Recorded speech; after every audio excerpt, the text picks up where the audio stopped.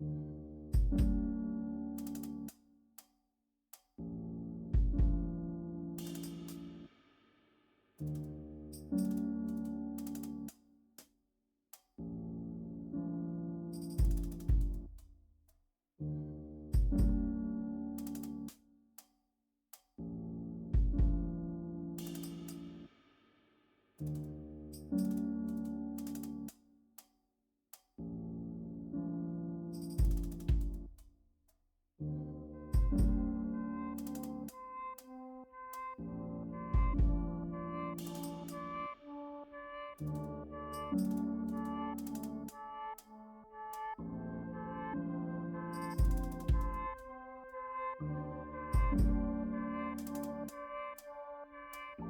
morning, Sam.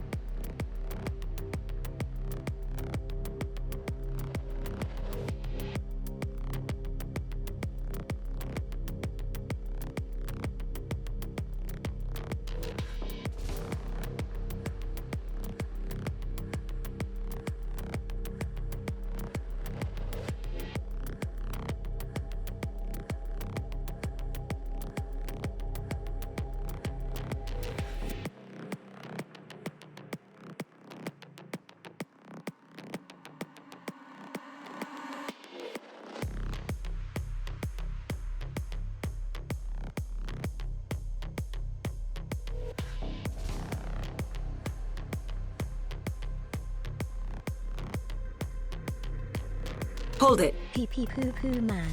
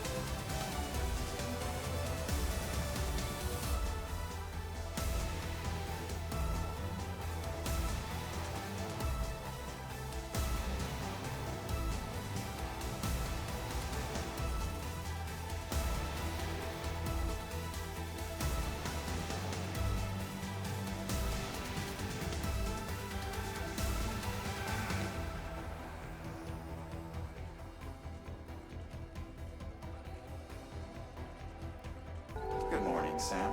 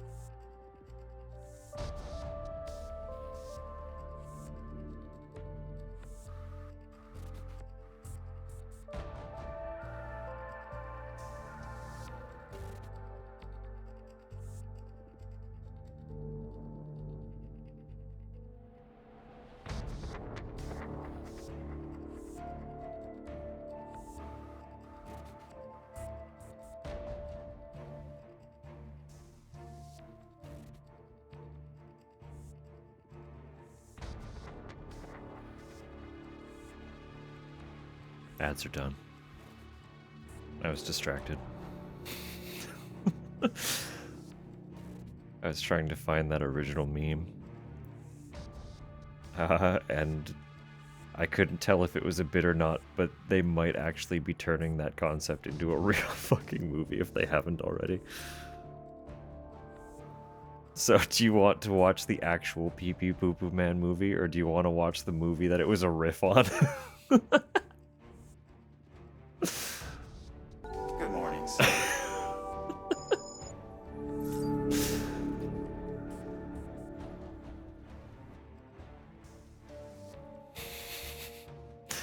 Anyway.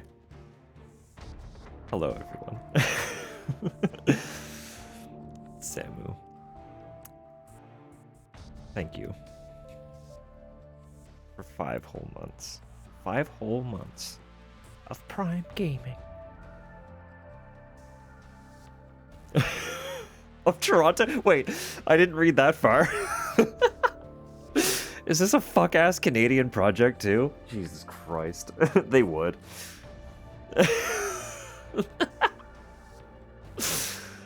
Oh, goodness. Good morning, Rose.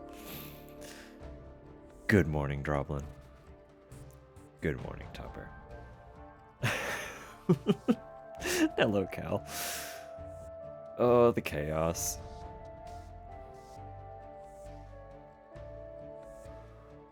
Watch it, probably. Watch it. Probably.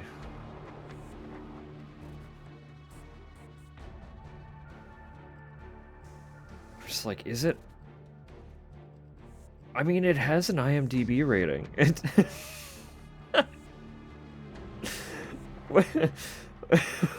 When did this come out? Is this real? Like, are we all being pranked right now? What is happening? Is the original was someone editing the movie poster for the Bye Bye Man, which is also equally a stupid name. And turning it into the Pee Pee Poo Poo Man.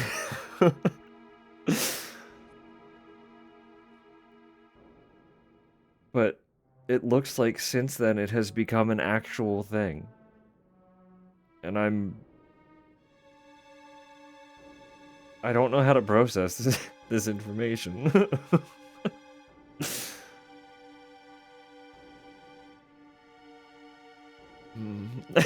Yeah, did you make a film? Did you come to Canada and make a film? What's happening here? I've been in your house. Uh-oh. 7 whole streams and suddenly you've been in my house. Sounds like some cursed children's show character. Apparently, it is one of the most incomprehensibly terribly assembled horror movies possibly conceived.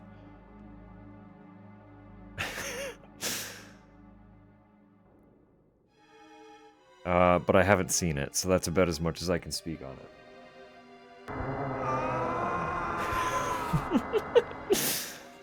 Hello, Walkie. Welcome, man.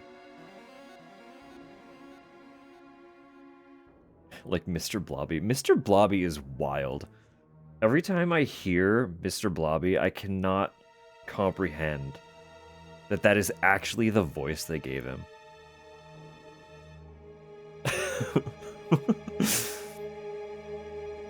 Oh yeah, the Canadian pineapple. La na na.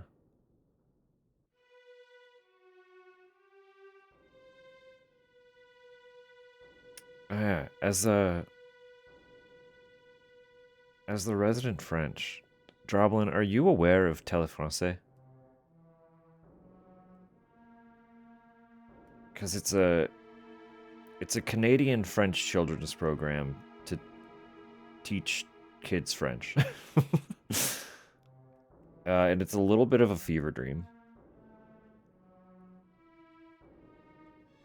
It's basically just these 2 kids that hang out with a pineapple that fucking lives in a junkyard for some reason. That's about as much as I remember of it, but for some reason the pineapple lives in a junkyard. And also is kind of horrifying.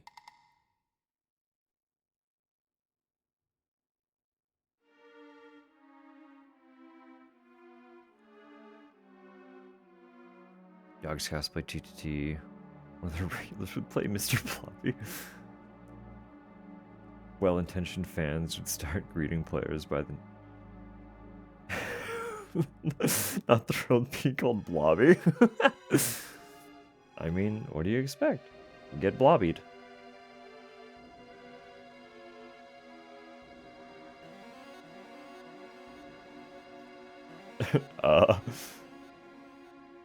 That link did not work. What the fuck happened there?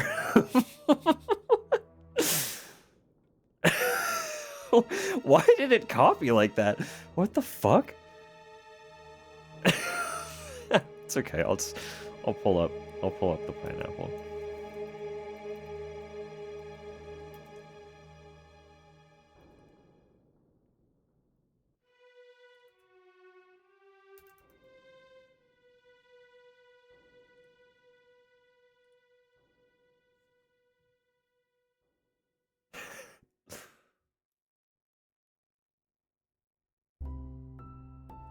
He's quite a little freak. That's all I can kind of say about him.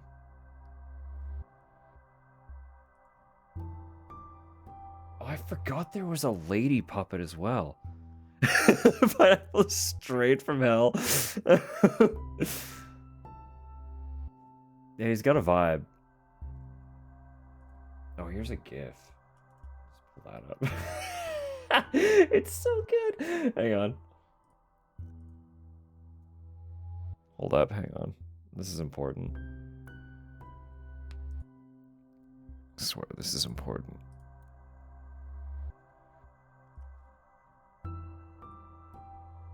Look at him.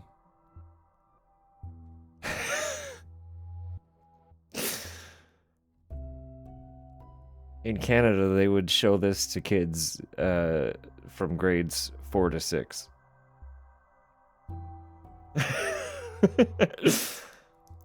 Because those were the only years, at least in this area, where French was, like, mandatory.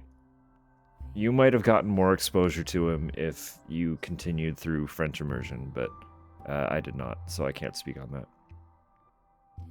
Unfamiliar? Are you really? I'm fascinated. Repressed memories of these. I mean, that's fair. I kind of forget that he exists until there's contextual reason to bring him up, and then I'm like, oh yeah, I lived through that. That was a whole thing. That was actively part of my childhood. But I kind of just chalk up my lacking memory as a byproduct of the rest of my memory also just disappearing. So. Oh, hang on. I found one of him jigging. Absolutely. What is happening here? What? Why'd that break? It's fine. I guess I can show it kind of like this. Context is different, but it'll have to do. I'll just pull over into... Hello? What's happening here? It's broken. I can't manipulate the window. Oh, there we go. We're gonna just really get in there. Taste a little shimmy shimmy. Just pull that way up. There you go. It's just vibing. What does the pineapple want from me? He wants you to speak French at him. But I don't know if it would count if you did it because he's Canadian. And French Canadians are really...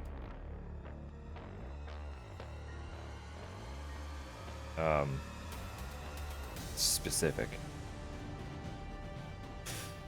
How can I navigate this without pissing off an entire Canadian population?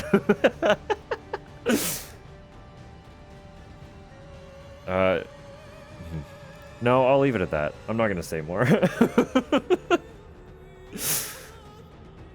That's all you get. Anyway. Yeah. Welcome to Canadian history.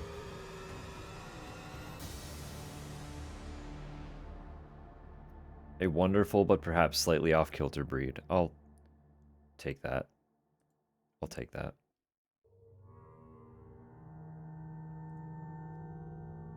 DM'd me a bonus round or Droblin a bonus round? You DM'd me a bonus round. See, I don't know if I can play... Well, yeah, I probably can. Why wouldn't I be able to play a commercial?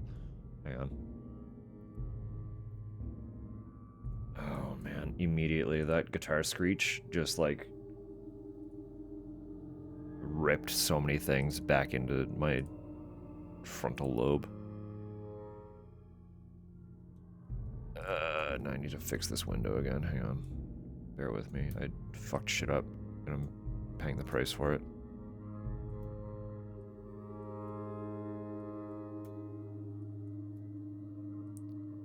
I don't remember where my window was. It's fine. Probably something like that. That'll do. Good enough.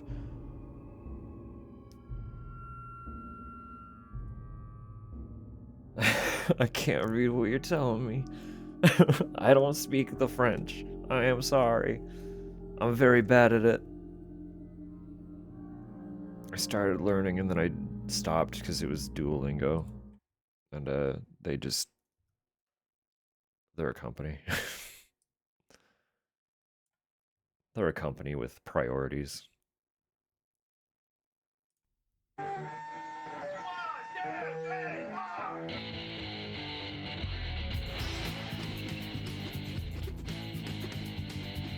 This is every single Canadian that is roughly in our age group can quote this entire commercial. My thing's sound effects. Here's a T-Rex.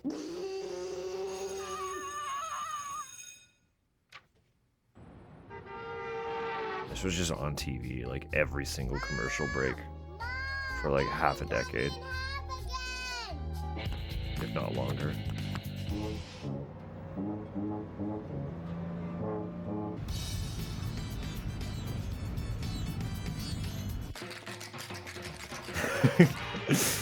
Can't cut. I just can't stop.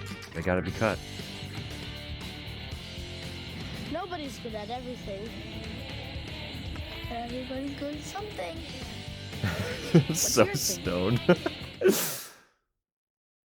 Anyway, yeah. That's it. I don't want you to autoplay. I don't know what you are.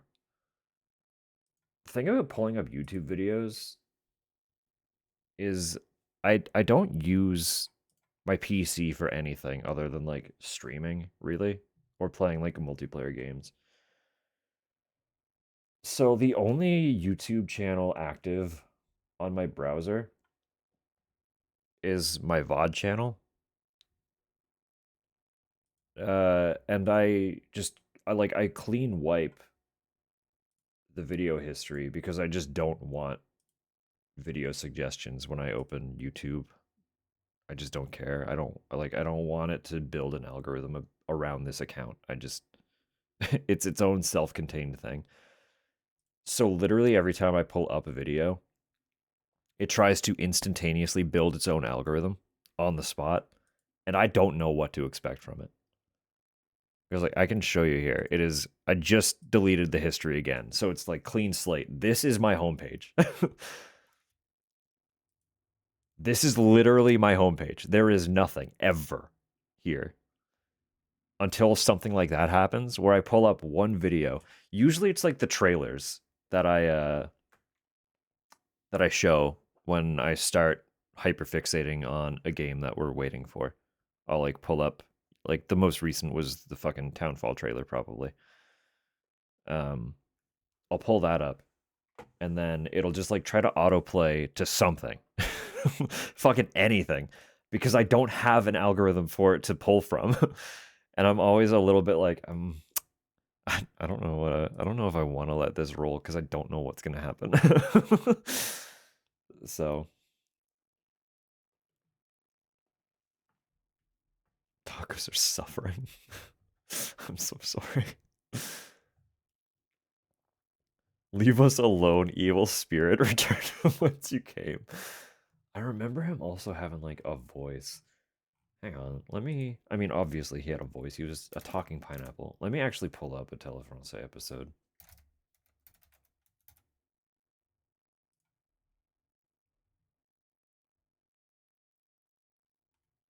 We'll just watch like a moment of episode 1.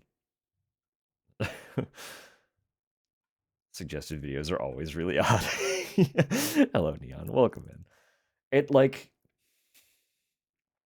I watch YouTube on like full disclosure. We watch YouTube as like our evening entertainment while we're like eating supper and stuff. So it like it's on my Switch.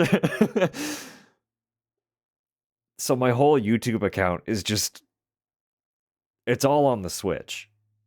I don't interact with YouTube in any other format besides watching trailers occasionally or uploading VODs to a completely different account. So like shit just kind of gets weird, you know?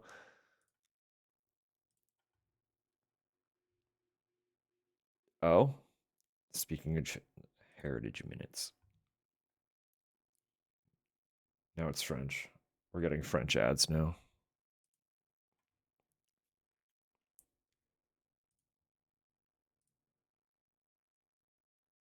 Hello?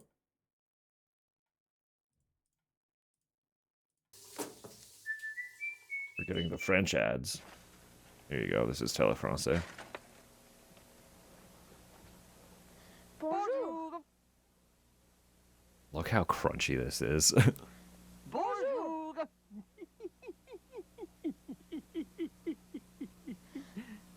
Bonjour. Ah.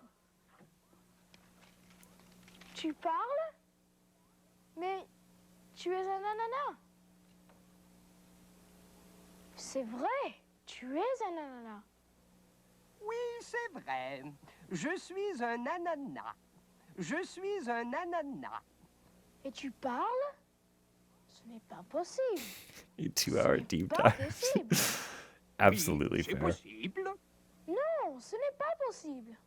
Oui, c'est possible. Bien sûr, c'est possible. This is it.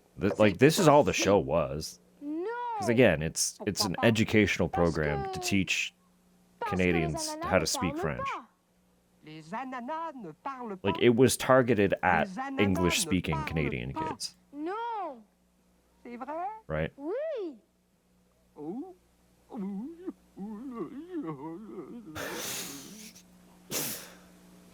Bon. Bonjour, je m'appelle Jacques. Bienvenue à Télé Français. Jacques. Oh, okay. We'll get through the intro and then I'll stop. Allô? Salut! Lisez parler avec nous. C'est formidable, exceptionnel, c'est excellent. The way they say, I don't know. This is a taste of Canadian French before you drop one. Télé français fantastique!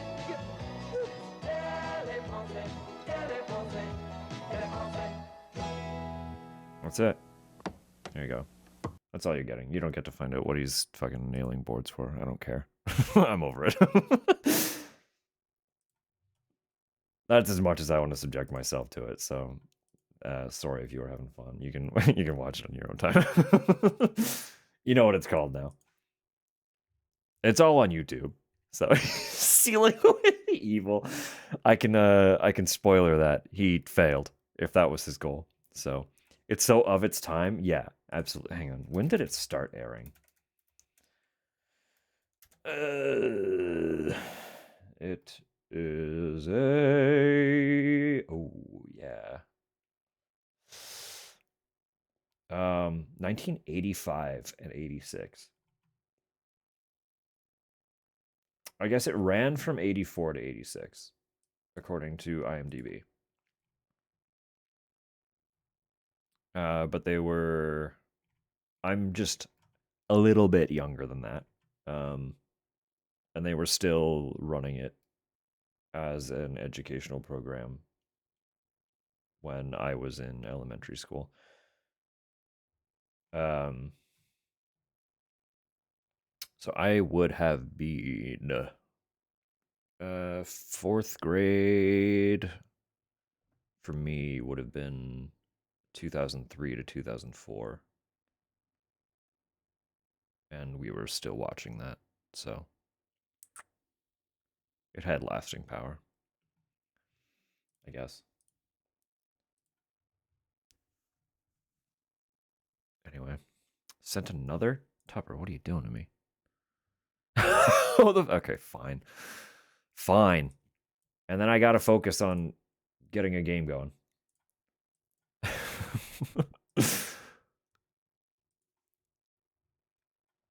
But you're not wrong.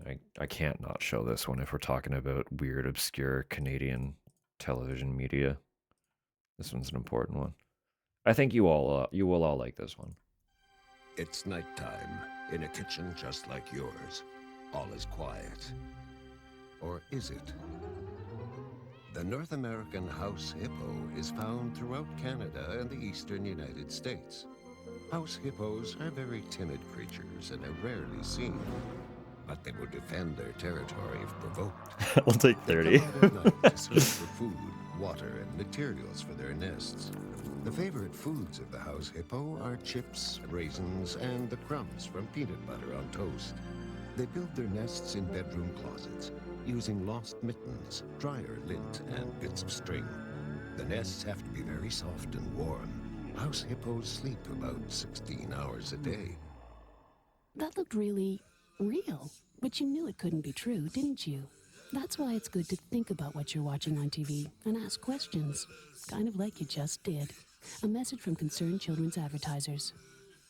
Literally just that. Like it's an advert to try and remind people to be skeptical about the media, right?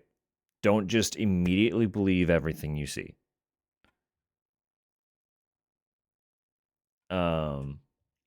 And every single child that was advertised to was on the hunt for their local house hippo.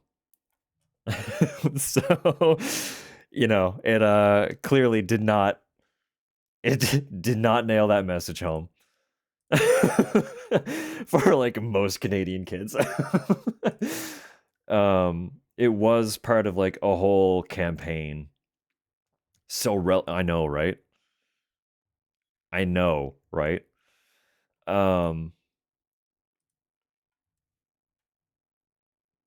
Dredged up memories of Tots TV. Uh-oh. With a French character. The theme tune is now stuck. I'm so sorry. If it's any if it brings any solace at all, I will be suffering through having the Telefrancais theme replaying in the back of my mind for at least a few days now. I always forget that it exists, but anytime it's brought back into my realm of awareness, I can't fucking get rid of it. It just lives in there. So, but no, that House Hippo one was part of like, I'm almost positive there were a handful of videos as part of that awareness campaign of just like, be skeptical of what you see. Don't immediately believe everything just because it appears on a television program. But that is literally the only one I can remember, and I feel like a lot of people would be similar in that they don't remember the extents of the campaign or its efforts. So, a French MMO introduced me to the humor and culture of French animation and art.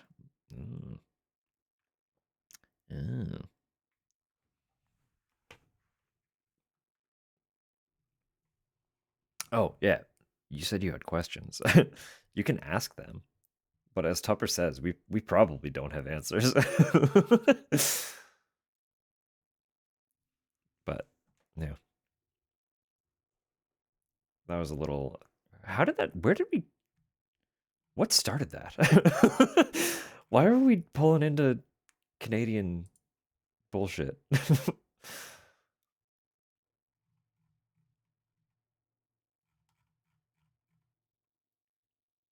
Blobby. Was it Blobby that started it, or was Blobby relevant to the context of what was being discussed?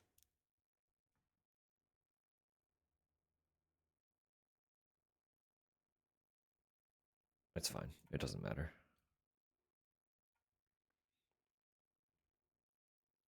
Incredible TikTok. Sums up French Canada. Oh.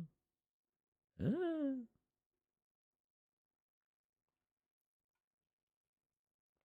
Joking. Okay, no, fair enough. Joking in response is fair. Bye bye man spawn Blobby. Okay. Oh yeah, you're right. No, I get it. Yep, yep, yep.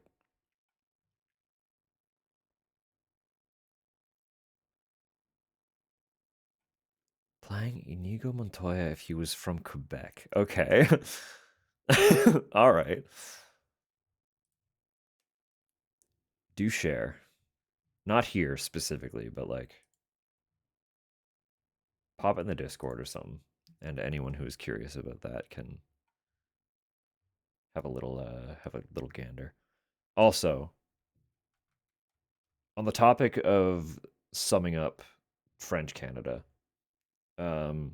we also it's almost an obligation. We literally feel like it's obligatory to note how Newfoundland is just kind of like an extension of Ireland, basically. For anyone who questions where a lot of our culture kind of came up from, just look into Newfoundland and Newfoundland culture. That's also quite a treat. So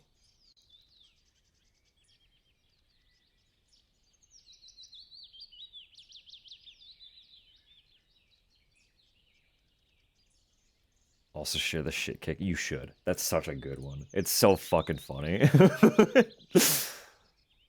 Newfoundland politics. Fuck, it's so funny.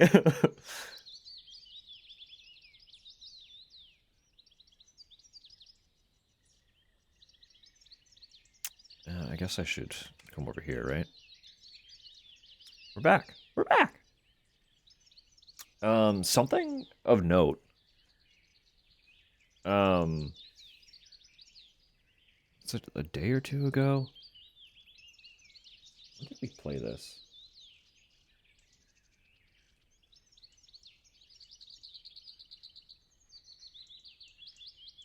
Yeah, okay. Hilariously. So we started this game the 1st.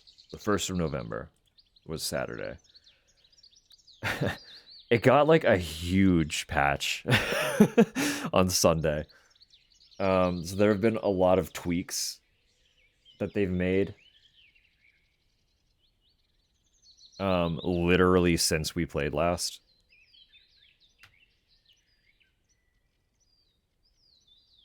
Franco Montoya. All right, perfect. I don't know if... Well, some of these we might notice. Good morning, Sam. Good morning, Kaz. Welcome in. I hope you're doing well. So shit knocking, perfect, beautiful. That one is so good.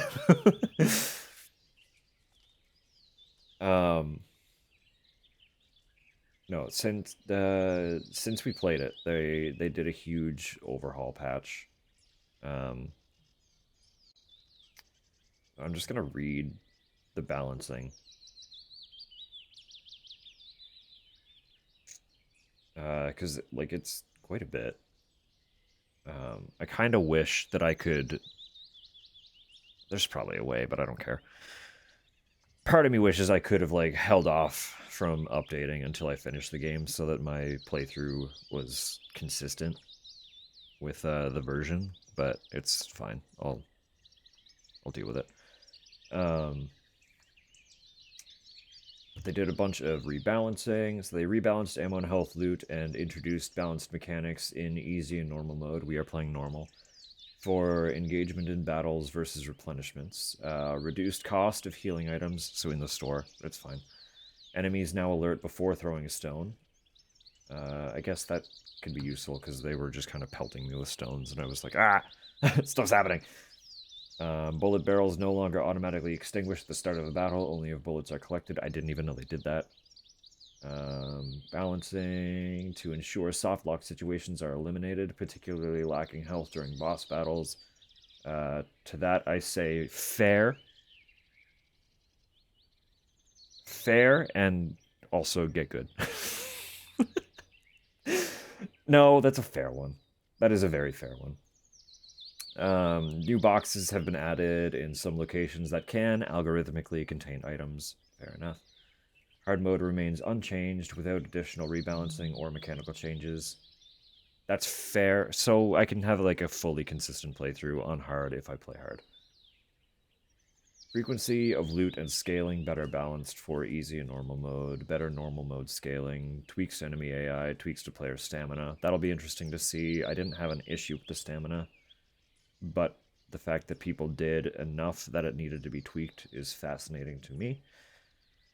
Additional tweaks to balancing based on player feedback.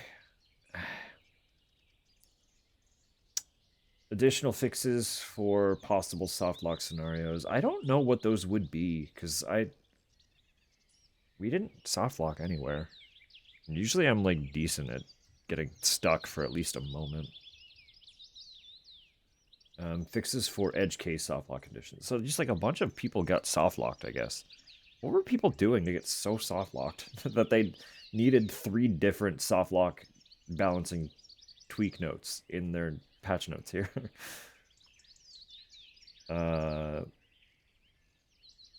Guess there were some bugs that also got fixed.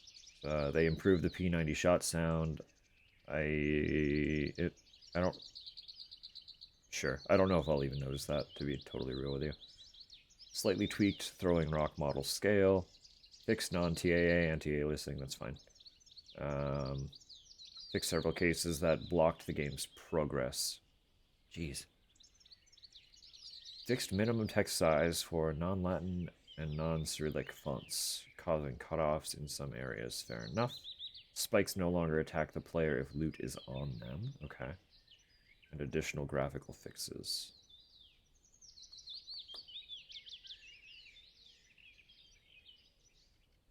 Archiving older builds rather than getting rid of them. Okay.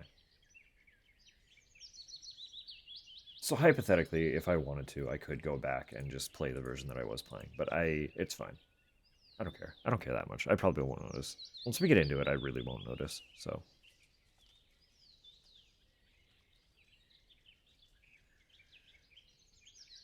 Reaction to shit knocking because it's the most Irish non-Ireland thing. I mean, again, Newfoundland is kind of just extension of Ireland, but in Canada. Like, genuinely.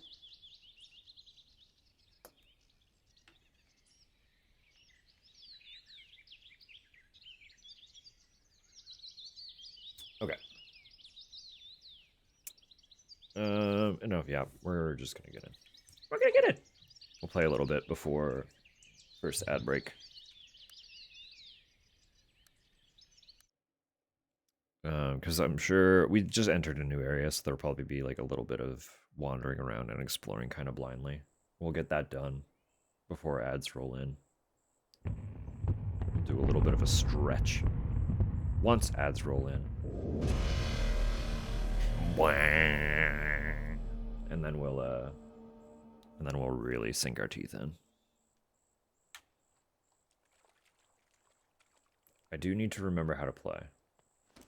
Right, I have dodge roll. Yeah. I can sprint.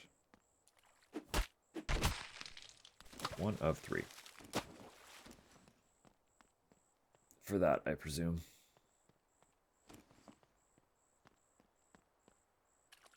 We're good.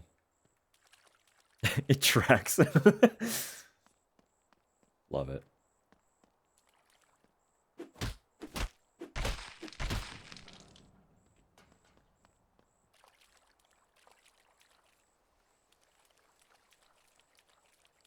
While we are not in Newfoundland, I cannot understate the proximity to Newfoundland that the Atlantic Canadian provinces are. So there is like bleed over into our local culture as well. It's just not quite that not quite that deep.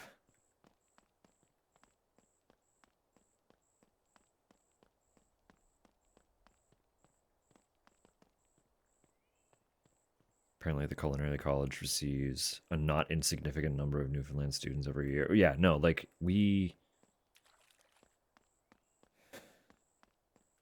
Atlantic Canada is exactly 3 provinces, and they are all just below Newfoundland.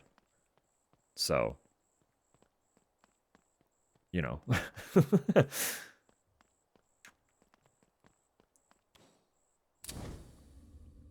Separated primarily by a singular ferry.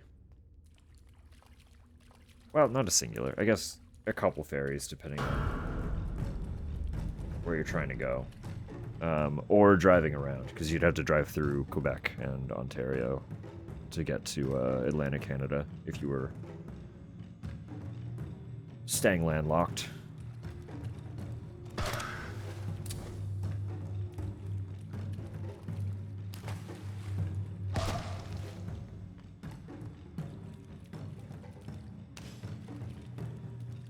The Fey limit travel. Yeah, you know, as it goes. Oh yeah, no, tons of Irish heritage, absolutely. But Newfoundland in particular is kind of like the majority. The majority is Irish heritage.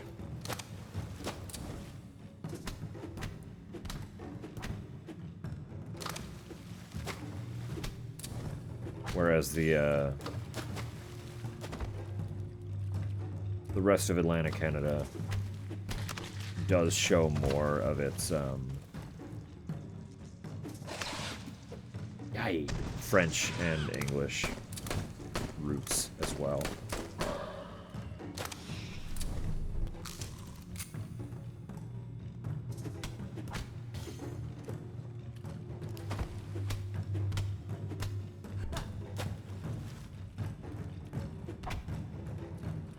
Turn into a bug too? No. Perfect, perfect.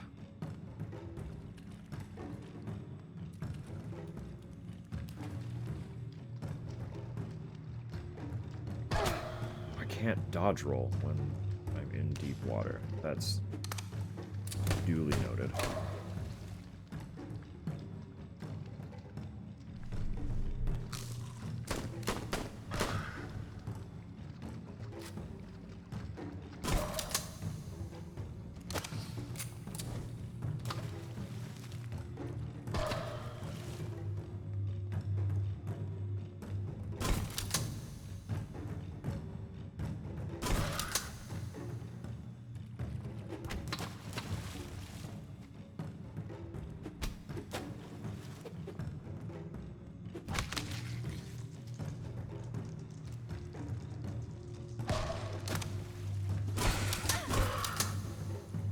I hate those bug things. Hate those bug things.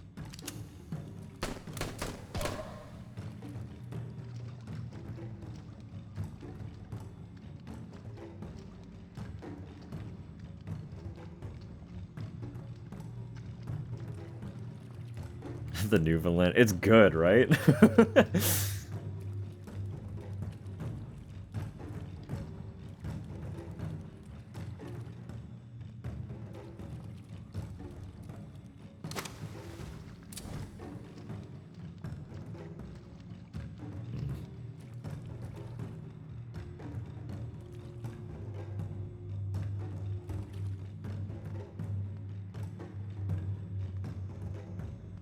Quebecois people are very chill. It depends on where. Where in Quebec you are.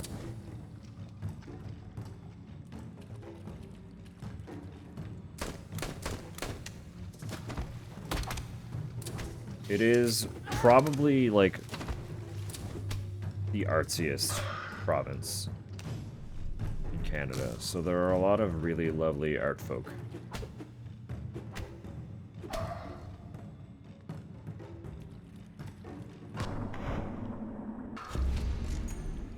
Some of the best art culture in Canada is in Quebec.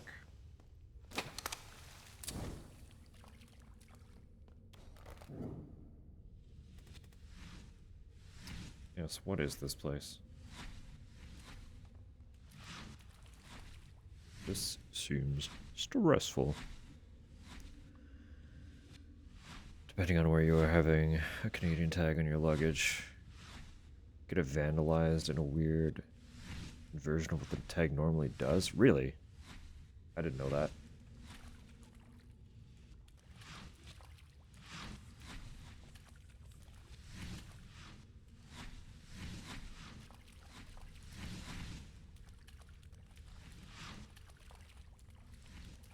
Interesting. Why do I want to go back that way?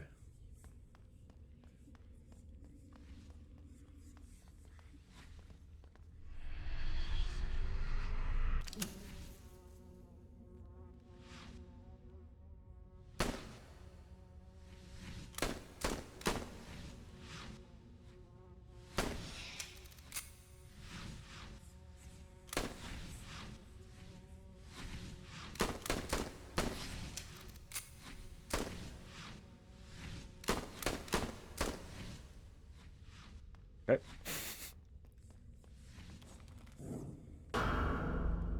There you are. Coyote.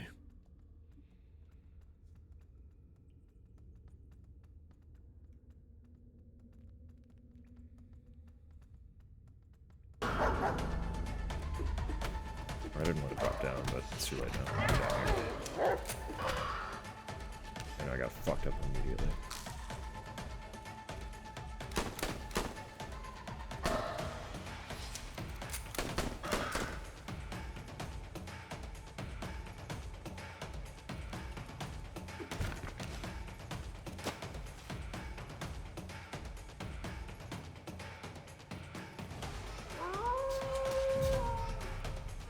You can just make them? Oh, like that.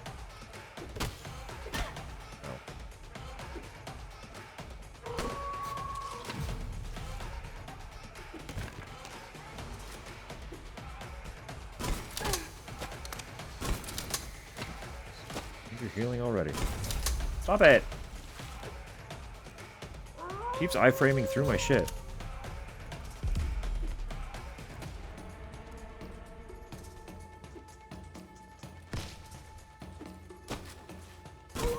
Oh, what the fuck, dude? Do I have to just melee you?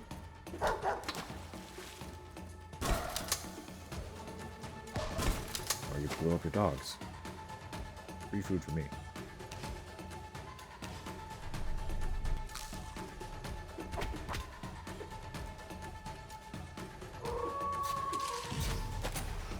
I need you to stop!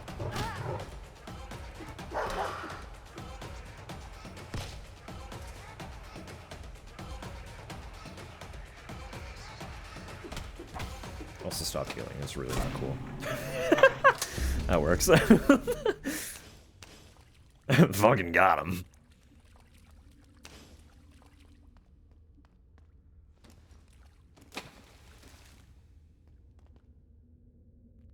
Passage here. Right, okay, I'd have to go this way anyway. There was nothing else over yonder though, yeah?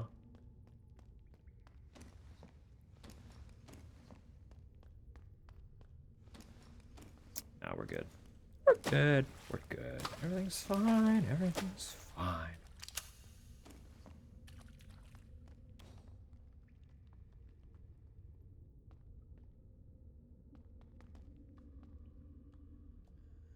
Some of the more extreme people view being a province in Canada. Right. There are always really weird ways to show your alignment with things.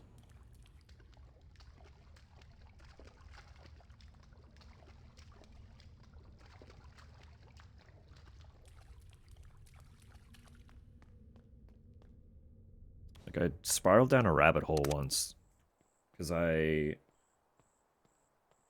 have a pair of vintage Doc Martens that still have their like bright like the bright yellow shoelaces. And in casually Googling Doc Marten shoelaces in the hopes of finding just like options to buy shoelaces, I was greeted with an article outlining how different colored shoelaces mean different things. And was like, oh, okay, maybe I should just fucking leave this alone then. Same, girl.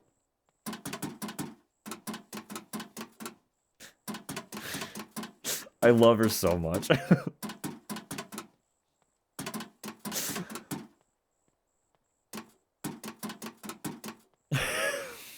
Silly pork beast.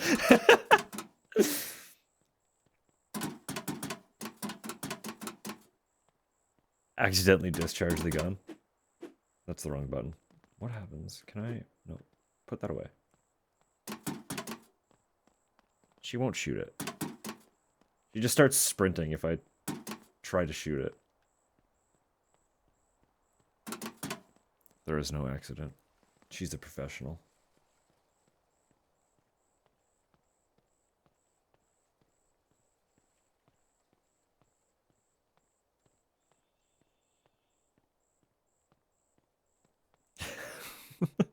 The real deal. Part pork. Something's wrong. Tougher.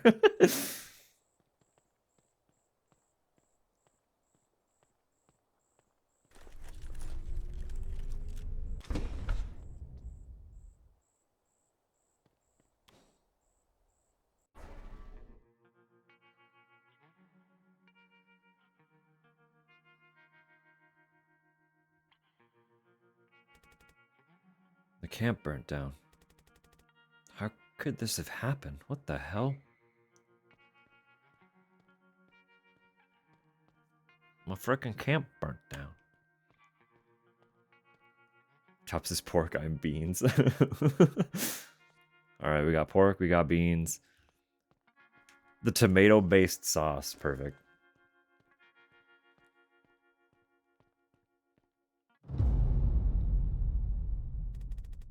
Great. Pieces. Where's the rest?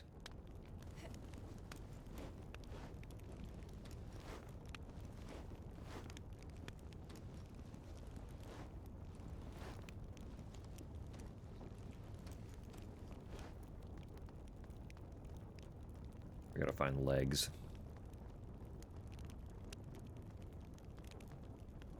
If I had a dime for every time we had to find legs in our horror game, I'd probably have more dimes than I would know what to do with. I would just be a little confused at the sudden quantity of dimes. You know?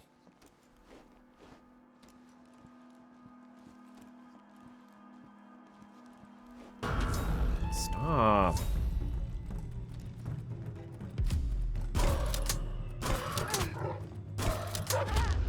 Yeah, that's what I thought. Wake up. We'll try that again.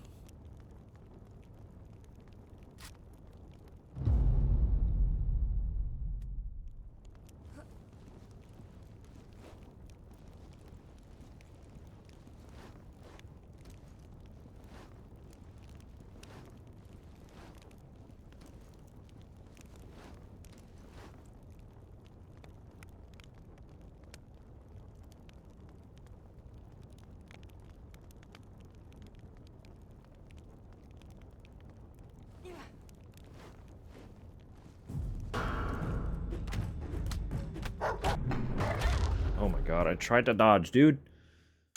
I hit attack too many times, I got locked into animations. Just fucking, there's a fruit fly in here. Why are there still fruit flies? It's November. Keeps landing on my arm. It's really fucking annoying.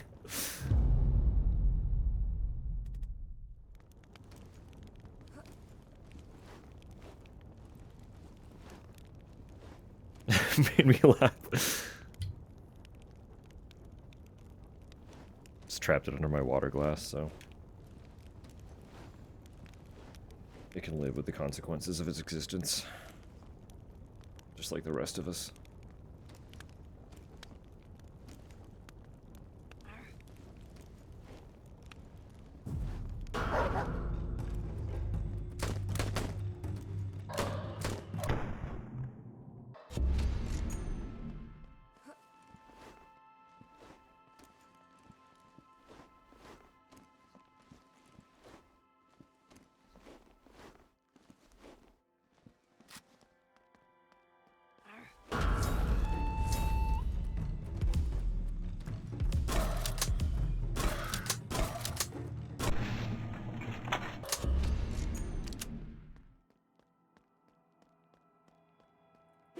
You get out of here. Rude dude. There's gonna be one more, so I want to replenish. Bullet. Alright, those ads are coming in 3 minutes.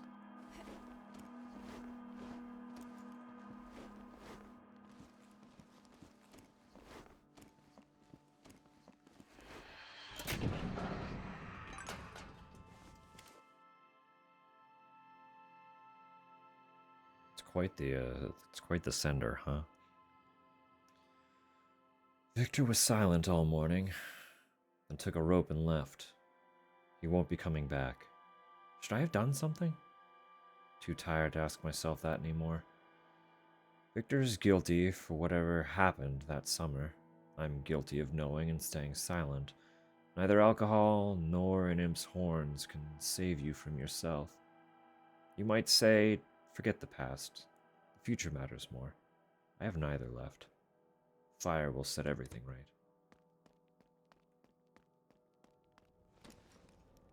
It's you. Eyeball, buddy.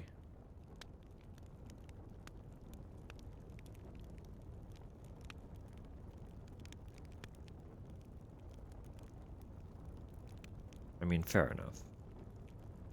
I can just hit the old add button now. We got this cute little scene to leave it on for a sec. I'm just gonna run away for a moment while the ads do play. 'Cause Tupper got home pretty much right before I went live. So I just want to have one more quick little hello, welcome home, you know? I'll just leave it on this scene so that we can all enjoy it. So, come home and make the pork and bean. I mean, she brought tacos, so she kind of already, she brought the pork and bean. Probably. I assume she got pork on those tacos. Definitely got beans on those tacos. I'll be back in a minute. You won't miss anything. I'm running ads. It's fine. See you shortly.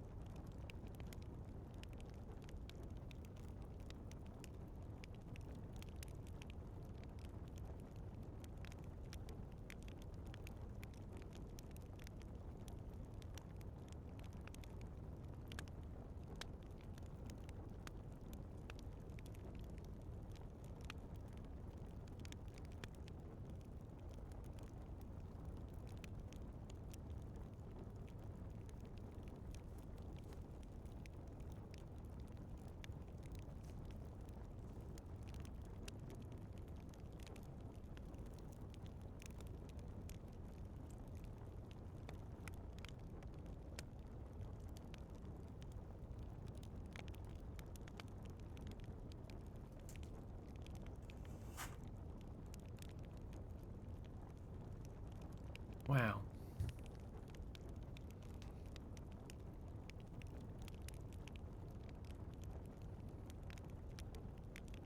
I'll miss the taco. It's okay.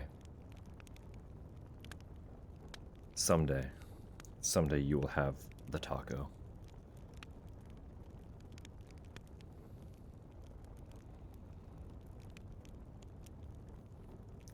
Closed while they're at con.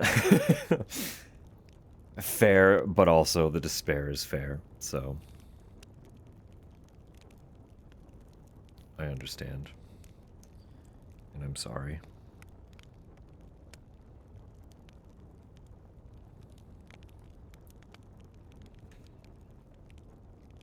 Hopefully.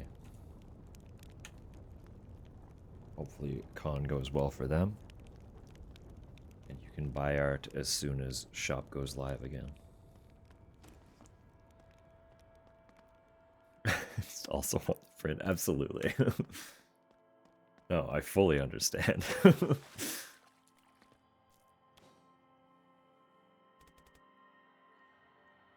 you are here too.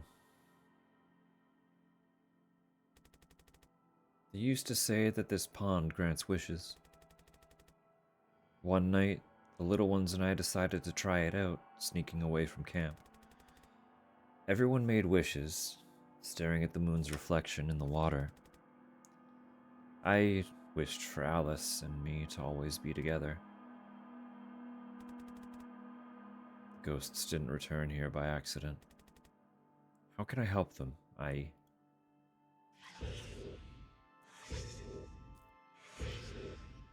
That's a lot of portals. Yeah, we still got so much to do. Got to make a sacrifice to the wishing pond. So Alice really is here, and I can fix everything. I just need to figure out how to perform this ritual. Yeah, we don't have that ritual yet. Archangel print. Since it's so raw right now, that's fair. This game is stunning. Like, it's been a delight so far. You said it was one of those that I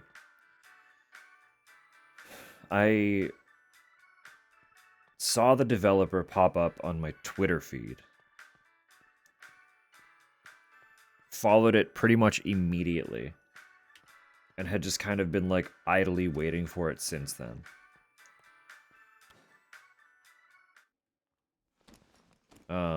But I had not been paying enough attention because I wasn't, like, I didn't catch when they announced its release date. So when it actually came out, I was genuinely taken off guard.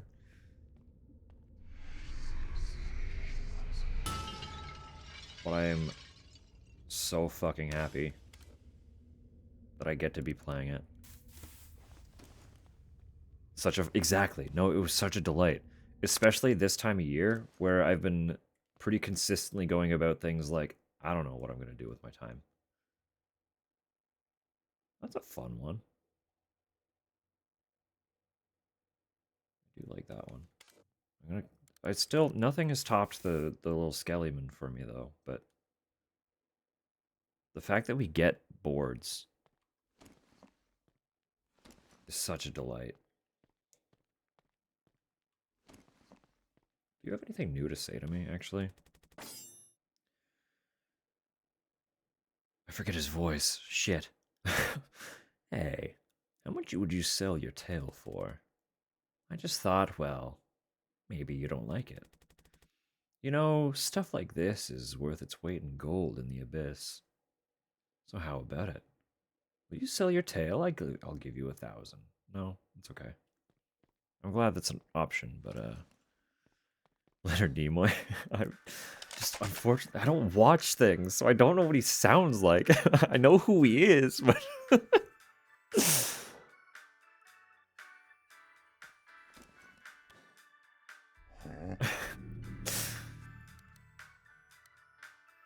I don't have reason to go back places, do I? Do I?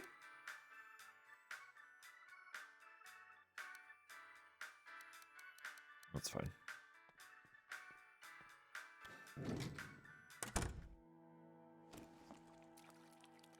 Yeah, the fun thing about doing voices for characters in games is that I immediately forget what they sounded like. It's like, we haven't played this since Saturday, so brain is completely wiped. Feel that in my soul. It's rough, huh?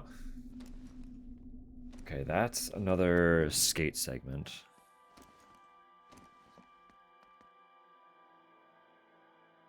No, I know who Leonard Nimoy is. I don't know what he sounds like because I don't watch things. I've seen him a million times. I haven't, like, seen him. You know what I mean? It's different. I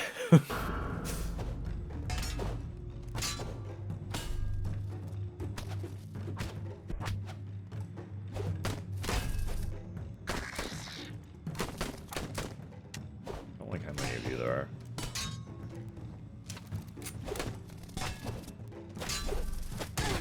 I got stuck on a fence. I really don't like how many of you there are, actually. We're gonna just do a couple of these.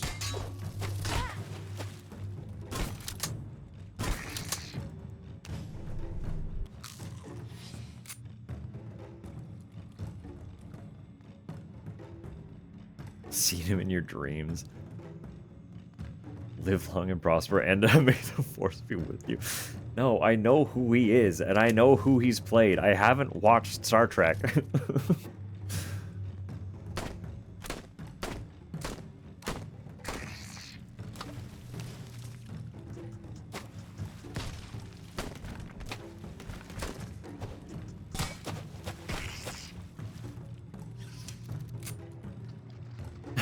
Anyway, isn't real.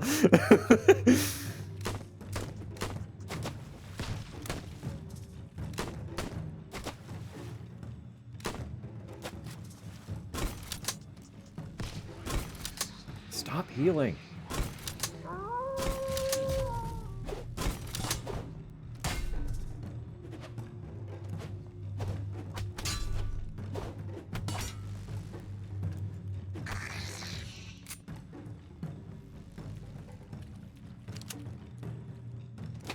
Fuck back here.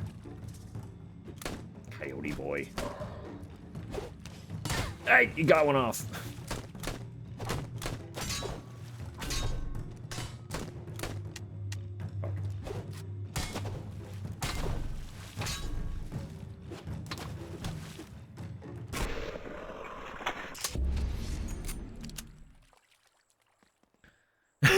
Leonard decoy. Oh my god. Had one in the early hours this morning? A delight and also question mark. I wish I could ever remember enough. Here in summertime for some reason. Brain mashed it up into a Wes Anderson-esque montage. How much Wes Anderson have you even seen?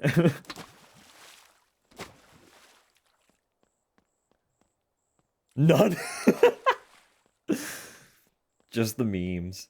Memes and trailers turned your dream into a whole concept.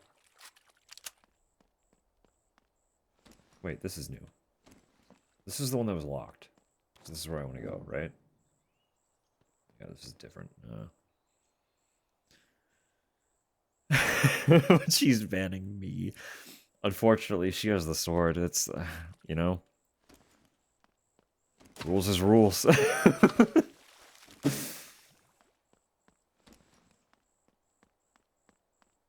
Drunk on power, I can't stop her.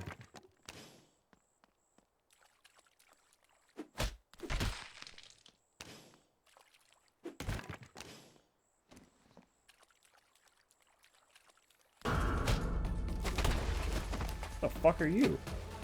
Oh, you're just giant.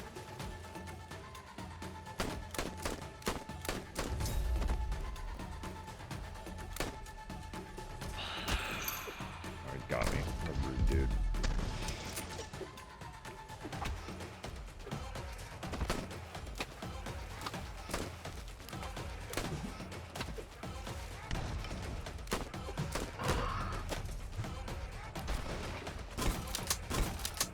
Yo, that's too many. I need y'all to stop.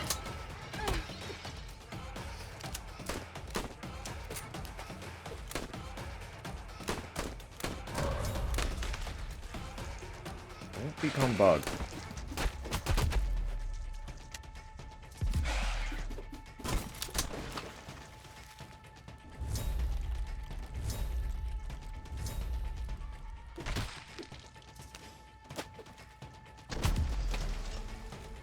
There are bullets here. Okay, I thought I saw more. OST might have to go on the playlist. It's already on my radar. It's been excellent through and through.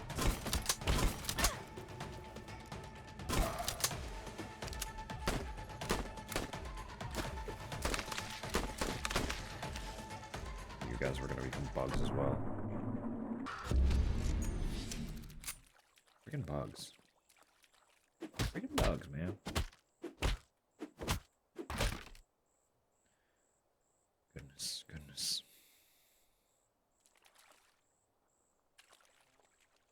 Slept like shit, so at least my dreams were nice. That's fair. That's fair. Be seeing more of that anyway soon. Alright. What a teaser. How dare you threaten me? Have a lovely night, Sam. Sweet dreams.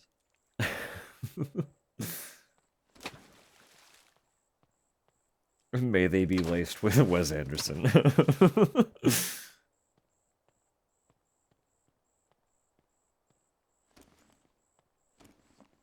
May or may not be showing up. No, I got that far. I assumed that much. The double gun.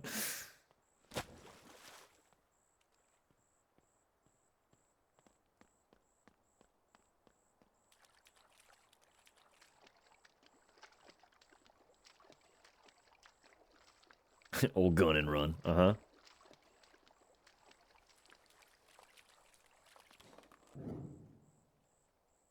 Oh yeah, look at that. We found a ritual. Should work out, yeah. Get it done. Get it done. You'll feel better. You'll feel better and not guilty. All at once. All at once. As if everything could be that simple. That's what I'm saying. Who's gonna attack us when I pick this up? Of course. Fucking bugs.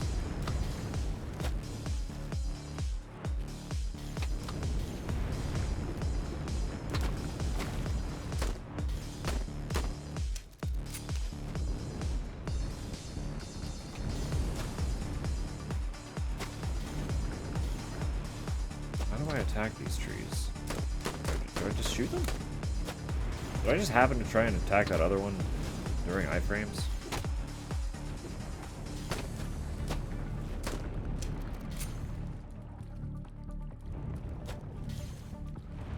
Yeah, this is very annoying.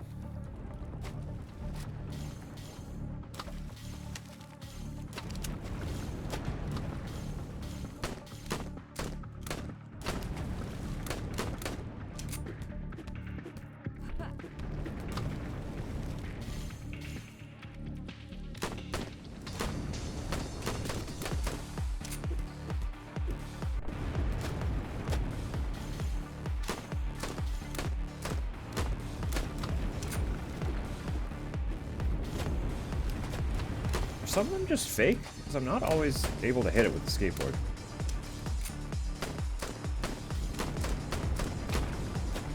That would make sense. Decoy tree. Hit the red glowy one.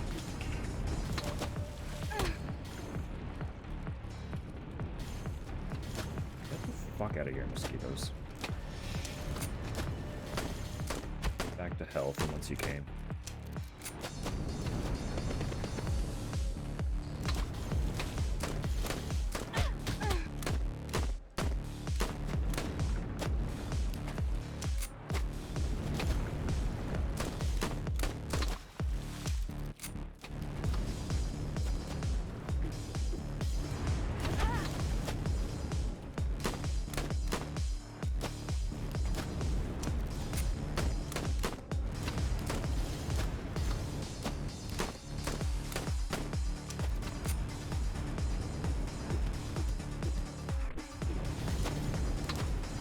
God, there's so many.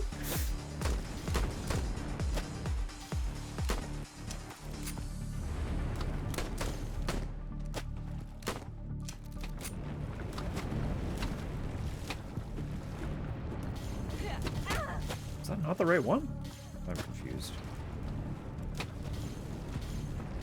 You got the most glowy, so you gotta be real, right? Wait. Oh, they're all real? Okay, now I'm extra confused.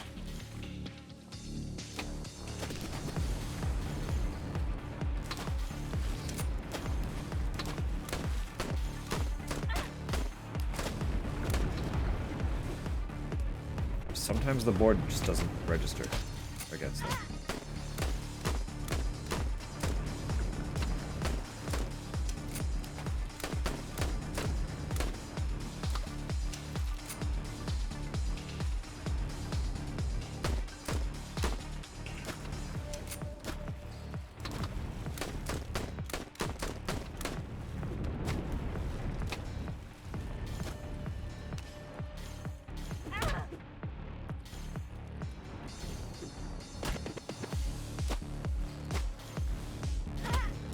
At least this barrel seems to be infinitely replenished.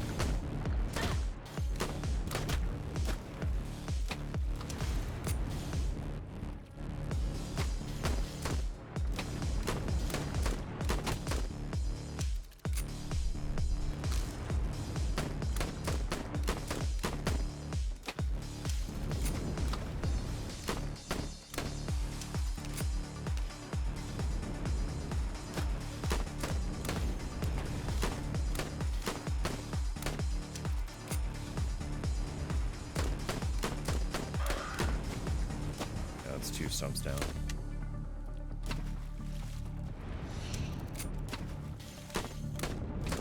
The last is low.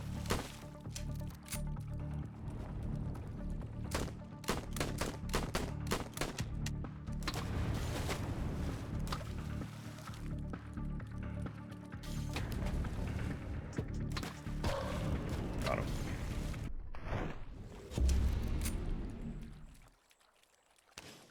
Casual grenade. Probably took more health than it had, and was overkill, but it cut that shit off immediately. I like the stake gun.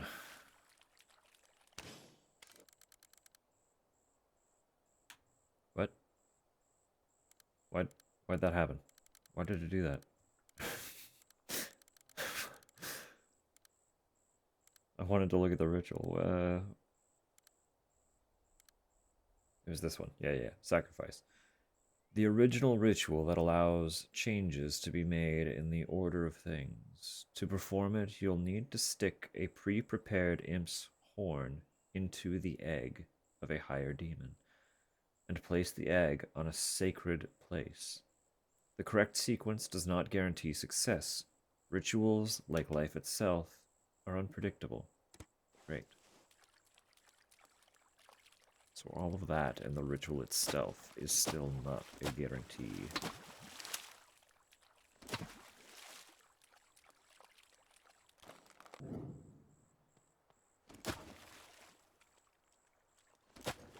Is there really no faster way back? I have to go back through. It's fine, whatever. It's fine. Whatever.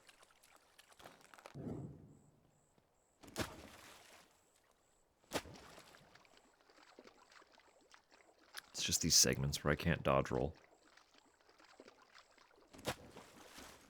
You know, you gotta roll for speed.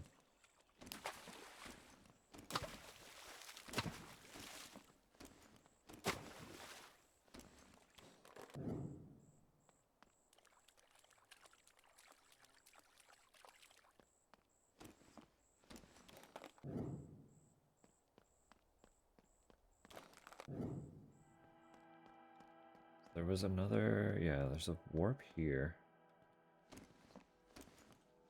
I kind of want to do the skateboard segment first, though. I'm not gonna lie. The thicket. Shall we go boarding? I say so. Let's fucking get it.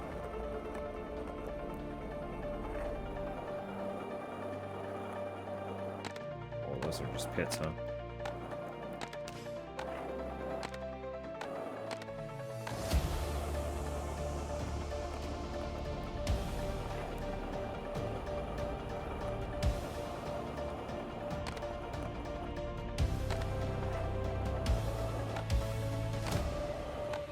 Ah, yeah, I cowered there on that one. I chickened hard.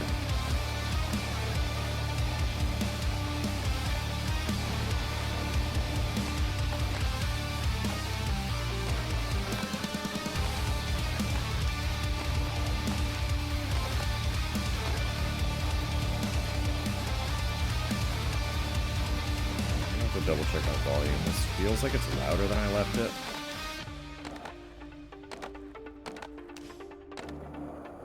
Like, it's not unbearable, but it feels loud. I'm missing all the money. My god. Gonna have to get this soundtrack. It's been so good. It's such a good soundtrack. Wow. These are items from the orphanage. What are they doing here? This shouldn't be here.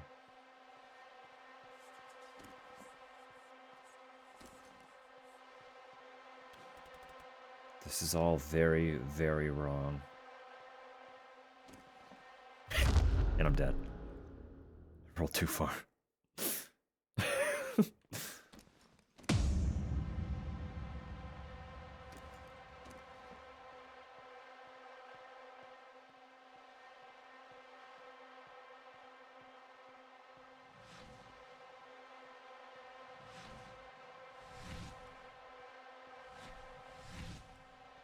Keep walking.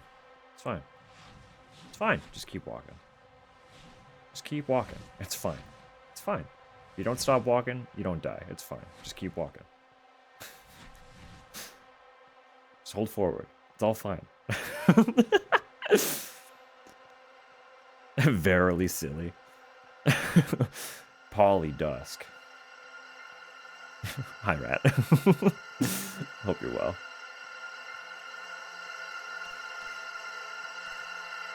Decided she couldn't take it and went over. Yeah. I'm gonna turn this down a little bit. I have it turned down so much. What happened?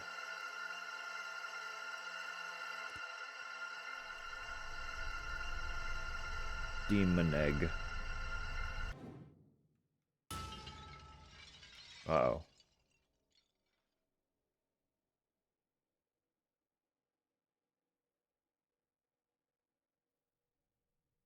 We're back in the orphanage. What's going on here?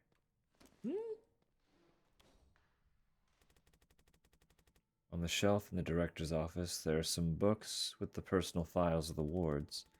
Amongst the row of identical ones, my diary is slightly more worn out. Valentina didn't shy away from recording all my dreadful misdeeds. Detached and aloof, born or acquired muteness, follows instructions without enthusiasm, issues with attention and discipline. Oh yes, that's me. And also troubled with the adoption of traditional values, repeatedly seen in the boys' workshop, engaged in activities not meant for girls. On the specialist's advice, the recommendation is to limit her time with the younger group, to prevent negative influence on them. Bastards. Prone to aggression and conflicts with peers, does not respond to corrective actions in the punishment room. Withdrawn. Not social. Sociable? Social? I didn't read that. Prefers to spend time alone. Parents unknown. No known relatives. No.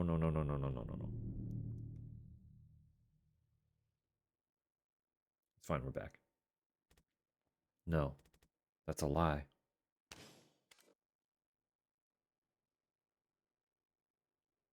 Contained within is the larva of a higher demon, encased in a tough shell that can't be broken by ordinary means. Extremely rare, dangerous, and utterly priceless.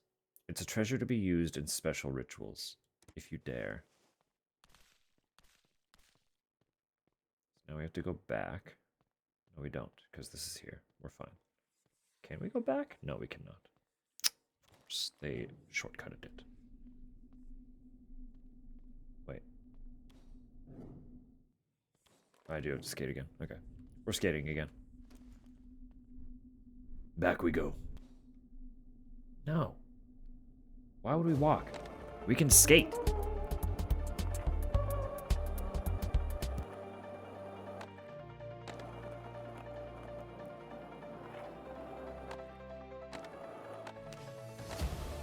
The fact that it gives you the option. It's like, hey, do you want to skate? Or do you want to be fucking lame? Choice is yours. Take your pick.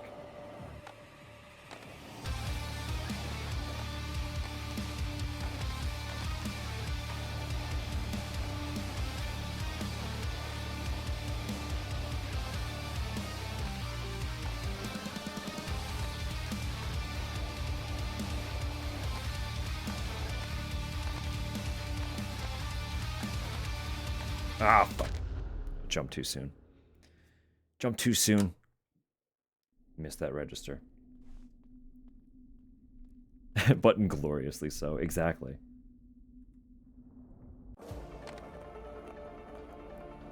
I'm a loser by choice. I will fail the skate segment 1,000 times. We will never walk.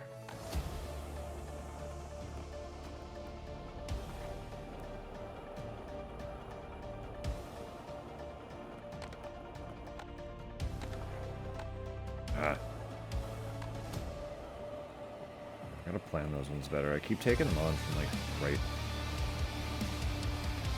like directly before them. It's just not. It's not good. It's not how it's laid out. You gotta go like that. Just kind of scoot over it, but not hit the wall after. You know.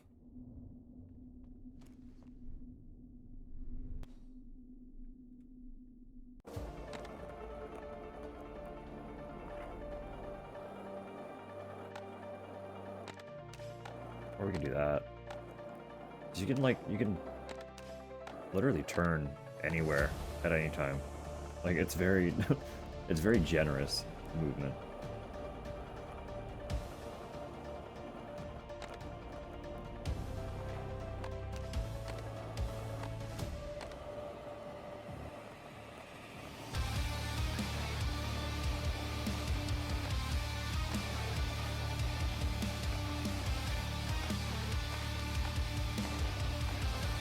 Can't believe I got that one. Absolutely not getting that one though.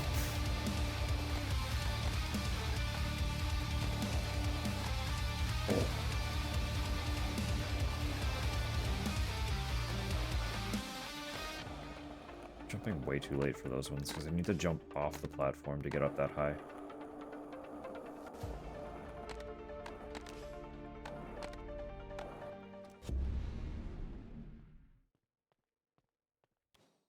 I feel like that was the shortest one. Like 1 and 2 felt like they were like double that length.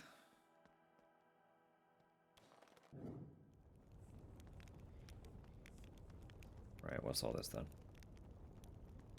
Right, what's all this then?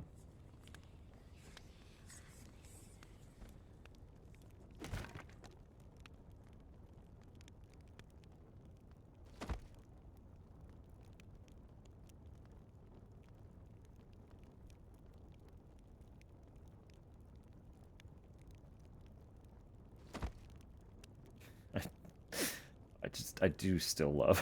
She just kind of falls on her ass.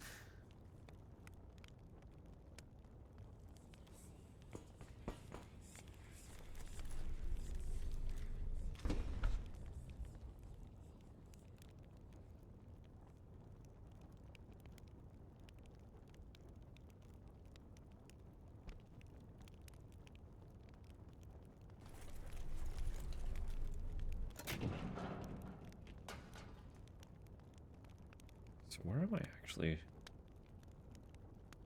trying to get with this? Is the question. Is it just over there? Feels frightfully simple.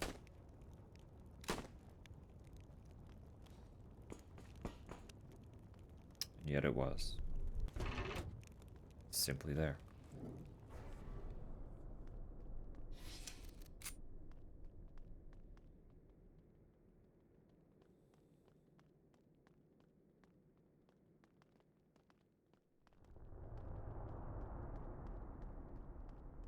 I'll keep my grenade. We'll suffer through it. No, I won't keep my grenade. I'll use it.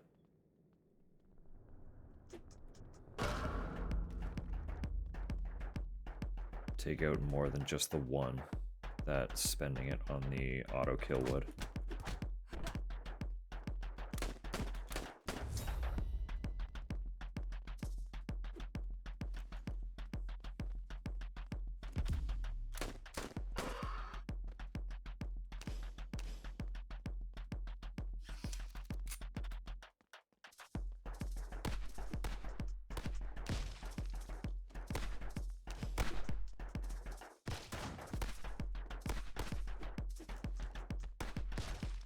So many of you.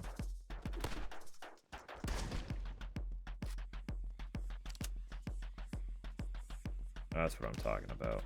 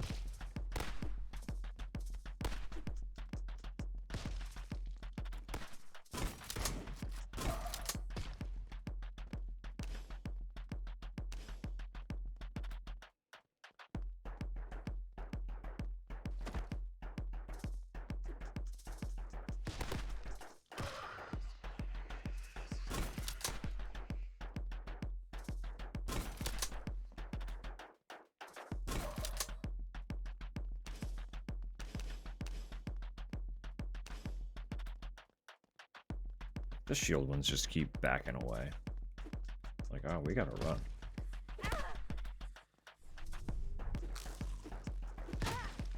Fuck.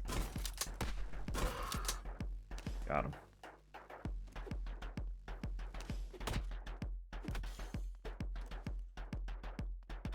You do actually hit quite hard, though.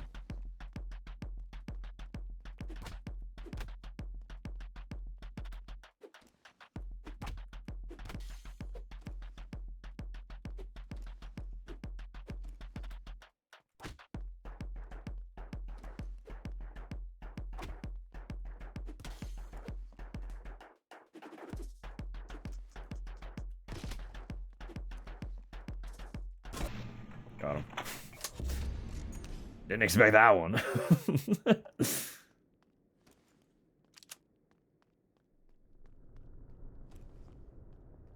Okay, how do I... No, it's just right there, isn't it? There is a portal up here. It's not active. It's not relevant yet. Okay.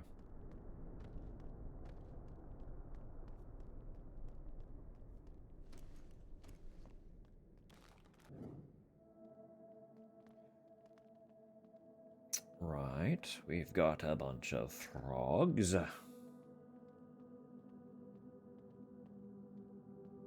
Frogs on patrol. And these guys. Doing whatever the fuck these guys do.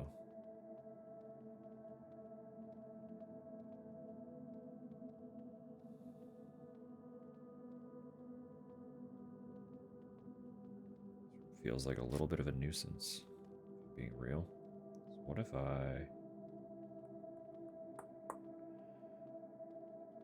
You have a shotgun. I kind of want to kill that guy first. Do you all have melee? I think they all have sickles.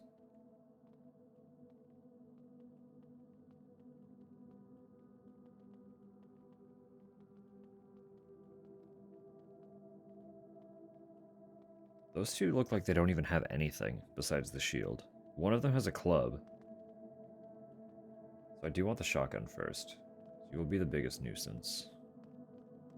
Assuming there's no one else.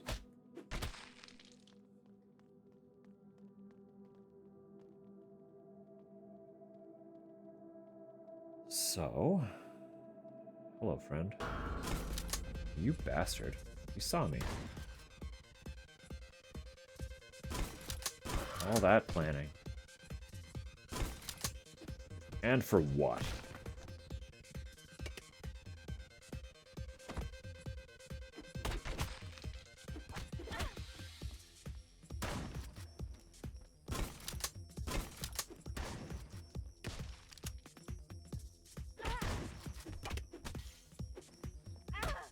Sir?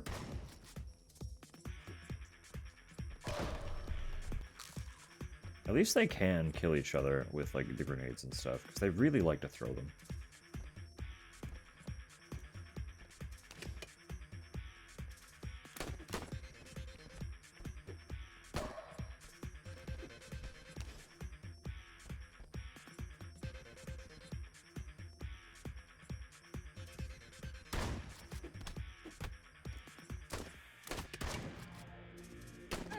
Ah, I wasn't expecting you.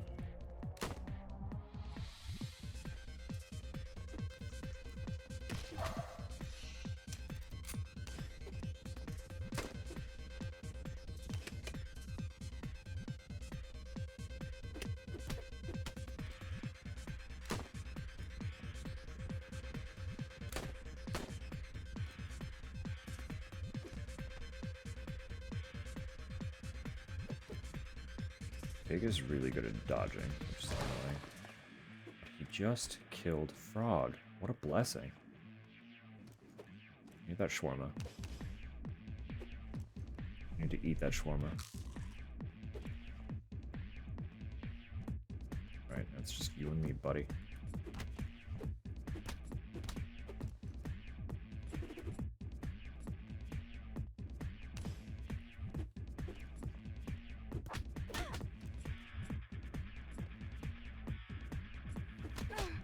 Fuck.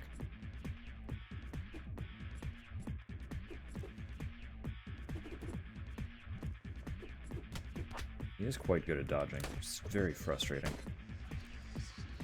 He heals. What a baby.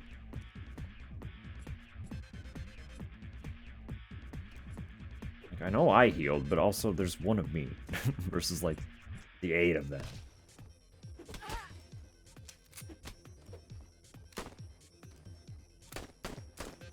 Where you going? I'll take it.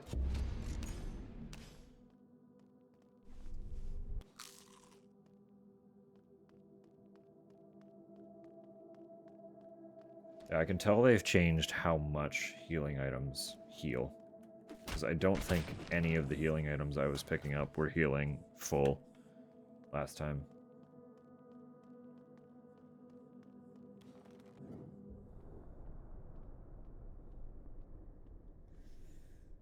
Am I gonna have to cut off my other horn? Or can I take an imp horn from somebody?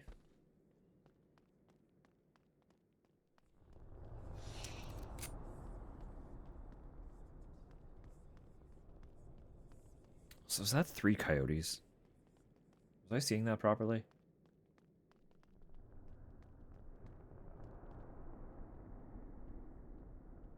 Yeah, it is, huh? That's... feels like a lot. We... all casual, like... Bum, bum, bum. That's one. And they didn't notice. Oh, fascinating. So if I quietly snag this, replenish my ammo, I can sit here for a sec, since you didn't seem to see me. Just wait until they're on their second pass to accidentally blow them up again. Bonk. It's really rude that that's working as well as it is.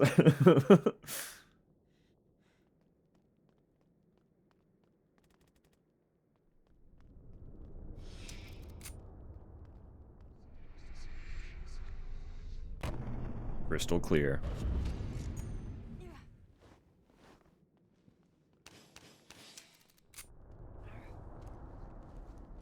They gave me the tools.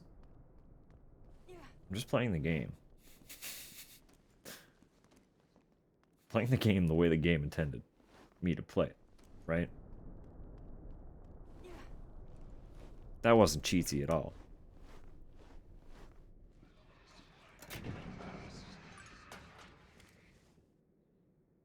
I'll give myself up to be torn to pieces by these beasts.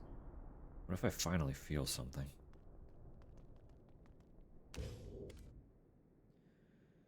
This is a sacred instrument that allows you to cut off the horns of imps, preserving their mystical powers. But whose fucking horn am I cutting off? I only got one left.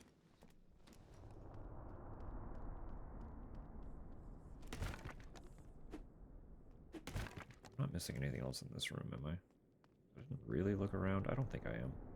It's just fog this way. Yeah.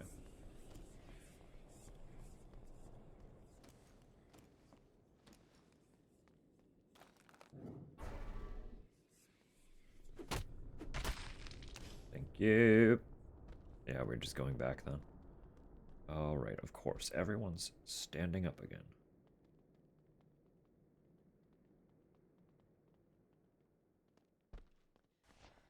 It's fine. We are just leaving. I know I get money if I kill them all again. I just don't. I don't care. I just, I don't care. You know?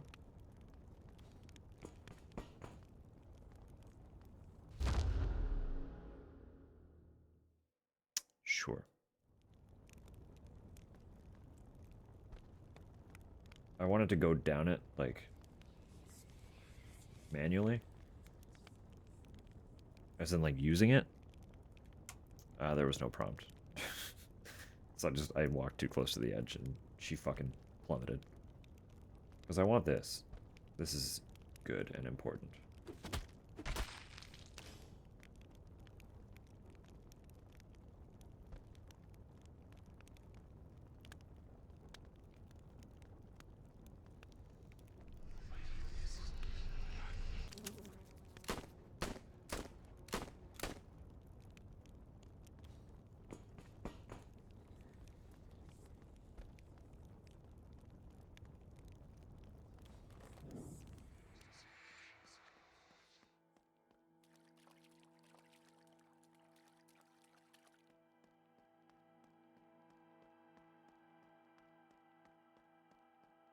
Right, but who's the fucking imp? Again, we're not cutting our own horn off, are we? That's whack. We're about to cut our own fucking horn off. Everything's ready now. Whatever happens here, I feel like there'll be no way back. Oh, not yet then. Give me a minute then.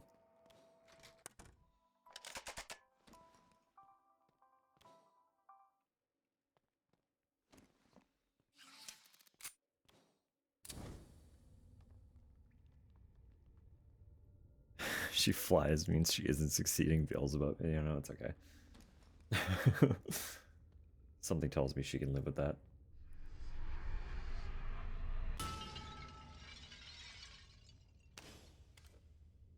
Wolf.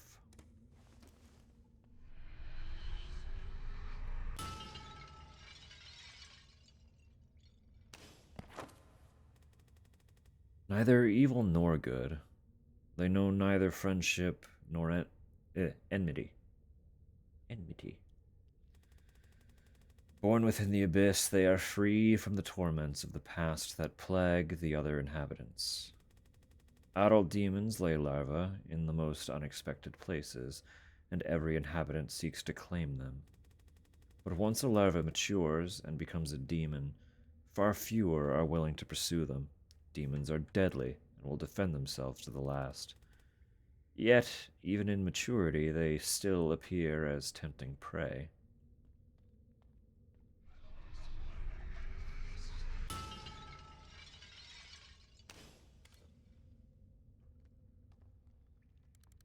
Yeah, put on that. Whorf. I am annoyed about this, because I know where these masks were.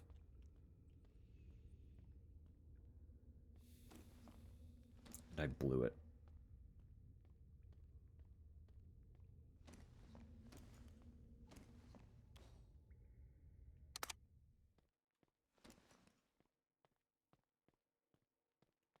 Quite literally, I did in fact blow it all the way up.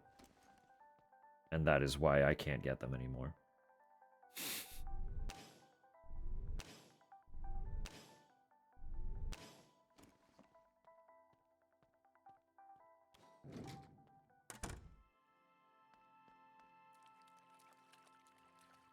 Alright, let's fucking get it then.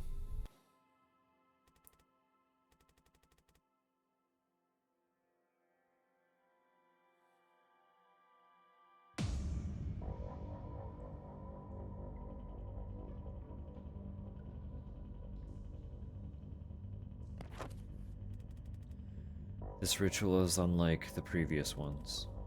I've got to do my best to get everything right. For Alice's sake.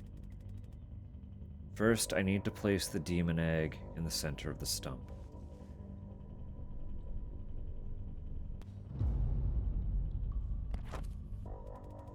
Now, I need to pierce the egg with an imp's horn. So that's why I needed the saw. Says the horn must be given over willingly by a living imp. Simply cutting it off a dead imp won't work. I don't have any options for getting a horn.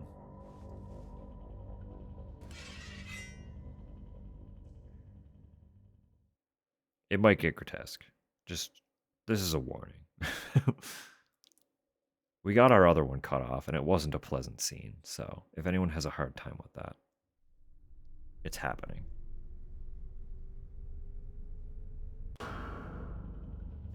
Never mind. We've got one. I don't remember what they sounded like. Stop! Polly, you don't need to sacrifice your horn. Why would you, when there's someone who's always dreamt of parting with it? I should have done this a long time ago, but I was afraid of my father. Now he's gone, and I want to do what I believe is right. Take mine, Polly. Keep your strength. My little brother's become very stubborn since meeting you. Unlike him, I'm not inclined to trust you, especially after what happened to Father. But my brother's made his decision, so I won't interfere. This time. Kai belongs to this world, and without his horns, he might become vulnerable. I, however, am just an uninvited guest, trying to correct one of my many mistakes. Kai has a brother worth living for. I've already harmed them, and could do even more damage by taking Kai's horn. What should I do? I mean, he's giving it to us, right? He's literally like, yo, please. Hey, fam, take my horn.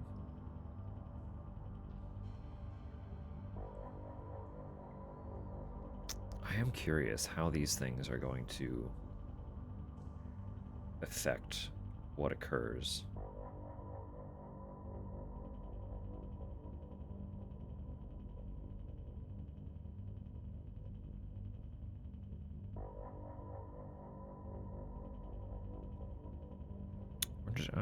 We're gonna take it, you know? We'll take it, whatever. He asked us to. He said, yo, hey, I don't want them. I don't want them. Cut them off. Alright, buddy. Polly, thank you. Thanks to you, for the first time in my life, I felt the strength of my convictions. I know for sure that I'm doing the right thing. Give me the saw. I'll do it myself.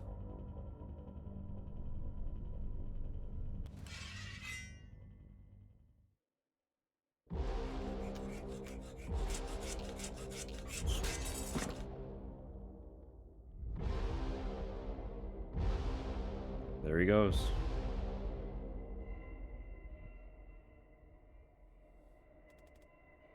Whatever happens next, I hope you understand what you're doing. Good luck, Polly.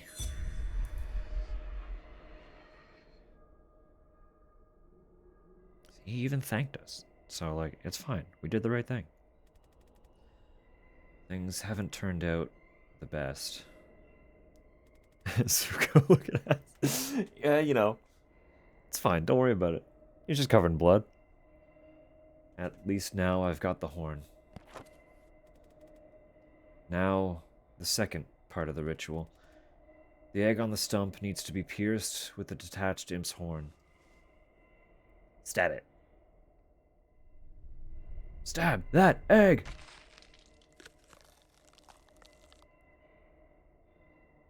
It ate it. Final part.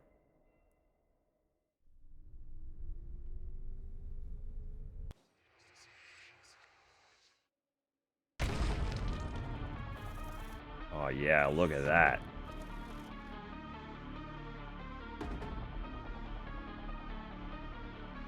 Oh, Demon's gonna be pissed that we blew up its baby. It's stealing that from us, but I need that. Yeah, that's what I thought.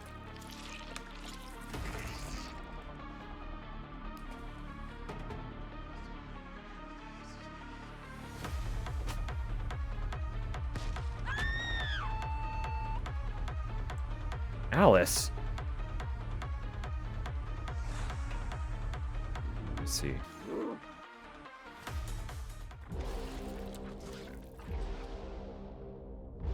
We didn't fight it.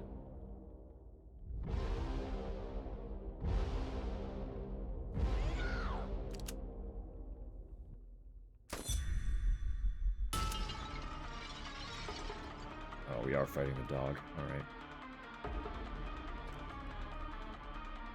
And there are bugs. Come on now. Pick one.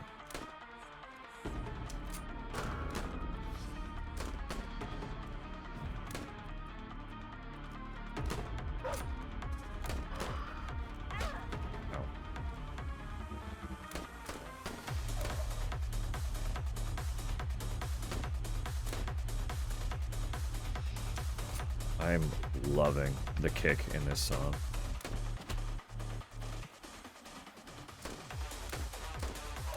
Very hard tech.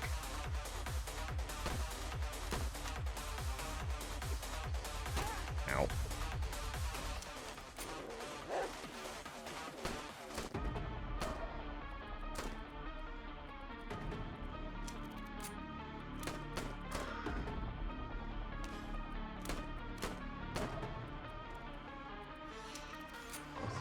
There you are. You're summoning too much.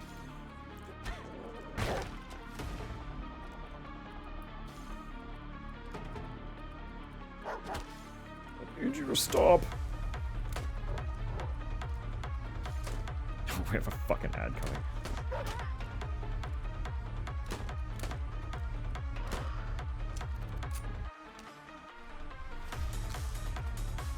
Where the hell did this dog go? Here you are. Fucker.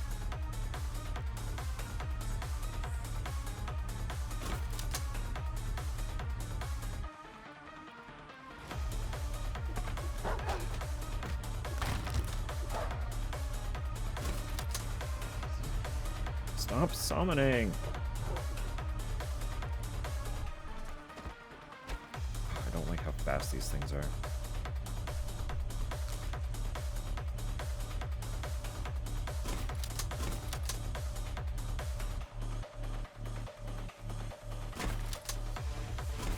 We'll just keep pursuing you. You're my target. Not them. You're not fighting back.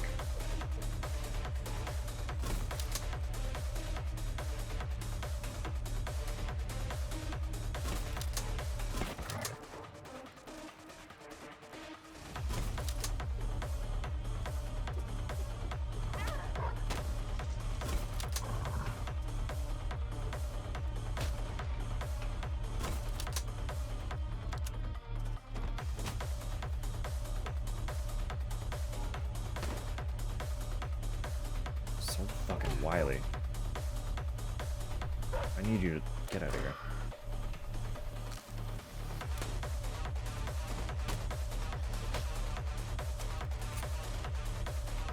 Lost him. What direction did he go?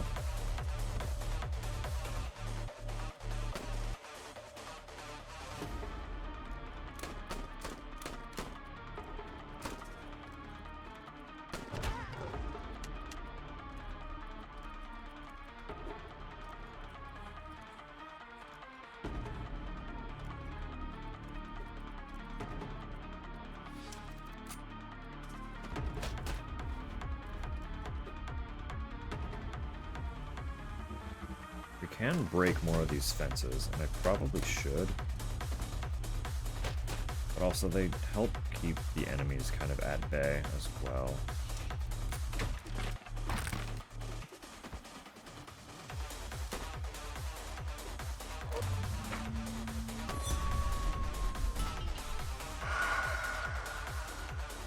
We'll pause here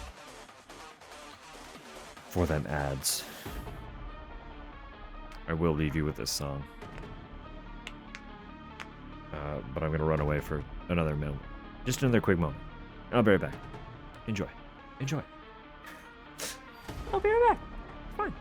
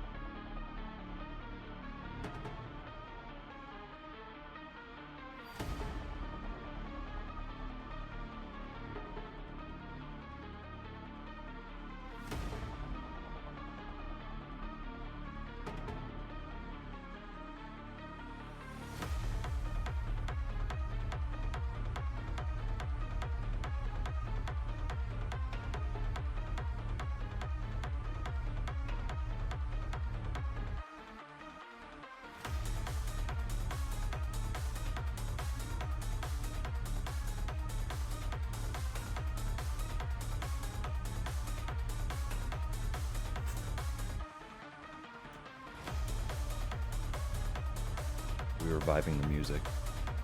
I was explaining some of the different hard techno genres to Tupper. This feels very like Schranzy.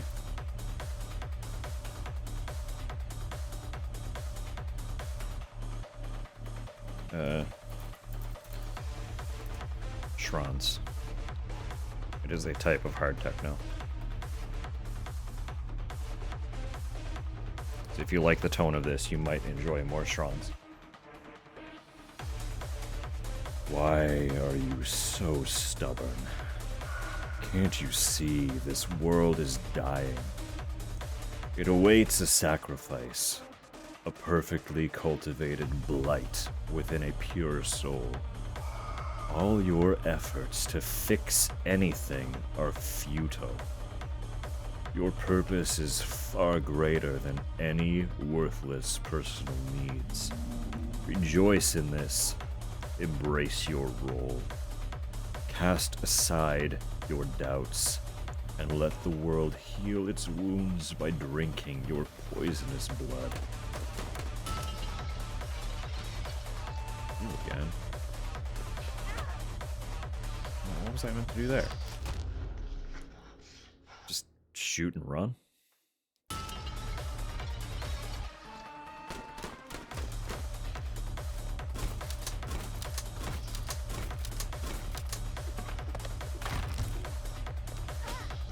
This is gonna be hard. Wonder if I can shoot the fences.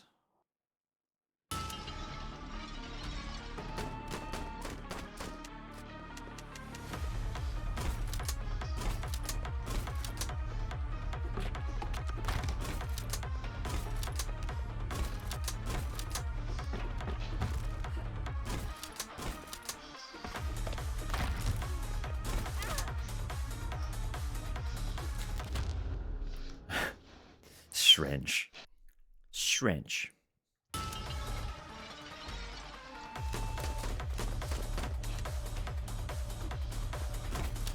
Skateboard will not get me through here.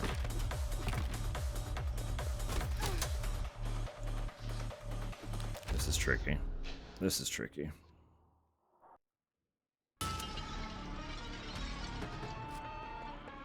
I missed the ammo.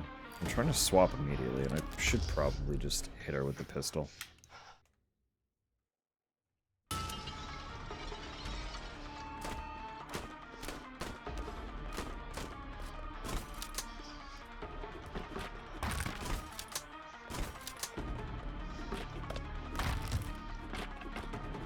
missed that ammo, and that's going to be a detriment.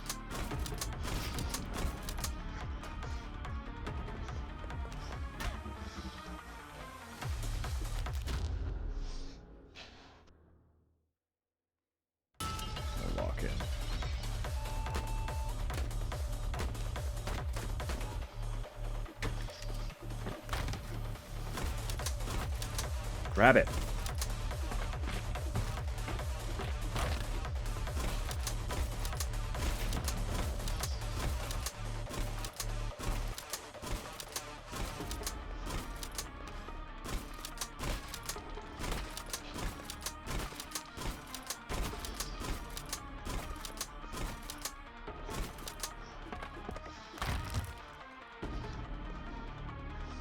Right.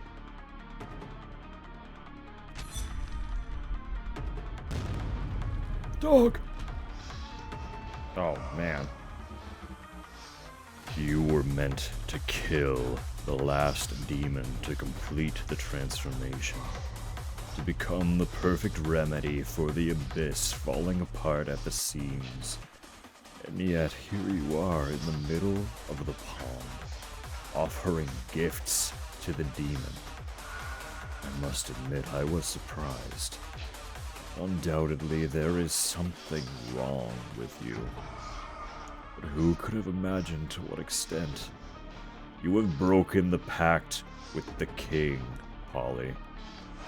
Ready for the consequences?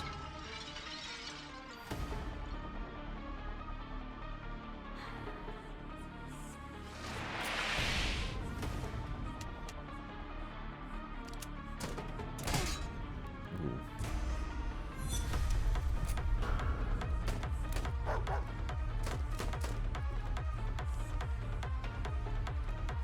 Shawarma.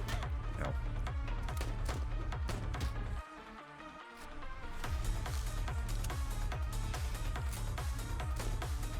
It is possible to hit those rocks back, but I feel like I'm not good enough to do that.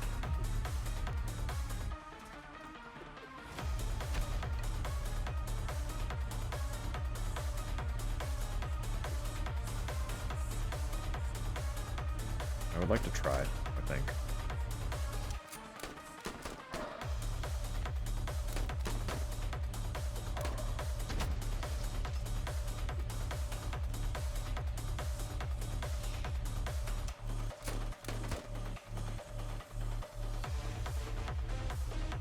Or another rock, idiot. Are you actually attacking? Dog actually attacking. Dog wasn't attacking. Now dog do be attacking.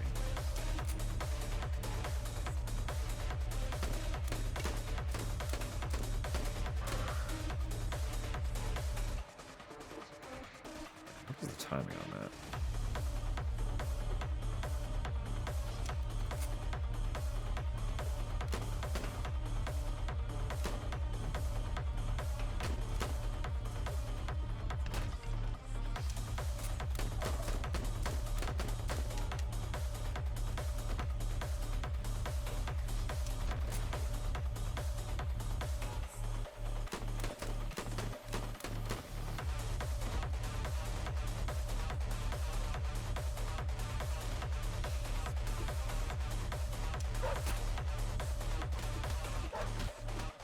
Not doing any damage to the dog. What's actually happening here?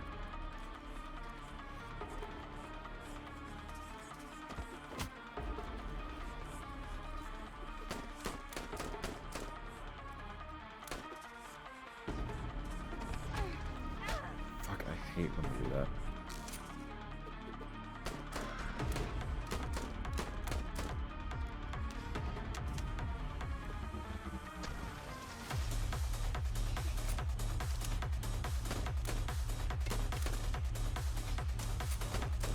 What is the goal here? I'm actually confused.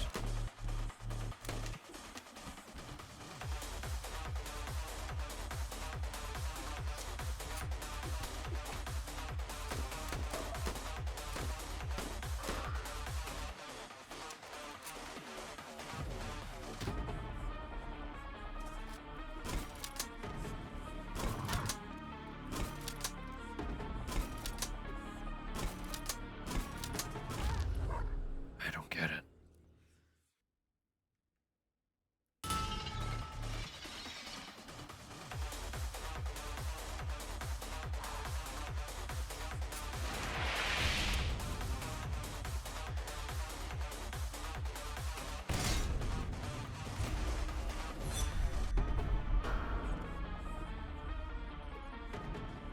That's a lot of dudes. Like, that's a lot more than last time, right?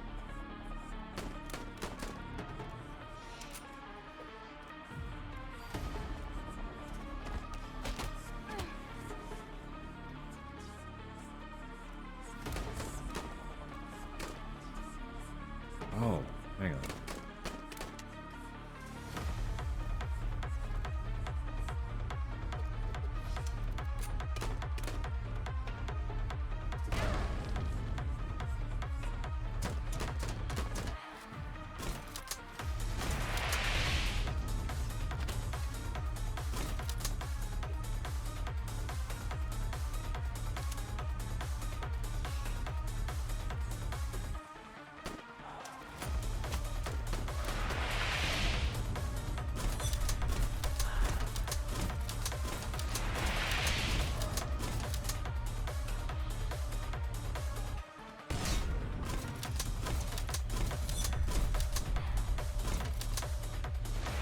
Somehow this whole game I missed the fact that you could break the barricades with grenades. So that is on me. Entirely.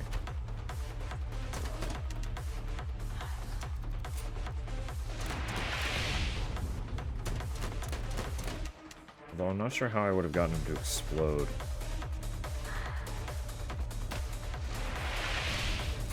If I didn't have a grenade on me that one time.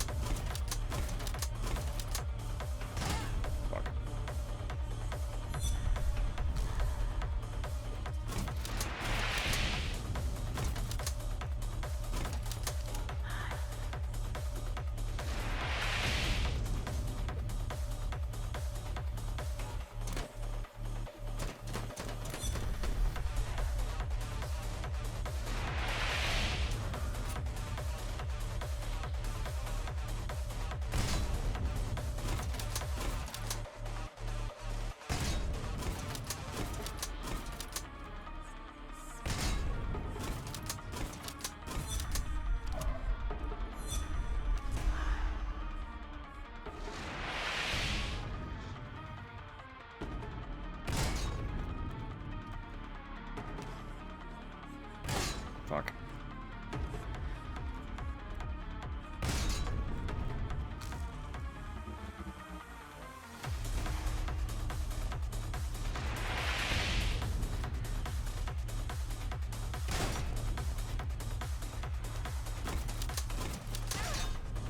I get it. I get it, I get it. Once I'm at that phase, I need to hit in between shots.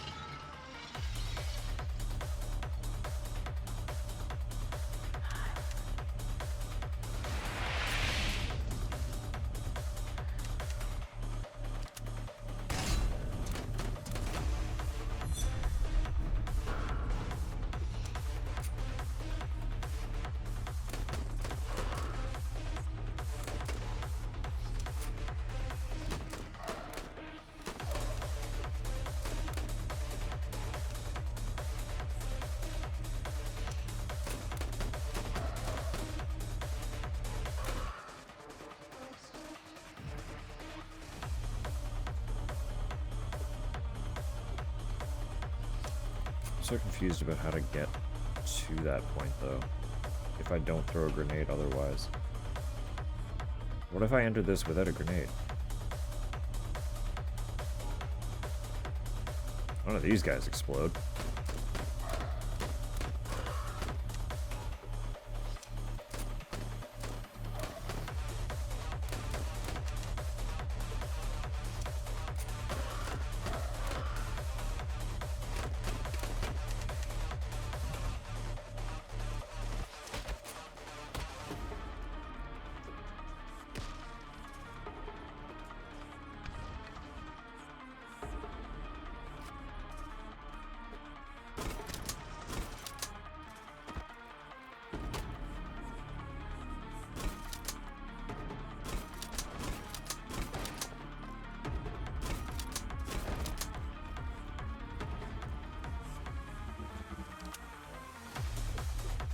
Folks, please. Get out of here.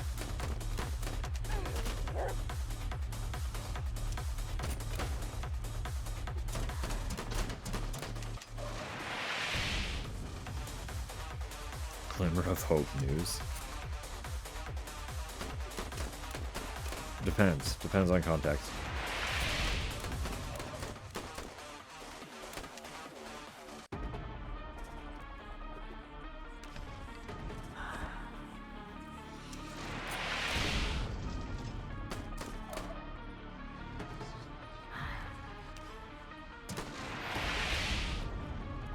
Oh no, I've seen it. It's everywhere. You can't go anywhere without seeing it.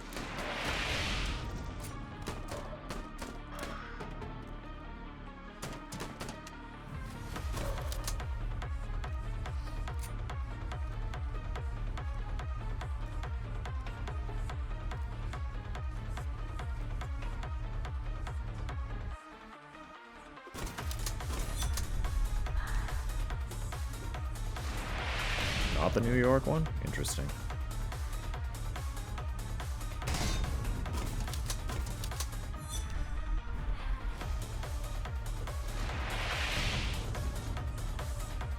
I will take the news, but I'm not opening that discussion, per se.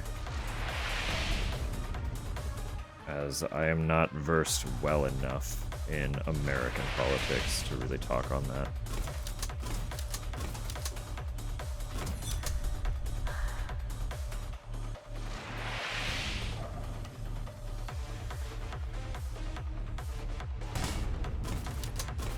But good news is good news, so have at it.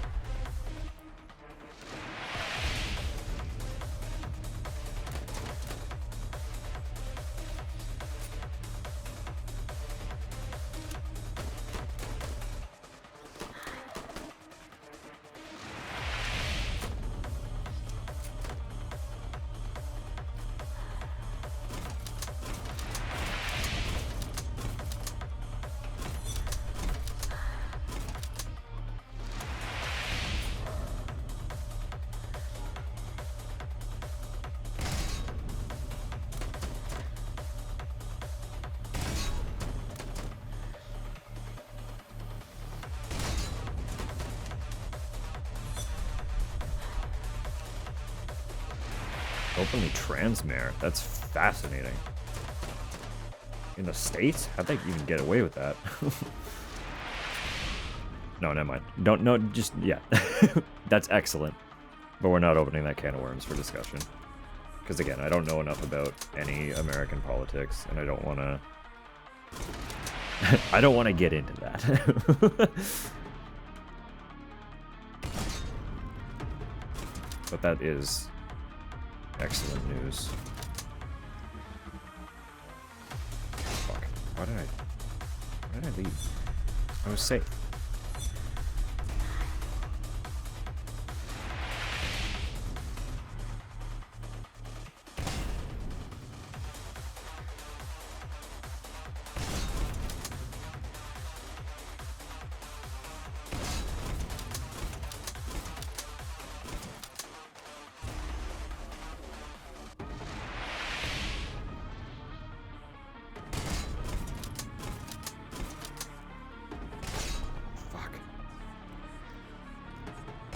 So fast. I'm just dead here. No, we're good. We're good. We're good. We're good. We're good.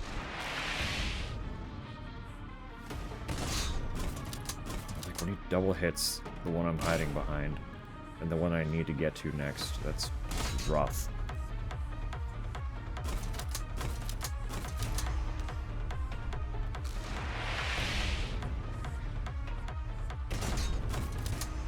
God, we got him. We got him.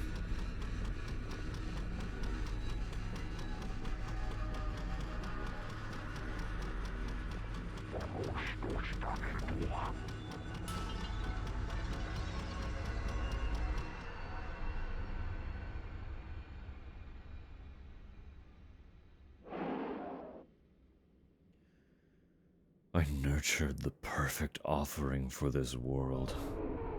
But instead, a new ruler has arisen. I never dared to even dream of such a thing. Now I am truly free. Take this world, Polly. It's yours now. Do I want that? The Eye of Arkan sees the hidden pathways between worlds. It's your royal inheritance.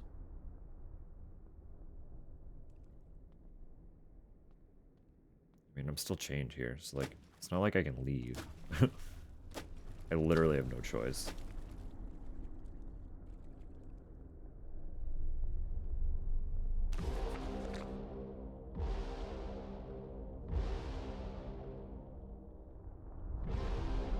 I'll replace my eyeball.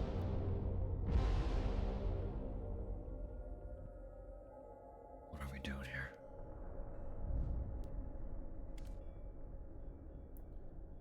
The eye grants its bearer the ability to see hidden passageways between worlds. With its power, Arkan, in the service of the last king, slipped through realities, crossing the boundaries of worlds to hunt for new recruits or sacrifices for his master. Inside, a mysterious light flickers, resembling the glow of distant galaxies.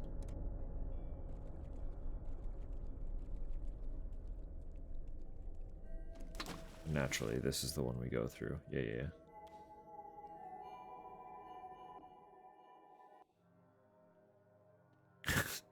He's still fucking here. Get wormed on, idiot.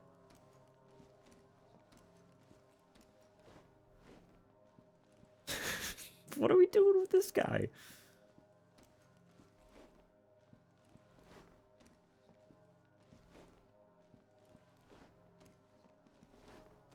Hello, eyeballs. Yeah, let me through. That's right. That's right.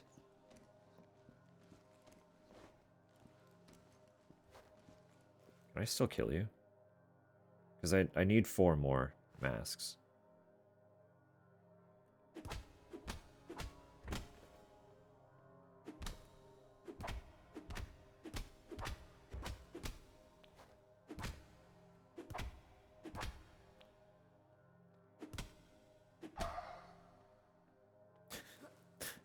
It's 1.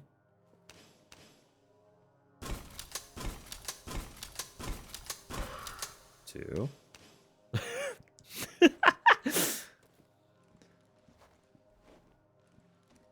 I mean, I don't need these ones. The only one I was missing was pigs, right?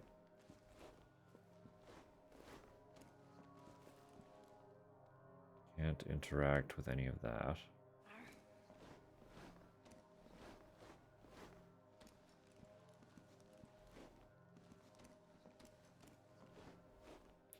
Just really hate the pig masks. Oh, I'm missing 2. I need 2 more. Bring more pigs. Bring them to me.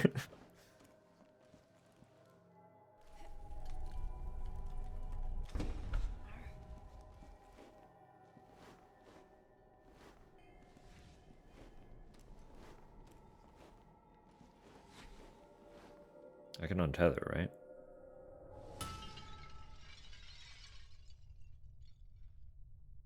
Freedom.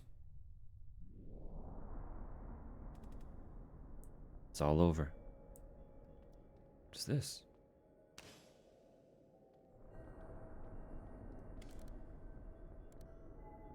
The king is dead. Long live the queen. Bond broken. What's up, guys? I'm back.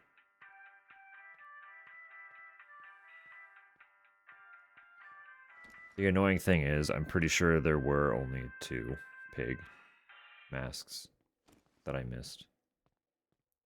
Like, the ones that got blown up and are no longer attainable, I'm pretty sure there were only 2. Library is open. Fascinating.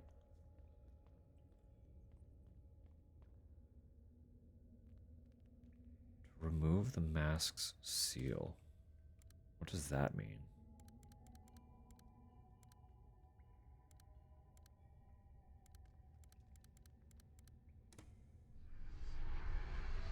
Oh, no, it's just the same as always. There's just something else here.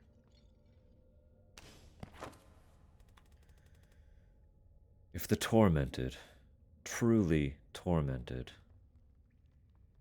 and that for you poses no toss, then who, I ask, in this strange task, is his dog? What's his loss? He hangs there so boring, in gold he's adorning, not caring a whisker of moss. But the dog, unlucky, from sleep kept plucky, brought him a lighter across. A tail wagging rover, a seeker moreover, between worlds he has journeyed across. He leapt in a ditch, twisted his stitch, the most tormented dog at a loss.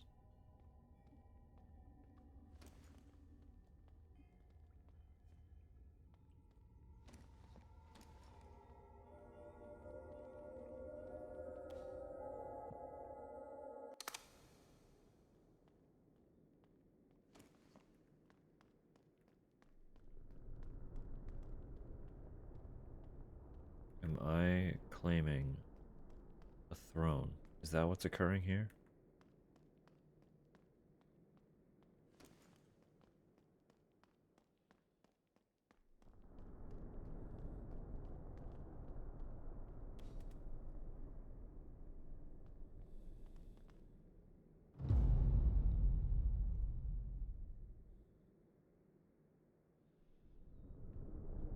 Something sus about the fact that Alice is here.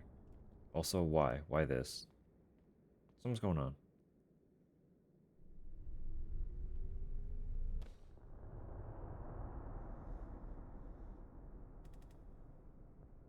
It's okay, Polly.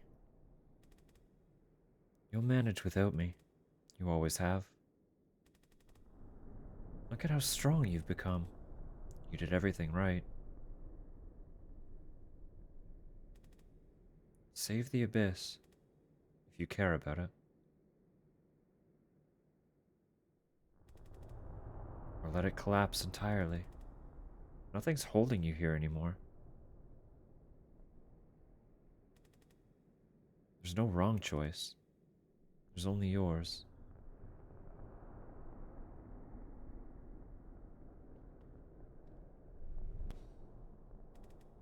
Save the abyss if you care about it, or let it collapse. Yeah.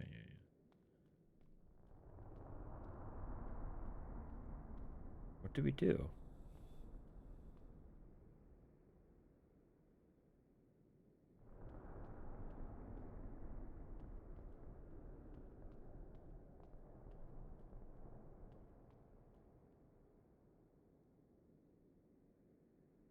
I feel like both options honestly kind of suck. Right?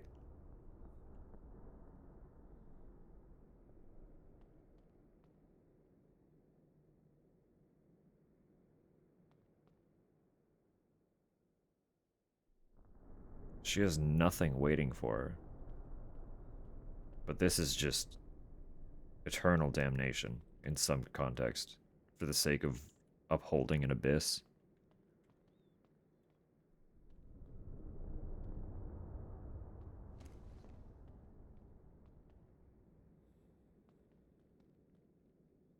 If this is what the ending comes down to. There are cool people here, yeah, but also her life just kind of got stolen from her.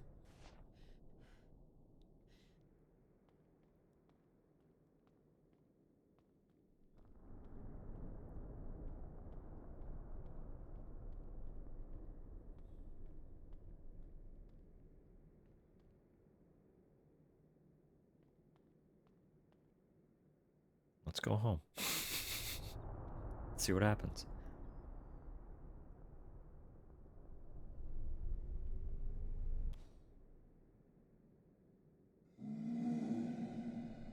Oh, they really want you to fucking think about it, huh? Yeah, we're doing it.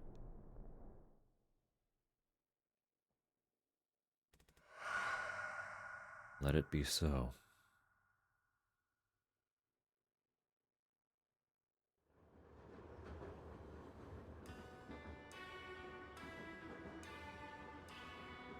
She's just a kid as well, right?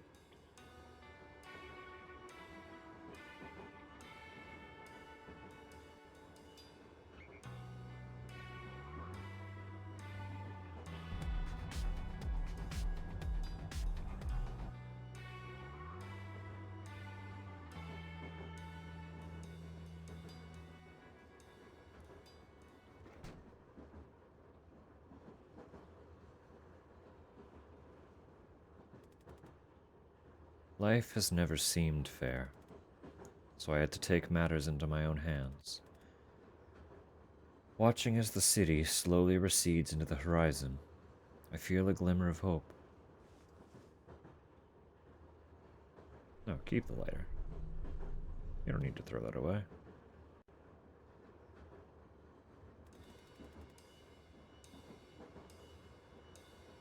Anyone who tries to... No, I wasn't paying attention.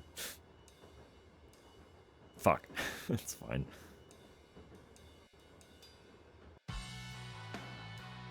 There it is.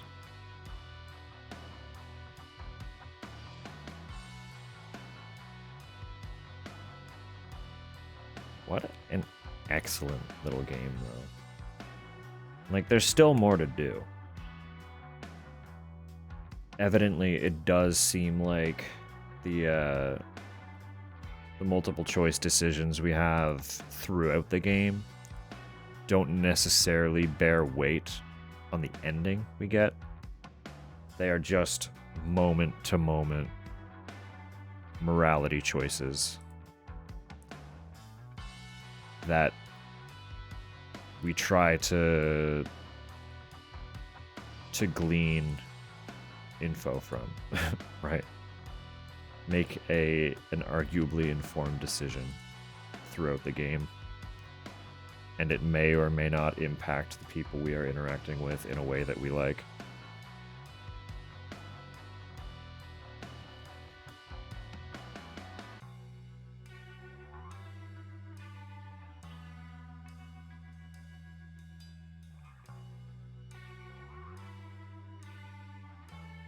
Thank you.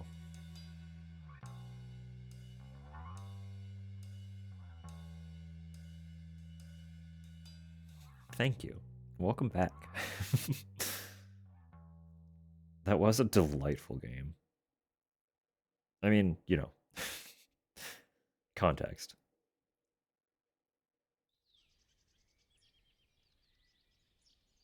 Just adding it to my list. Today is the 5th.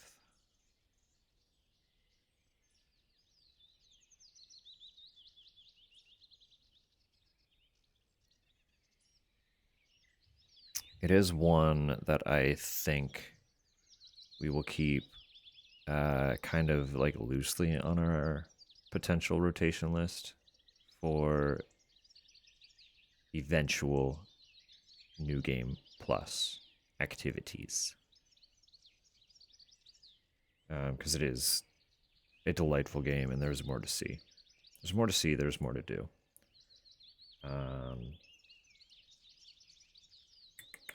We do have... There are still 10 achievements to do.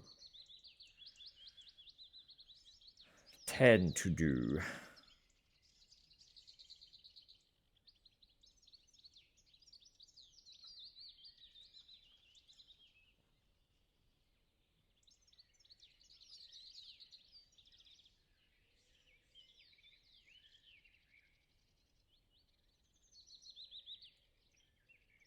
I hope you're doing well, Water.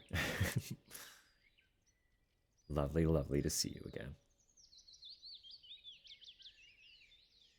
I'm slightly spoiling myself. I just wanted to look at the achievements list. So if you don't want spoilers, don't listen for a moment, because I'm going to highlight some of the ending options. That's your warning. It doesn't tell me anything about what the endings do as far as like cutscenes and stuff, but it's like the conditions for them. There's your warning. There's your warning. So,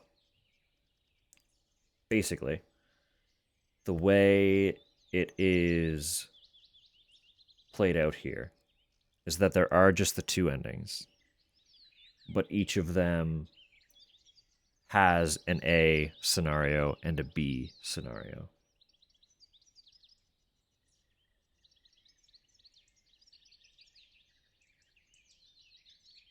Wait, no. Maybe I'm misinterpreting here. Hang on.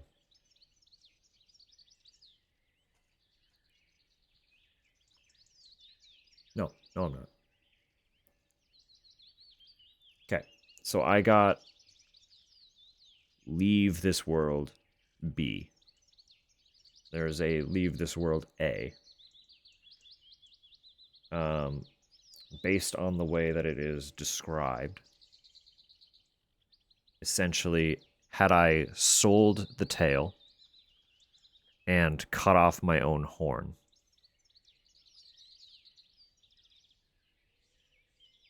I would have gotten Leave This World A.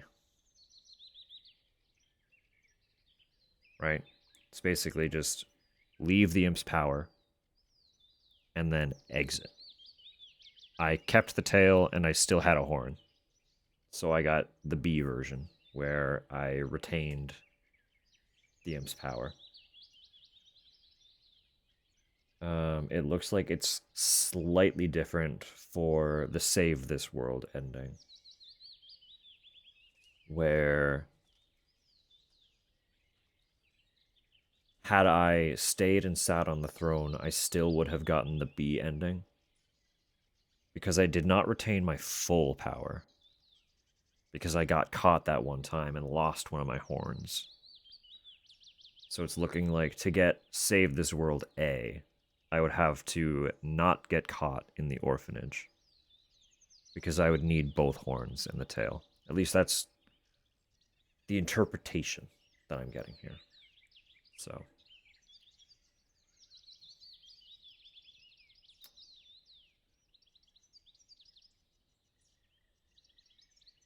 There are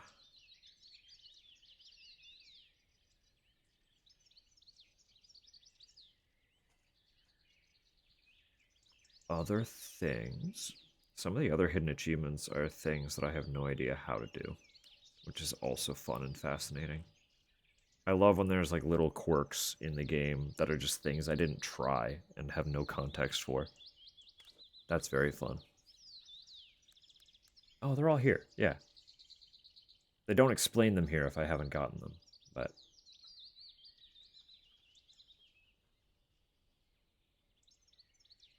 those are the achievements we've gotten.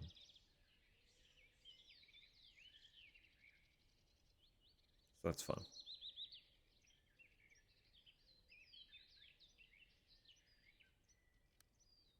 Cute.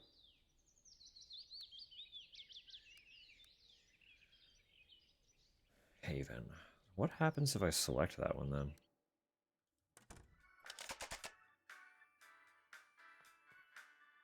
I still have the eye patch. Is it just before the last fight? No. It is literally just, we continue.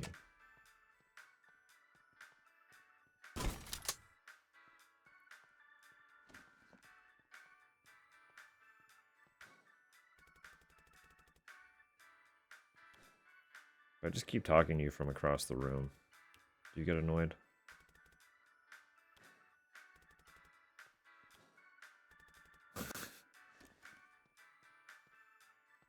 Do you get annoyed if I shoot a bunch? Yes. Madam, how skillfully you handle these things. Watching you is a true delight. Really.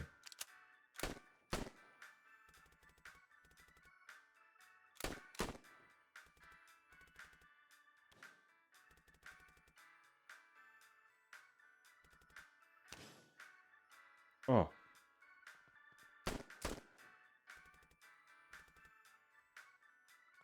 I think it's because I'm the queen.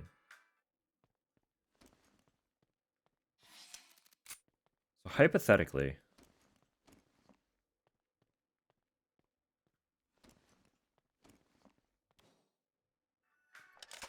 had I retained my horn in the orphanage,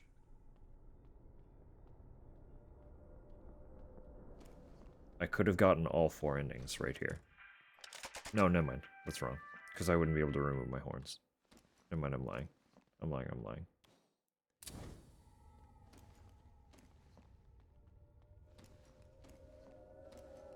But I can get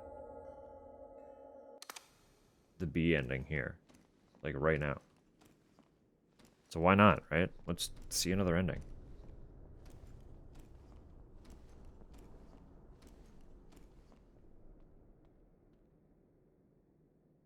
Yeah. We can just get them both.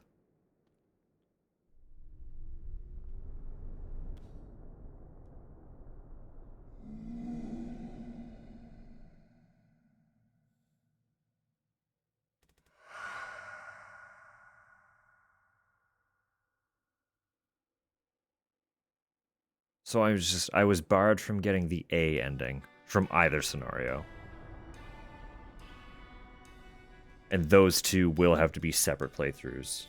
Because like I said, for the A ending with leaving, I need to remove both of my horns. And for the A ending with staying, I need to keep both of my horns. So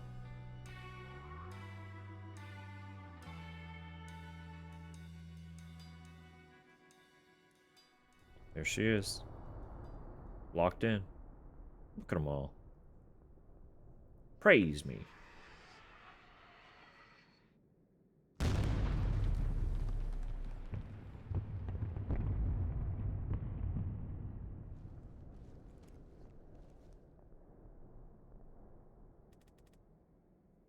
Life has never seemed fair, so I had to take matters into my own hands.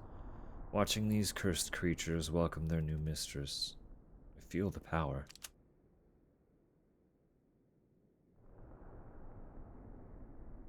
Oh, Alice.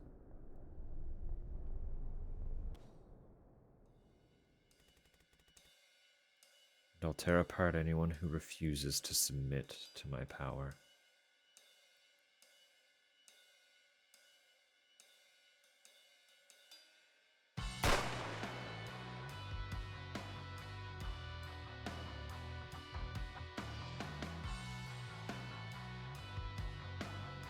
It is nice that we get both. So I do wonder then.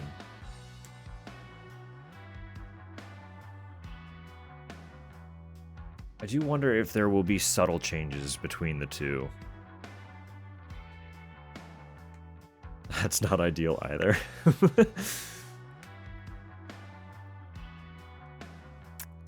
It is what it be.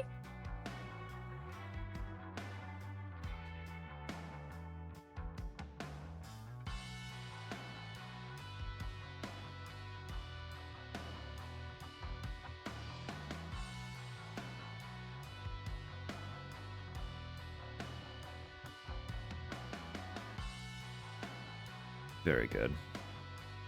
Very, very good game. Just, it's fun, too. Like, it's just really fun. It has an extremely satisfying gameplay loop. I don't know, it just, it felt good.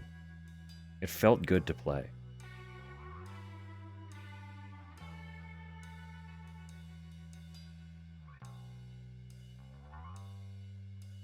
I don't know what to do now. I'll be real. I knew we were very close to the end. I thought it would be like just a little bit longer. So I'm like, what do with the rest of the evening? So I don't want to start another one right now. I can tell you that. That's a whole can of worms.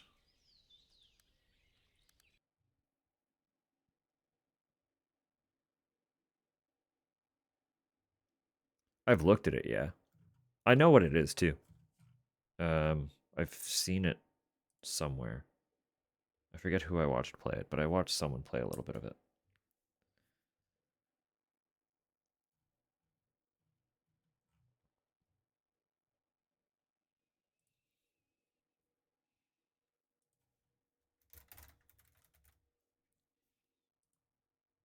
I didn't know it was free.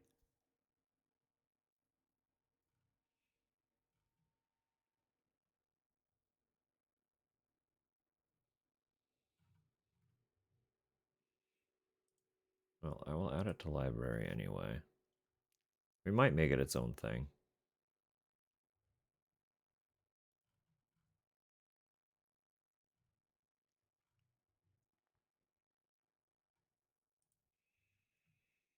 Like, what else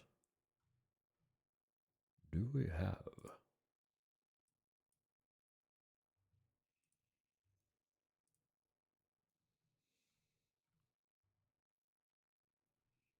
Or you could just sit and chat for a few as well. That is also very much an option.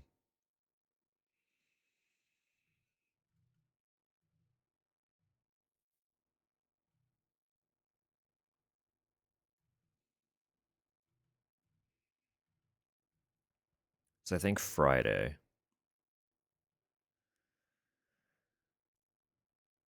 Canadian Heritage Minute, no.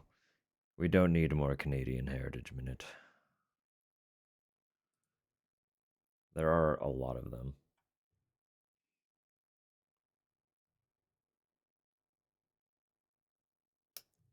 What direction is this song going to go in? If I hit next. 0. Oh, it's this one. Okay.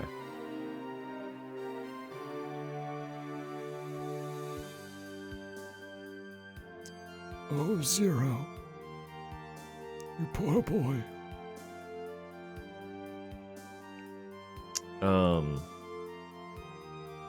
No, Friday, it might be a good idea to keep some shorter stuff kind of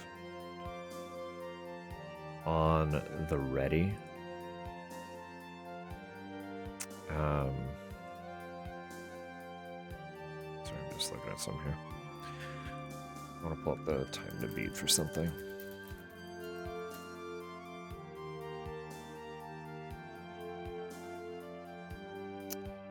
Yeah, because I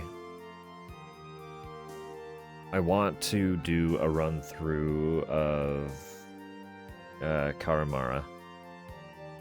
Because I've already, I've been dodging people playing it for a little while now, and it's estimated to only really be about 45 minutes to an hour and a half long. So I've decided that we're gonna play that Friday, but that's obviously not going to fill out an entire standard stream. So we could potentially play Somewhere Cleaner after that. I do also still have the 2 Bag of Milk games that I've also been saying I would really like to play.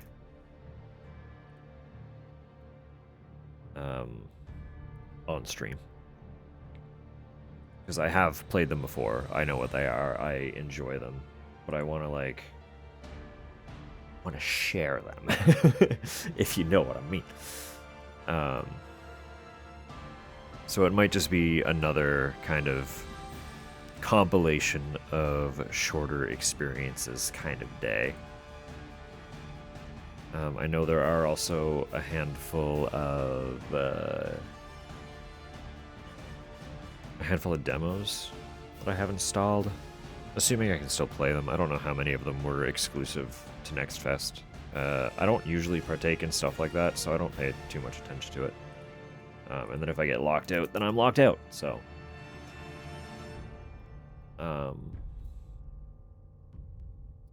But I do have a handful of demos that I would not hate jumping into and running for a little bit.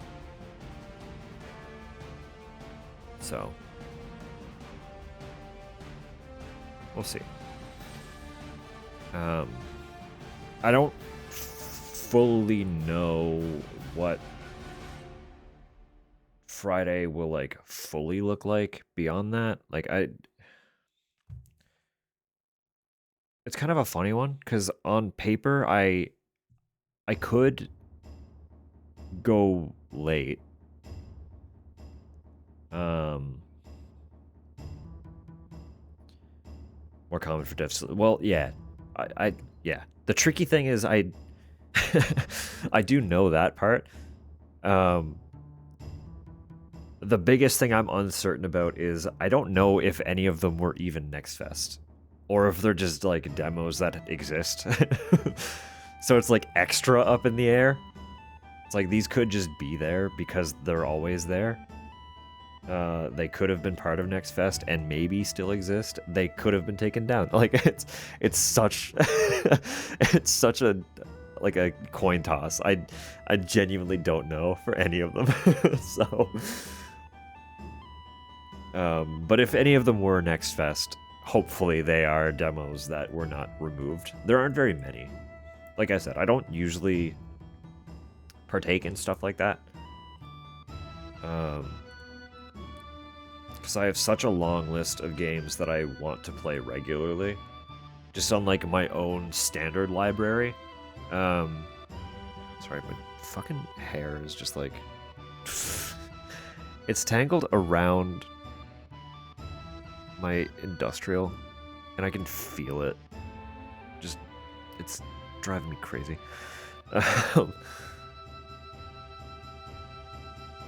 What the fuck was I saying?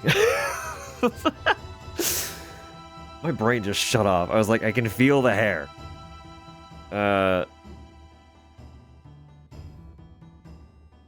Yeah, no, sorry. Stream games are like, I just do horror, right? Or like arguably horror titles. So there is like a massive backlog of just other games that I'm slowly trying to work through in my own free time. So I kind of like, I know demos are extremely short, but I kind of bar myself from diving into that. I don't want to open that can of worms. Hello, June. No, I largely don't want to open that can of worms because I already have so many other things that I'm like neglecting to play. Like I'm trying really hard to work through my regular backlog. And then I just play something else instead. Like I'm just constantly like, yeah, I really want to play more of that game and get further. And then, like, jump into Theater Rhythm instead. Or last night, I was like... I was waiting for my hair to dry after my shower. I was like, oh, I could play a little bit of something. And instead of playing any of the games that I have ongoing, I started another run of Silent Hill. So, like, I just... the last thing I need to do is get into demos. Because... I know that I would be overwhelmed. Use me as a cautionary tale. See, like, just there's so much. There are so many games all the time. It's also kind of getting to a point where I'm like avoiding early access for the same reason. Because it's like, if it's early access, the game's technically not done. So, like, play a game that exists. And then go back to the one that you're interested in once it's no longer early access. But it's like, download 100 demos and play like 10. See, that's... I feel like I would do that too. I would just install so many on my already very limited hard drive. And then just be like, I got no room for any of the stuff that's that I need to play. I got no room for any of it. It's all just a mess. I don't know. There's so much. But like there are so many cool games that I want to like try the demos for just to make sure that they are my cup of tea. Cuz there's also tons of stuff that like since getting into streaming, even though on stream I play horror games, the genre of those horror games is becoming more diverse. Like, I play a lot of survival horror, yes, but I am branching out into styles of games that I wouldn't necessarily always think to try. Like even the one that we just finished, it's a genre of game, just like that kind of isometric twin stick shooter almost. A couple years ago, I don't think I would have bothered. You know what I mean? Like, if that had released 2 or 3 years ago, I followed it because I was fascinated by the art style, but I doubt I would have taken the time to actually get into it and properly give it a chance.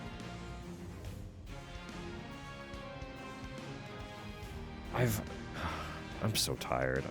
I don't remember how this tangent even came about.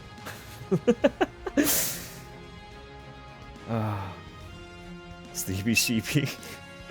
You and me both, friend. Have a lovely night, Dropper. Thank you for hanging out. To be totally real, I'm probably not, like, super long for this evening either. I am quite tired. Thinking of what to play. I was. That's true, I was. But like, that tangent led to another tangent that led to a tangent that put me on the tangent that I forgot the prior tangent context for. You know what I mean? We kind of spiraled a little bit, and I lost the plot, is all I'm saying. I lost the plot of the plot that I was plotting to plot on. Brains are awesome. They're sure something. I don't know. Full disclosure. I was sitting downstairs when I got home today. Just kind of like sitting in an anxiety spiral. I was like, maybe I just need to not do anything, actually. I was like, no, I'm so close to finishing Silly Poly Beast. I need the answers. I gotta finish the game. I'm just like, I've been so tired with the change in both season and the daylight savings shift. That my brain is kind of falling apart. The spaghetti noodles are unraveling, and I'm losing it. I'm losing it a little bit. Please contact original manufacturer.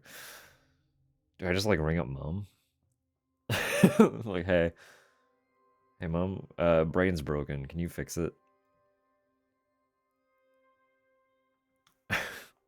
The brain fog is hitting. It's such an unfortunate time of year. Every year. It's just like, I don't know. Everything kind of just unravels this time of year. In a really unpleasant way.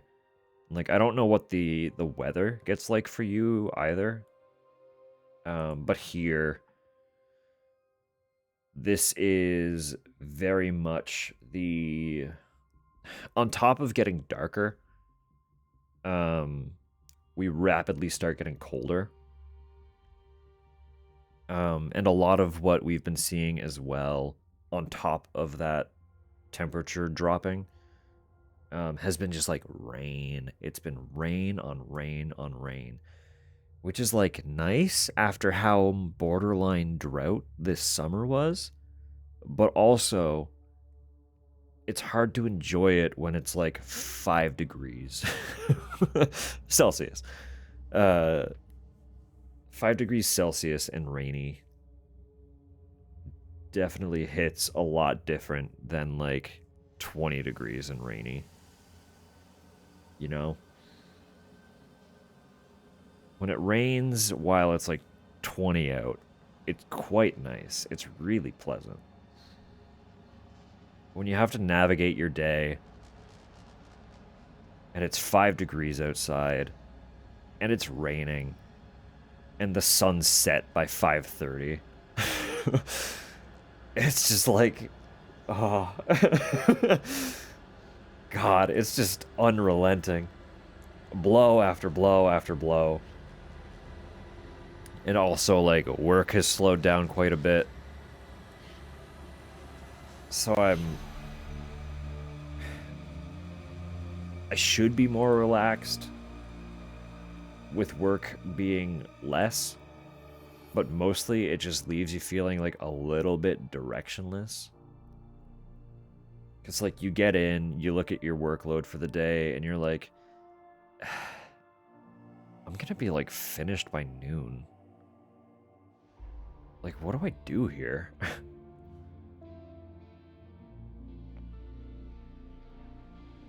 It's really upsetting. Yeah, I'm sorry, Tups. To prevent media glare, that makes so much sense.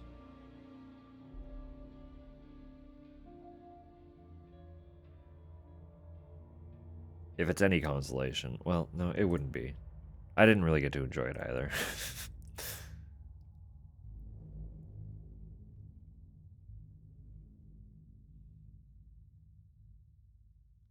No, mostly what I did was I caught the bus home.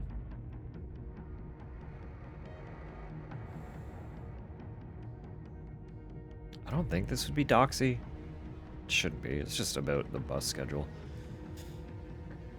Basically, the bus that I take during like the midday is a lot more limited. So usually there are 2 buses that kind of go into our area to kind of tackle it as 2 halves. But during the slower period in the middle of the day, the one bus does both halves. And usually it starts with the half that I'm not on. So I just get off at the first stop and then walk home, rather than go all the way around both sections.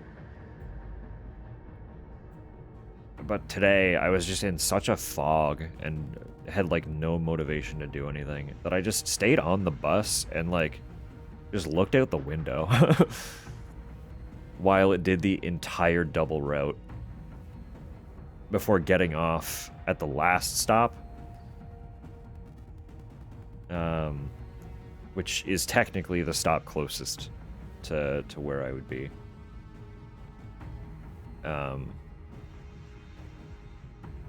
So I literally just like stared out the window with music, just watching the whole route unfold, just to kind of like center myself a little bit. So I was like, what's wrong with me today? Brain is just not braining. I just need to not exist for a few minutes. I haven't really done something like that since I was like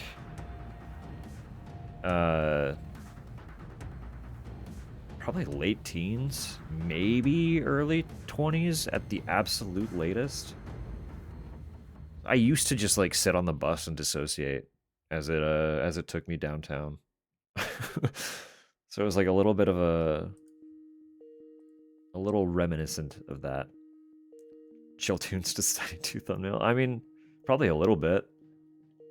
Head hood up and everything. I don't have big headphones. I always use earbuds, so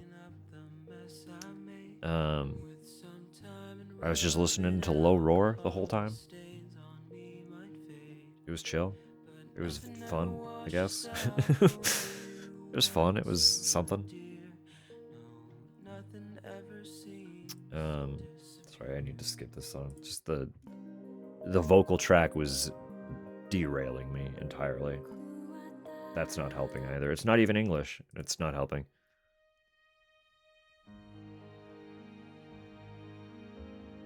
As some context for where my brain's at. That's just it. I mean, like, it's Canadian November. It's literally just all it is. It's grim to say, but it'll get worse before it gets better. Because we're slowly working toward the shortest day of the year, which is usually like what, late December? Let me do a quick Google here. Shortest day of the year. Yeah, December 21st.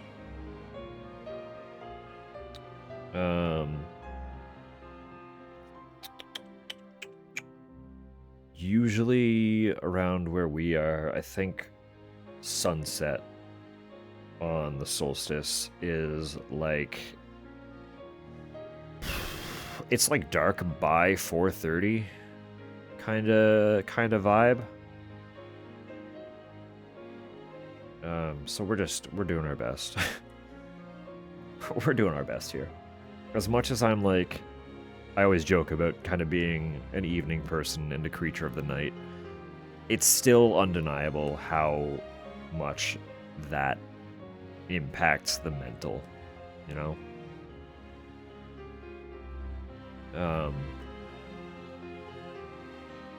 But fortunately, work is going to pick up here soon, because there's usually something that we do that kind of spikes activity for the majority of December.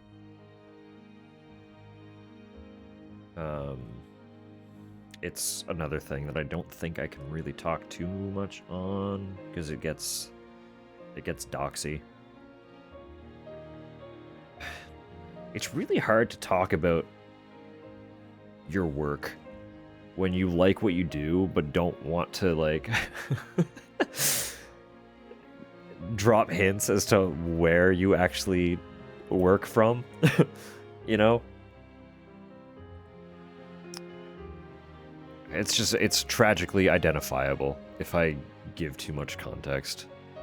And as much as I love you all, I don't want people knowing where I work. You know, that's all it is.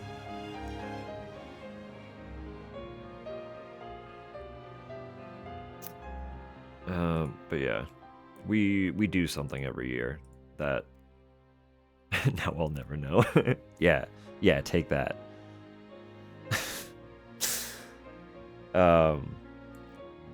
Very soon I will be busier, so I'll be distracted from my shit mental for a little bit, is all I'm trying to say. So we'll be fine. We'll be fine. And usually it means I get to enjoy an exciting new coffee. Because I can say that much, at least.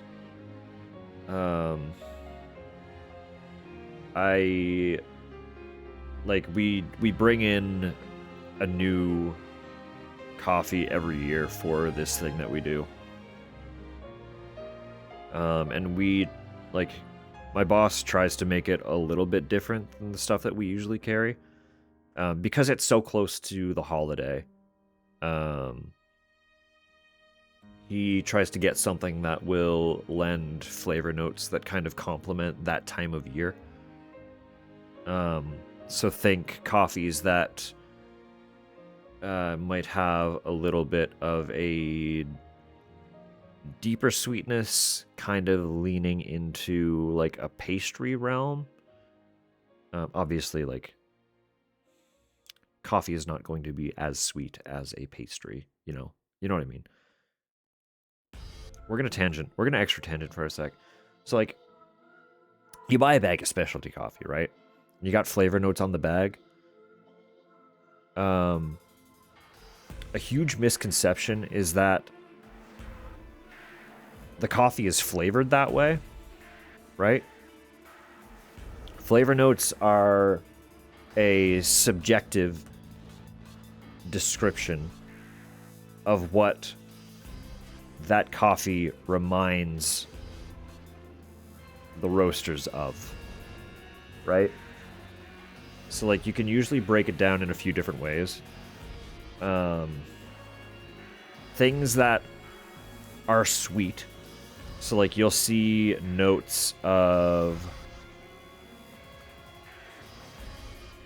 flavored like that as much as alcohol tastes like gas when described as such. Kinda, yeah. Like, there's no actual gas in the alcohol. But, like, smoke is a good one, right? When something is described as smoky, namely for whiskeys, it's not because they have smoked the whiskey. It's because something in that process has lended a smoky note. I guess it's kind of a bad example because there is actual burning in that process. But when you taste a coffee, we will try to pull from our memory bank flavors that we have experience with and use those similarities to describe the coffee. Citrus is a really good one because citrus is an acid, right? Coffee has an acidity to it, and we will use different types of citrus. Potentially, it's not always citrus, but we will use different examples of acid to describe how that coffee's acid feels, right? Because acid is more of a sensation than a flavor. So if you see a bag of coffee that says it has lemon to its flavor notes, expect like a sharper acidity, right? If you see apple, expect an acidity that is still sharp, but probably a little more rounded, and possibly a little bit sweeter, but it's still gonna have that like bright hit to it, right? Versus if you see chocolate, that is a description of potentially both the bitterness and the sweetness, right? Like we've personally described coffee in-house as like a chocolate chip cookie. So it has like a little bit of maybe the mouthfeel is like a little bit buttery. Like it leaves kind of a thicker texture on the tongue. Because coffee can be thick or thin depending on how it was roasted, how it was brewed, but also just the bean itself can lend different textures. So you'll see a lot of Ethiopian coffee is described as tea-like. Because you tend to get a lot of very light body, so like a very thin mouthfeel. It's not going to be a particularly thick coffee. And you get more delicate notes like soft florals, or acidities, like the lemons and the citruses. Oh, okay, thanks. Thank you for the bits.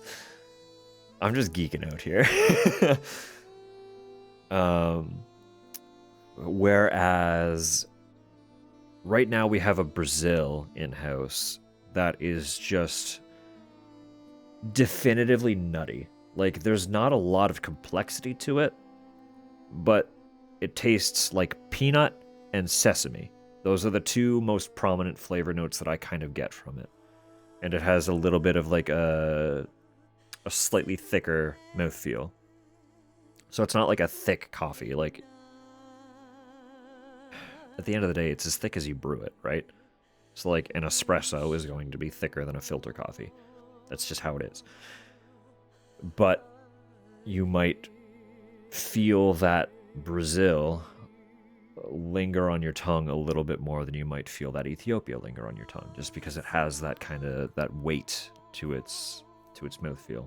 It's got like a stickiness to it.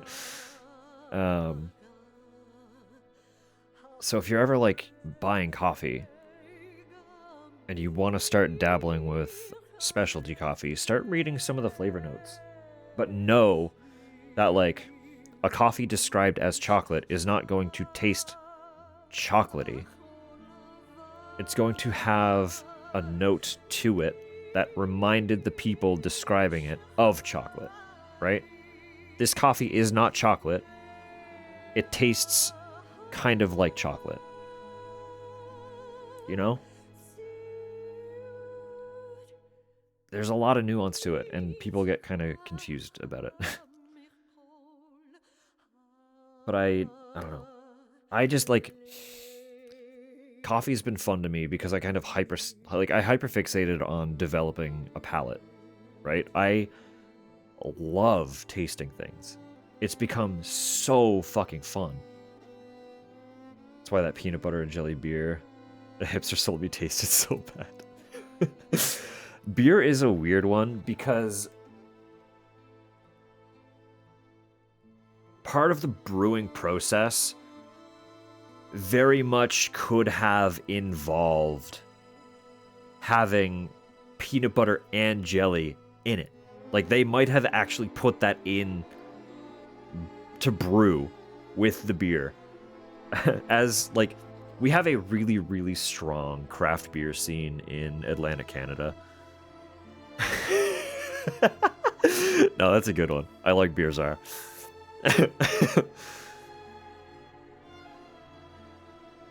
Coffee spin-off stream.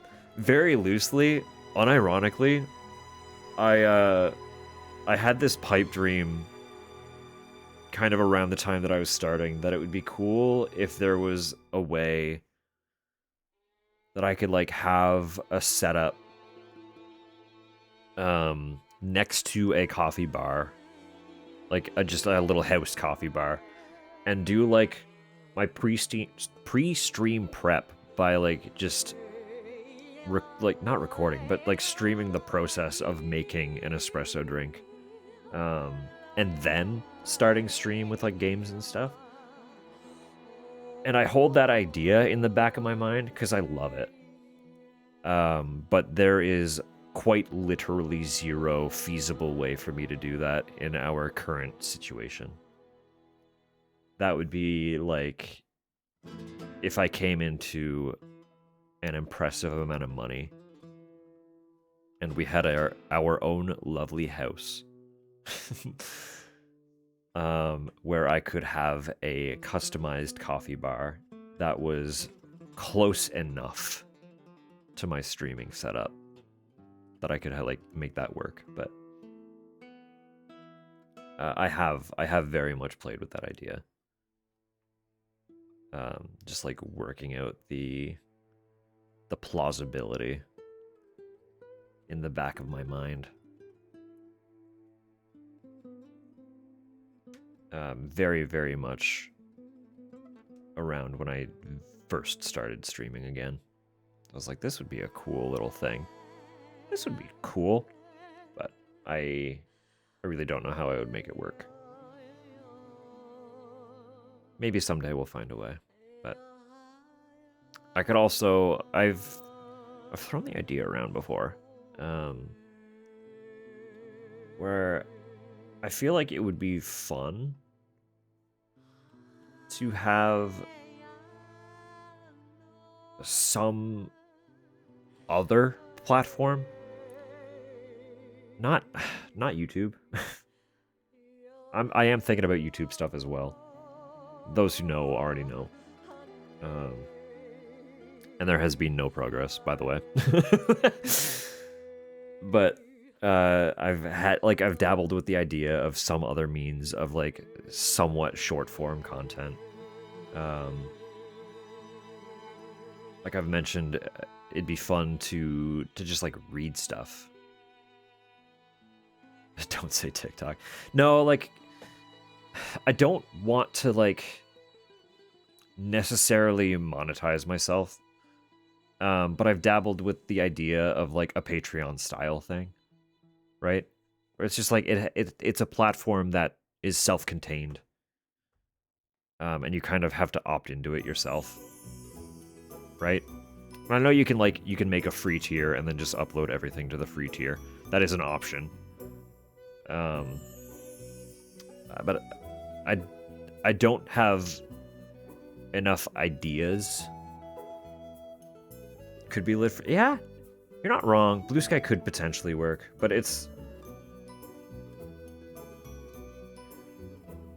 Blue Sky is harder to organize in that kind of way. But maybe. I don't know. It could end up somewhere. I would just need to have more of an idea of how to tackle some of the concepts. And really get, like... I don't know. To start taking on making more things, I would need to light a fire under my ass. Because generally, I am... Most of the time, I am like a bad day away from a burnout. Or I'm extremely lazy. Or I don't really know how to start on something. Or any combination of whatever other roadblock to doing a thing that you could probably think of. I'm sure that I deal with it, right? I have lots of ideas and very little ambition to do it. But I would, I don't know. I got ideas for things that I think would be cool. So it's like we could potentially maybe just do like little coffee videos in whatever extra platform, just for the sake of it, right? It's like a little cozy coffee, maybe Q&A, maybe ASMR, I don't know. I'm not like an ASMR person, but bar noises have always been cozy. Just like dealing with the grinder for a few minutes and the sound of the espresso machine doing its thing. It's not quite ASMR. They're all pretty abrasive sounds, but you know what I mean.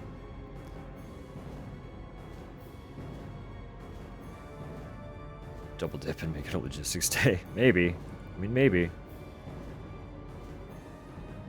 Equine ASMR? Do it. You're there anyway. You're at the barn. I'm sure you can figure it out. You got a camera.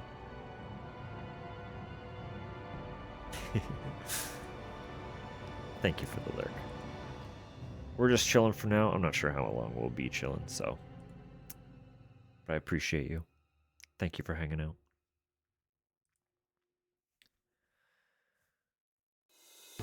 Yeah, I don't know. I want to make stuff. Like, I've always wanted to make things. I have ideas for making things. It's just a matter of, like, the what and the when and the where, you know? First and foremost, I gotta actually see through my my video essay idea. Because I'd feel a little bit... If I don't do that, it's going to roadblock me from doing other things. It's just how my brain works, right?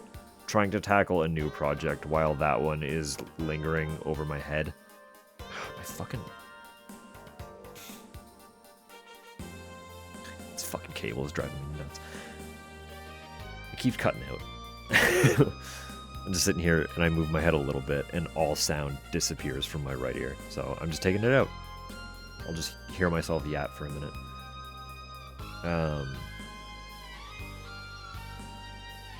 Yeah, no, like, starting a new project while I have the video essay lingering over my head, make it difficult. It would make it difficult to really be able to, like, focus on starting something new, right? So, I want to bite down on that one properly. And then maybe we'll explore more content. But I don't know. I've always liked making things. I like doing things. The hardest part is always just starting, really. And then occasionally hitting those roadblocks of, I don't know how to continue this. And immediately kind of stalling on it because, oh, I no longer know what I'm doing and have to learn a new thing. That's always hard too, but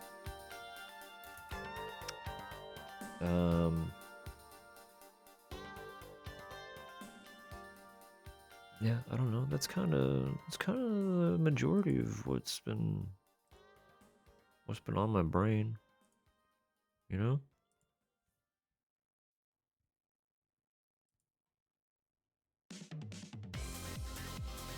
I do want to explore the idea of just, like, reading stuff more, though. Because I do have fun with it in games where there is, like, a lot of dialogue to read. Just, like, making a thing of it. I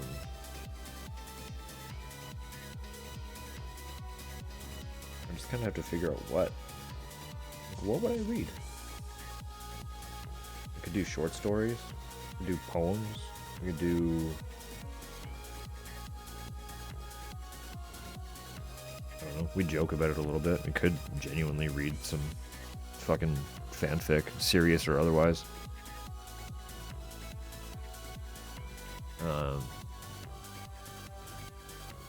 Does that sound interesting to anyone? Would people, like, listen to that?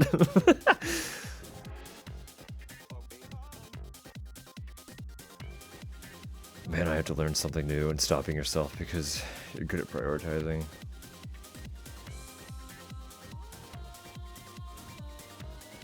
Not realizing your bed was important until the sun was coming back up. I mean, like, when I was a teenager, I was really good at just diving into something and then forgetting the time.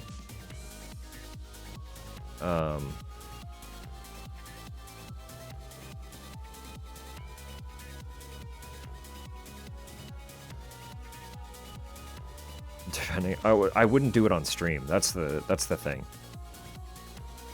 Like, I'm talking a concept for like a separate platform, just like somewhere else to do content for. Yeah, so it would be universally accessible.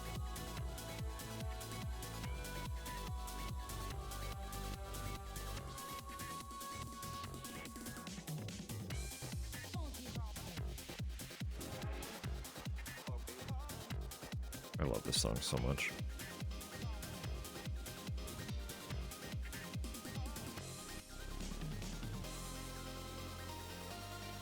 Oh yeah, no, if I did make it happen, I would right this instant? No. No, we're talking about like concepts. Concepts for the future. Because I would love to do more stuff. It's just a matter of like what. The what and the where is the big debate. But no, conveying where to find it would not be, like, no question. It would be very blatant. You'd be able to, you would have that information immediately accessible if I were to dive into something like that.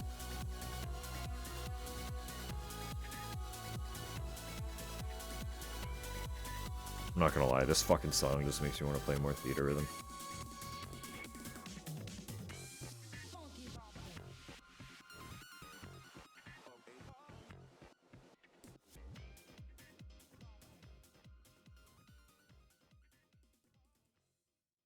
Figure out plot, yeah. Like I say, I like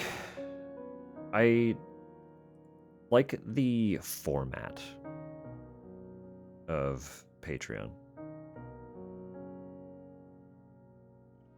I just don't want people to feel like they are inclined to pay anything for it. You know?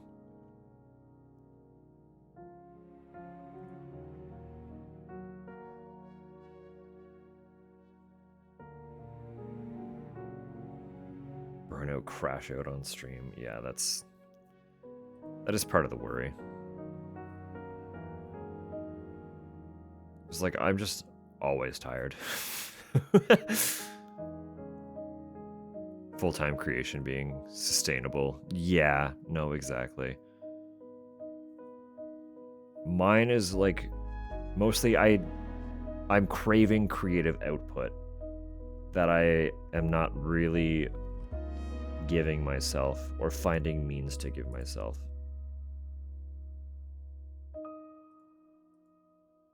That's kind of my issue. It's like, I have always had a drive to create.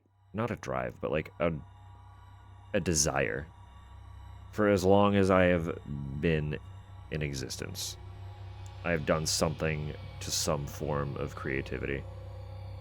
And that has fallen off dramatically since college. It was stagnating before college, but college, it kind of like re-peaked and then fell off again. And that's what happens when you go to college for a practical art. But, you know.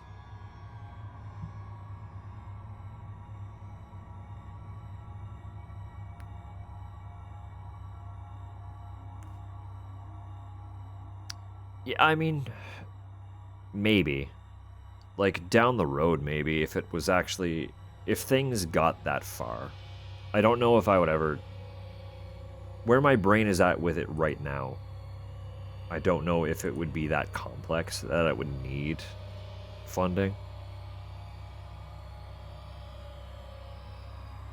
As it currently exists, it is mostly just about the creative output.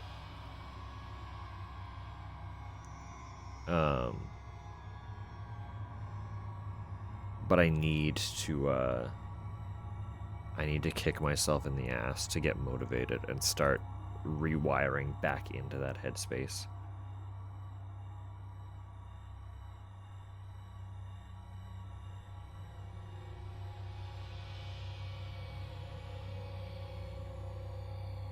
The coworker arts. Yeah, I mean, maybe.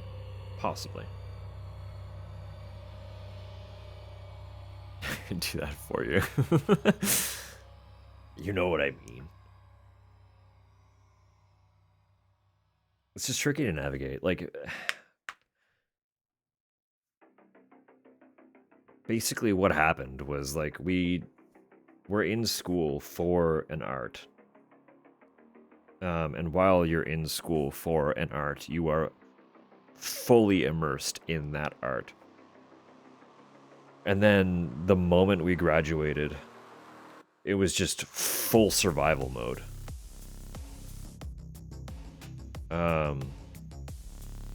And I burned out hard doing that. And I've never fully found the means to recover from that. I'm doing way better now than I was like a handful of years ago. But it's like we went from burnout to burnout to burnout. And it's hard to create when you're like kind of holding on to your mental by a thread. You know? It's like 2019 through 2022 was fucking rough. Like, that was just non-stop blow after blow after blow to both Tupper and I in a handful of ways.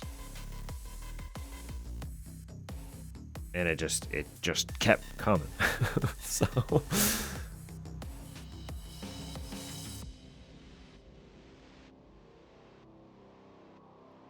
teaches an art program, not the most helpful. Well, like, both of our instructors would be immensely helpful. It's just like the photography isn't necessarily something I need help with.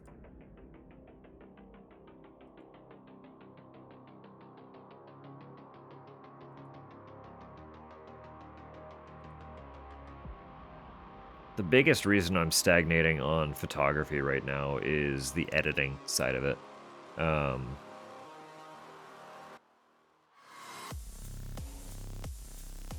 It's a career thing. Yeah.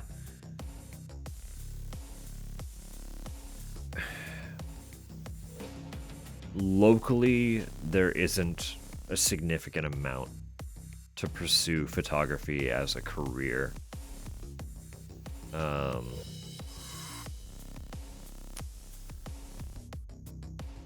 And that was never my goal with it anyway. Like, once I was that deep into the program, I had a little bit of a curiosity to pursue it in that manner. But mostly I got into the program just to learn. 'Cause it was an interest before. It was an interest when I was in high school that I stopped exploring because I was working full-time out of high school. And when I realized how negatively that was impacting me, I was like, I should go back to school and do this, just so that I have an excuse to pursue it. And then I did that, and it was great, and I graduated, and went right back into, alright, now I need to work full-time, because if I don't, I'm fucked. We just moved into our apartment, and we're trying to build a life together. And if I don't work non-stop, I'm fucked. So that's kind of what happened. Doing better now. We are doing much, much better now. I do appreciate that, Neon. It's very, very sweet. I don't think I'd be able to be here streaming if I was not doing better. I'll be fully honest with you.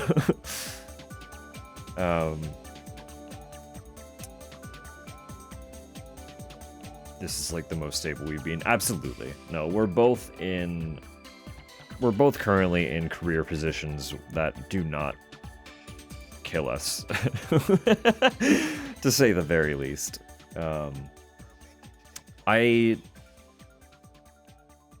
loved what I was doing for most of the period that I was talking about where I was burnt out. It just became too much. Because I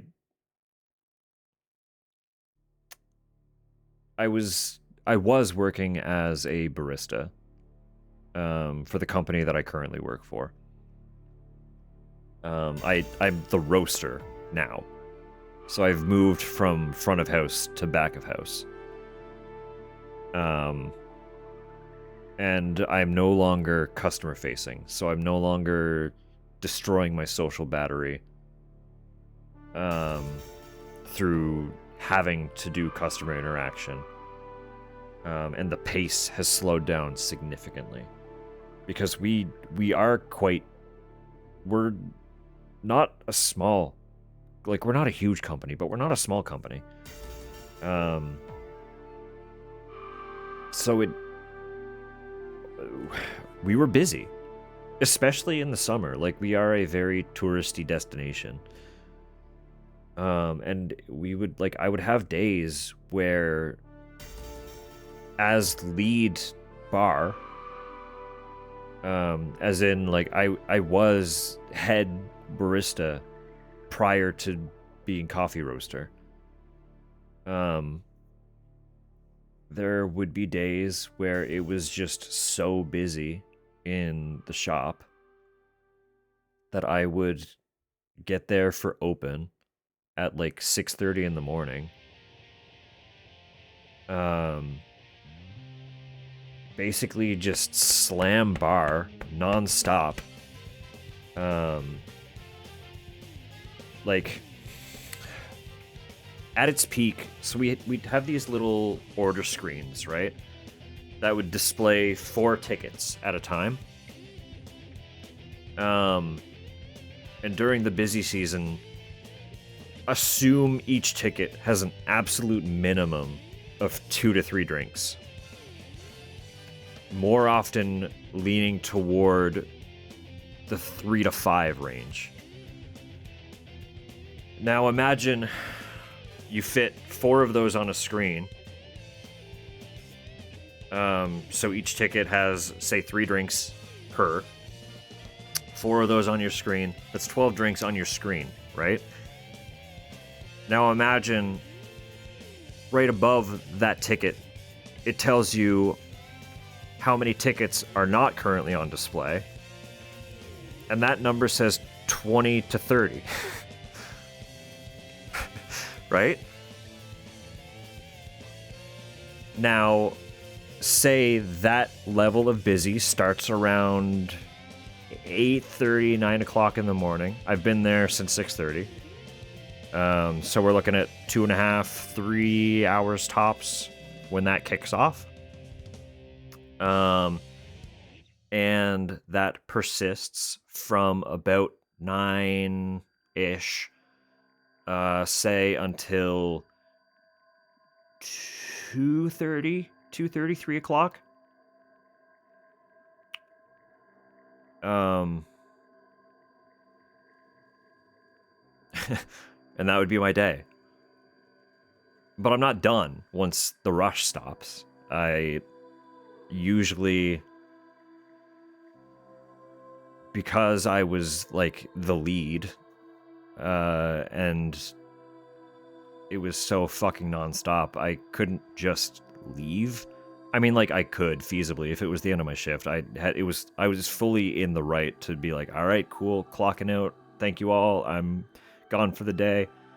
But that also wasn't in my nature. So I would often be there, like, helping reconstruct the cafe after such a day.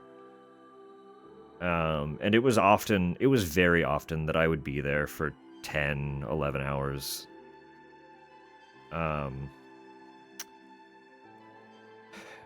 And because it was that busy, usually, like, I've never had an appetite in the morning. So I would get to work, dial in the coffee, which usually means I'm like sampling a shot or two. I got very good at dialing in, so it usually only took a shot or two. I I would sample those. Then I would pull, like, my shot, my morning coffee. I would enjoy that if I had the time before the doors opened for customers.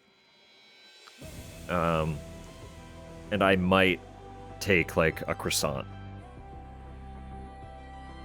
So I would have an espresso and a half, roughly, and a croissant around 6:45. And that would sustain me until 5 o'clock in the afternoon.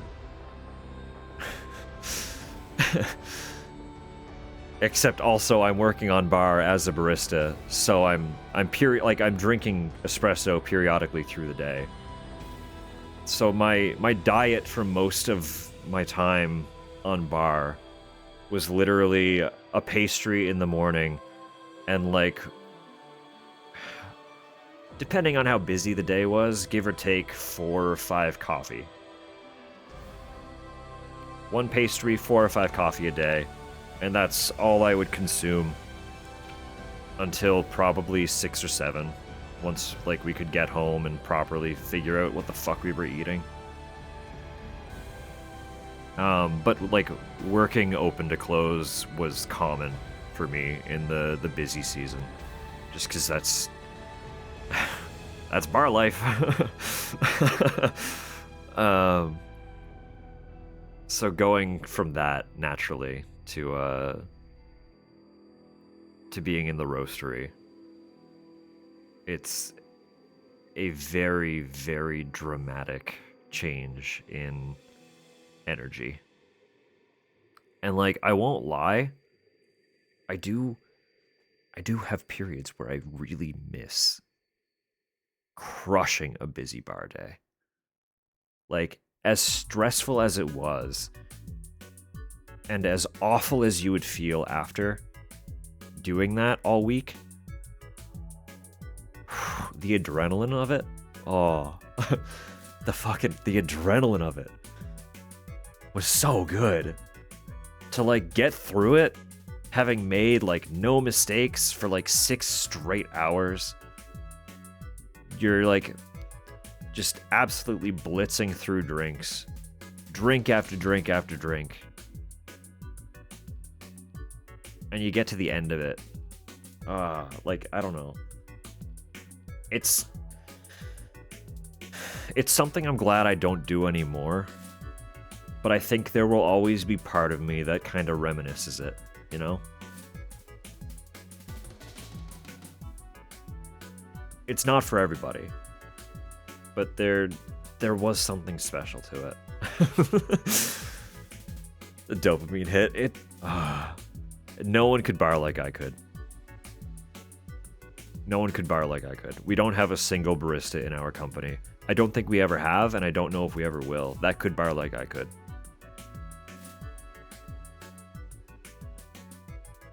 I'm not a braggy person. I want to preface that. I'm not someone who likes to gloat. I struggle often with imposter syndrome.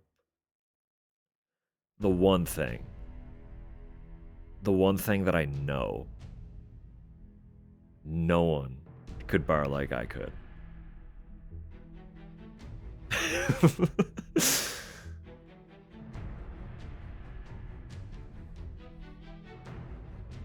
Oh yeah, 40 degree greenhouse for 9 hours was something.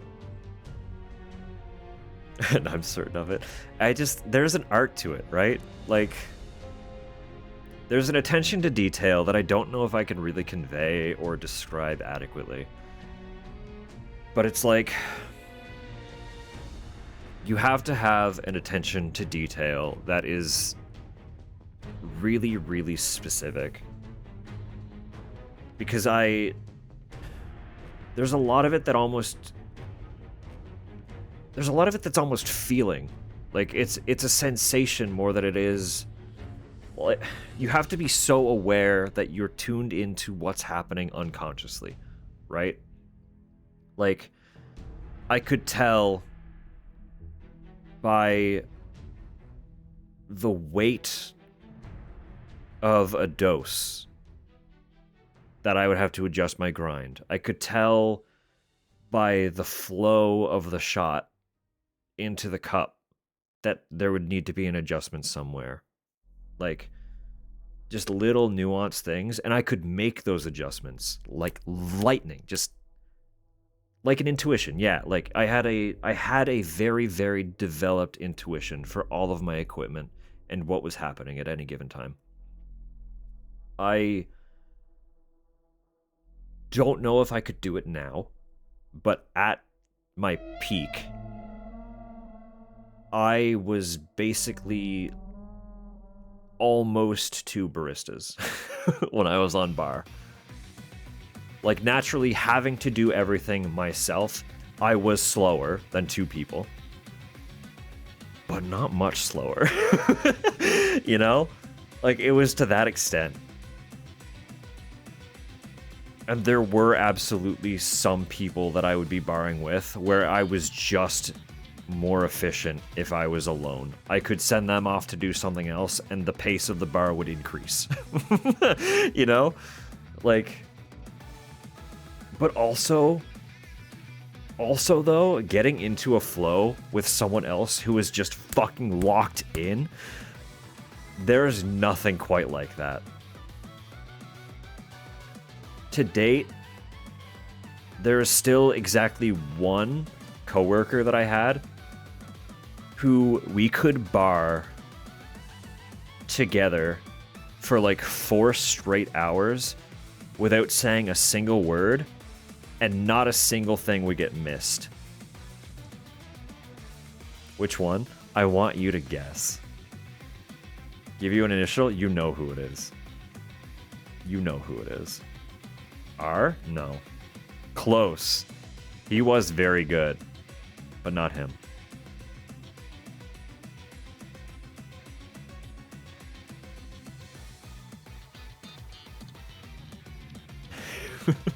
He was incredible to bar with. I did really I loved barring with him because he was also very, very good. But there was one specifically that we never got in each other's ways. We knew exactly where, if we needed to step away for something, we could seamlessly flow into that space. We would be rotating positions. No, it was not. He was also good, but he would get chatting. He was a chatty catty, and he would get distracted. Also, for context, Daddy is a running joke with one of my old managers. Right around the time that I got hired, there was an in-joke where all of the core staff at that location referred to him as Daddy. I don't fully know how it started.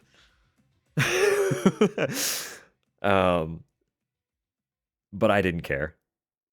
I immediately fell in and was like, nah, I'm leaning into this joke. And now just universally, he is Daddy. L? No. You're gonna be so annoyed, Tupper. You're gonna be so annoyed when you know who it is. From Death Note. Yeah, I barred with the L. Does he still work there? Absolutely not. He is correct.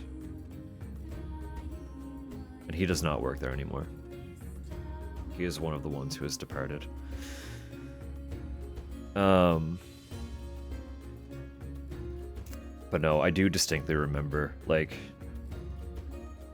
for example, like, usually when you have 2 baristas, one person is largely handling the shots. Like, they will be pulling the shots, getting that whole thing going, and the other is largely dealing with the milk, just steaming.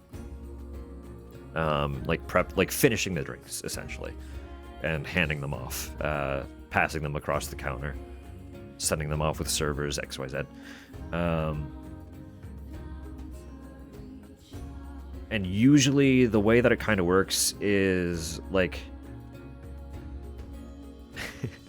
started with a B. Topper. with a B.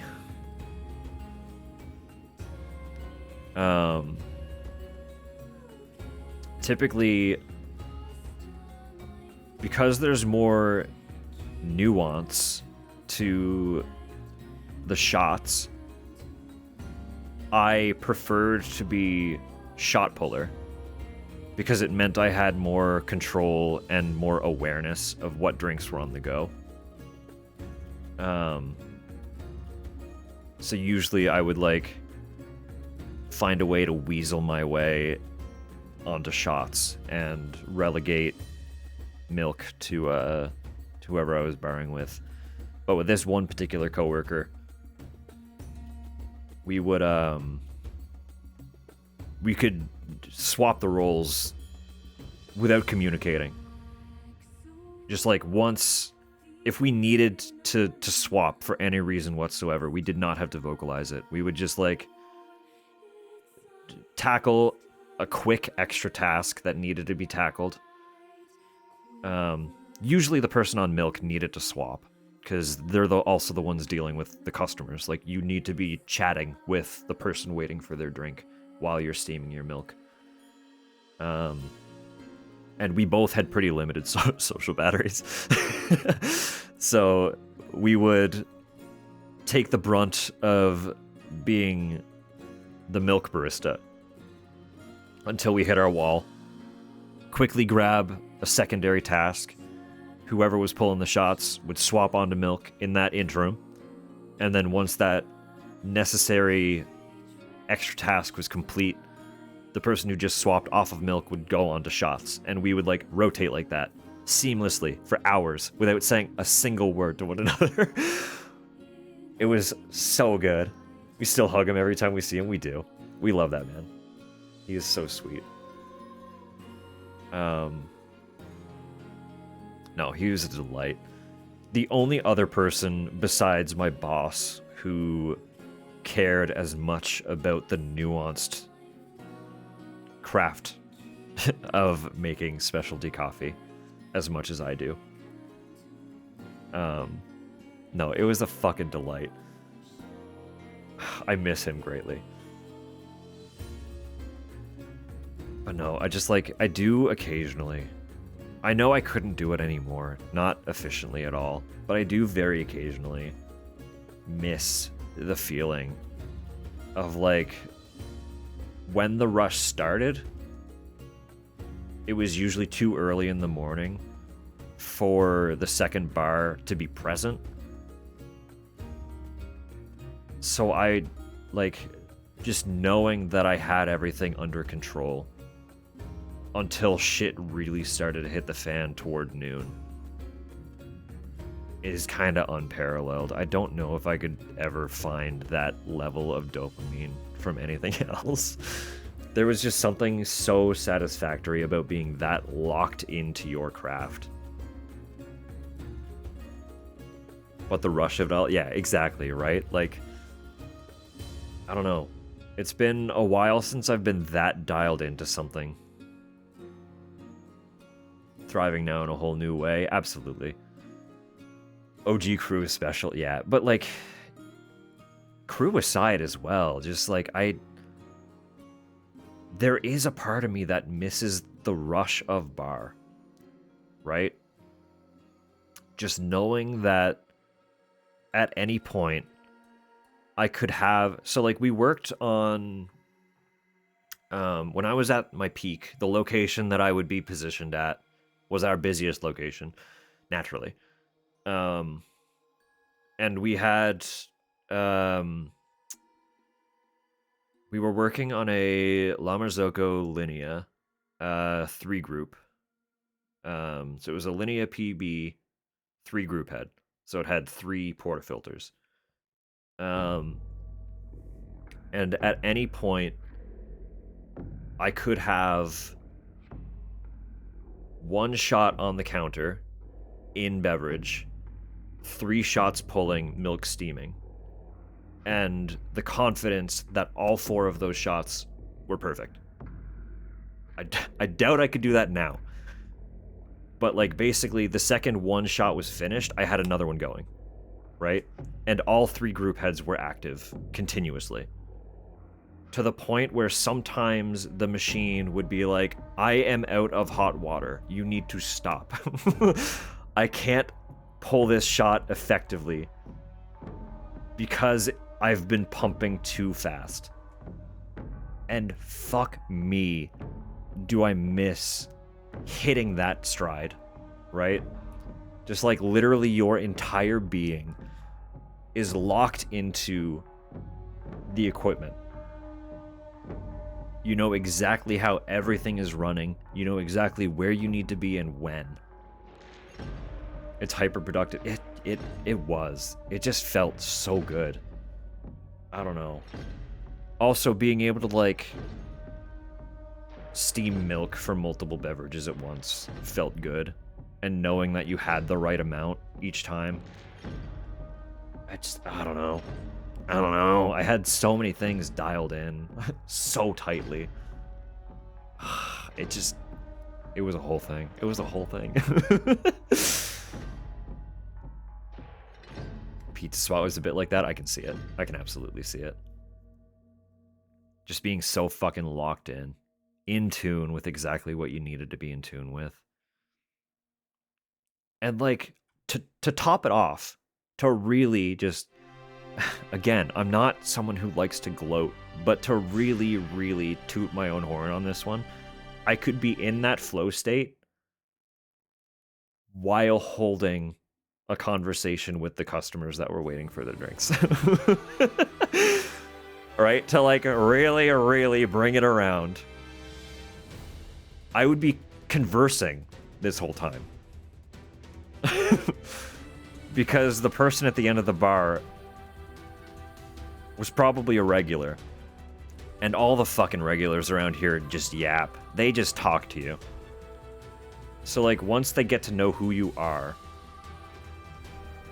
they're talking to you. And as much as I'm like avoidant to socializing on the regular, you can't avoid people getting used to your presence when you are always on bar. Right? You're the one that makes their drink 5 days a week. They're probably going to start talking to you. That's just how it is. So you learn to communicate while you're doing stuff. I got so good at multitasking while working as a barista because I had to. It was the job. And also I couldn't be the hypocrite that got pissed off at their coworkers who stopped working to talk to people, because there were some of those, right? Naturally, there's someone who, once a conversation starts, they drop what they're doing.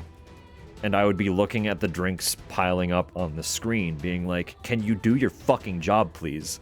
While they're sitting there talking to a customer. So I would start not so subtly steaming milk on the other side of the machine while I have the shots building up beside them.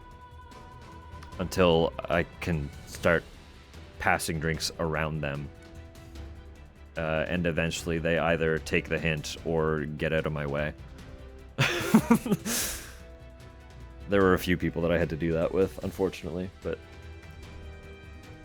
you know, it is what it is. You can't love every coworker. I'm fortunate that I did like a lot of my coworkers. And everyone who's still there, they were all wonderful. They were all wonderful people when I worked with them. And I'm glad that they're still around, because they were good at what they do. But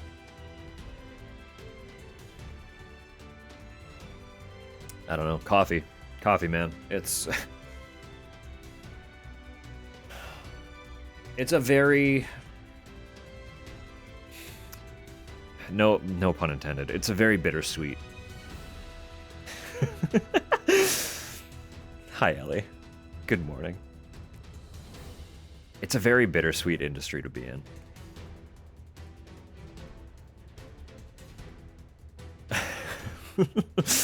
Enamored by your passion. Also, feel like you need to cry in a corner. That has happened. I wasn't much of a crier at that point in time. I feel like now I feel things a little more deeply and would probably be more prone to crying during some of those rushes. But I have absolutely, like, there have been days where I've made eye contact with my servers. Like, I've made eye contact with a server and been like, I've got your tables for the next 5 minutes. Go into the kitchen. Or go to the bathroom if you're more comfortable there. But usually they'd be fine to cry in the kitchen. The kitchen staff knew. But, like, just sometimes you would make eye contact and just know. You're like, you break. Break right now. You are not talking to another person until you have a 5-minute break. Get the fuck out of here. Would try my first coffee. It would be my pleasure to make anybody's first coffee. I would absolutely do that for you if the time ever came. Scream freezer. The funny thing about the walk-ins is they're not soundproof.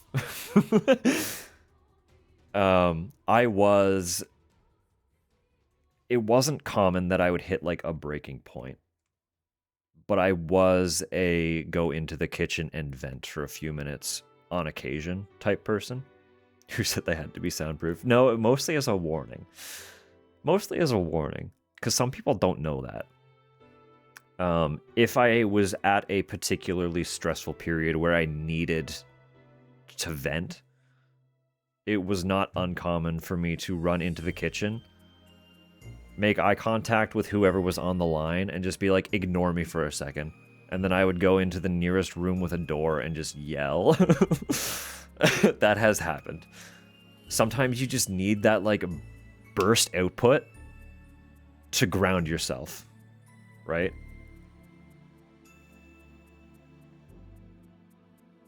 Customers who hear the crying of the sealed freezer. Fortunately, they do not have access to any of the freezers. They are much too far away.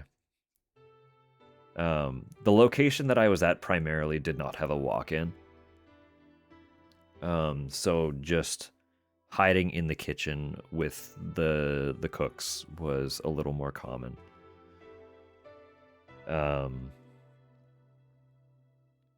But there was the other location that I was at less frequently. It did have a walk-in. It had 2 walk-ins. It had a walk-in fridge and freezer. So you could just kind of pick your poison. But the walk-in was, honestly, it was more incredible for the summer. Just because it was so hot in that location. Like, if it was 30 degrees outside, it was 45 degrees in that building. So you would just, like, you would need to hide in the freezer sometimes, literally just to cool down. Chance of flurries tomorrow? Ugh. No thank you. No thank you. Really? It's...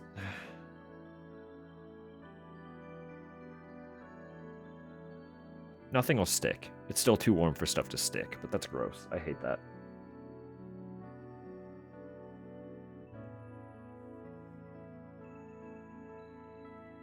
Drive me if I want. Well, is it supposed to start that early? Oh yeah, it's supposed to be overnight, huh? I'll assess what's happening outside when I wake up. Since you kind of wake up when I do anyway these days, I will we will gauge it based on what it sounds like out the window. How does that sound?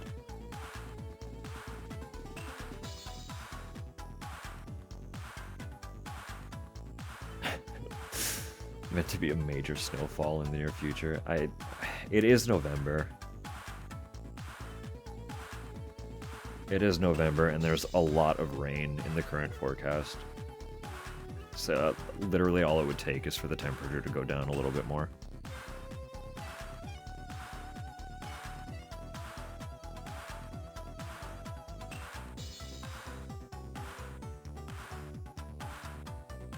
Oh, I forgot to mention, I finally got the captions fixed.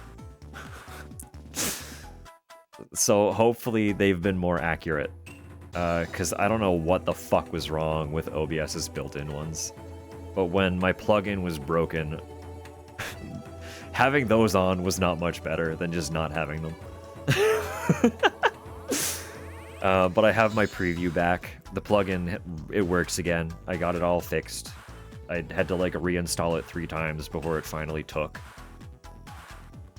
But I have my little preview. And anytime I've been able to look at them, they appear accurate. Or at least significantly more accurate than they were. So, as funny as it was to screen grab the broken fuck-ass captions, they should be much better now.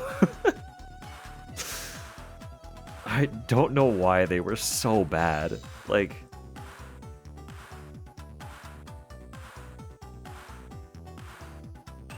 notice the captions showing when muted for you. Okay, I want to test. I'm gonna mute for a second.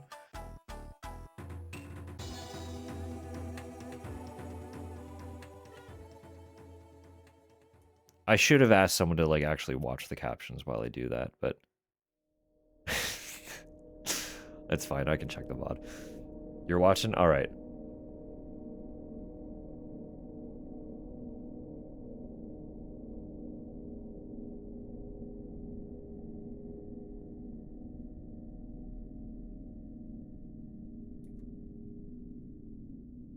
Nothing? Perfect. Excellent.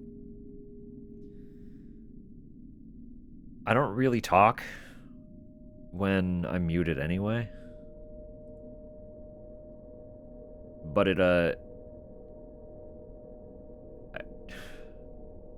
like, we don't talk about anything incriminating. So, like, I don't know why it was stressful, but it was a little bit stressful that one time. That singular time. Where I had Zach present, so we were talking when I was muted. And just knowing that, uh-oh, the captions are listening. I don't know, it's a little stressful. But it's fine. I don't care. Again, literally most of what we were yapping about before I unmuted that stream was, we were shitting on Xbox, I think. Because they've been shitting the bed. So that's all we were really discussing. It's just the whoopsie situation that Xbox is in. Digging their own grave, really, but what can you do?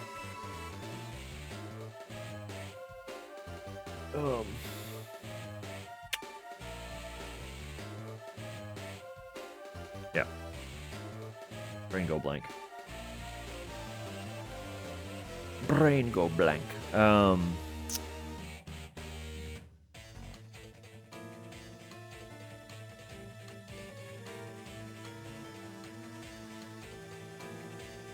Thanks for saying it works again. No problem. I had to fight with it, but it appears fine now. It's the good plugin. Which, as far as I'm aware, uses the same speech-to-text detection, but I don't know why this one works so much better than the other one did. Like, OBS's built-in one was fucked. It was so bad.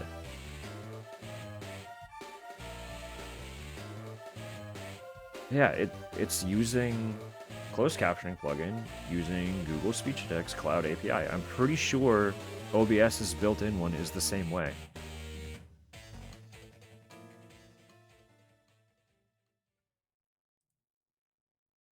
But OBS's doesn't work. I don't know. It was weird. Like,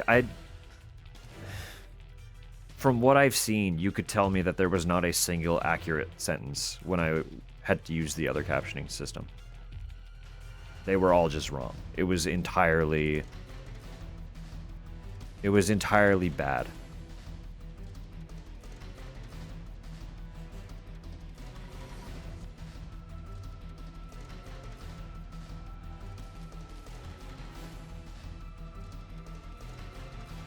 Anyway, no, I went on a big old coffee tangent, and now my brain's just kind of shutting down, so that might be my sign to start winding down for the evening. Oh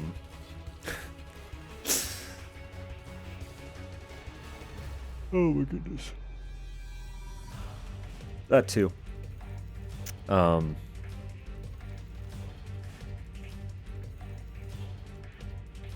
just like the big thing was, I don't know. We're talking about making coffee like a thing to discuss. Apologies. No, my brain is just roasted. Brain is roasted from the season. I will. Coffee is my career because it's a hyperfixation.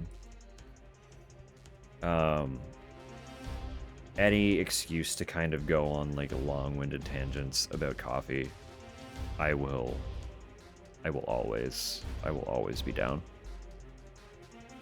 It's genuinely a delight to just spew about it to anyone who is willing to listen. So I guess that is to say, if anyone ever has coffee questions, by all means, ask away, because I will talk your ear off. But also in that vein, if you ask a coffee question and I'm yapping too much, tell me to stop. Because that might be what's necessary. So, no, just got to reminisce about bar for a little bit, which was exciting. Mostly the thing right now is like, I would love to be able to upgrade my coffee bar setup, because all I have right now at home, like I'm practiced on commercial equipment, but all I have at home to work with is it's Breville in North America. I don't know if it's exclusively North America that they're Breville. I know they're Sage in the UK. But I use their Barista Express model. Which I found for cheap, basically untouched, at our local pawn shop one year. Actually, 2019. The winter of 2019. So I had that to rely on during our COVID lockdown, which was very fortunate. I had like exactly 3 months to kind of adjust to how it worked. And then we got locked at home. And I was like, well, good thing I can still practice coffee. For the job that I may or may not have once we're allowed to leave our house. I did keep the job, by the way. But COVID is kind of how I very quickly became lead bar. Because I went back to work a couple months after the initial lockdown.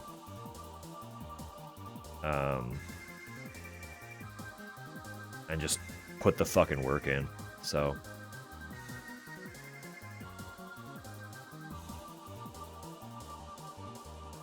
Have in the UK too? I know in some places, like I follow a coffee creator out of England specifically, and it's Sage in his area at the very least. But it is the same brand. Breville and Sage are the same brand. It's just regional names for some reason.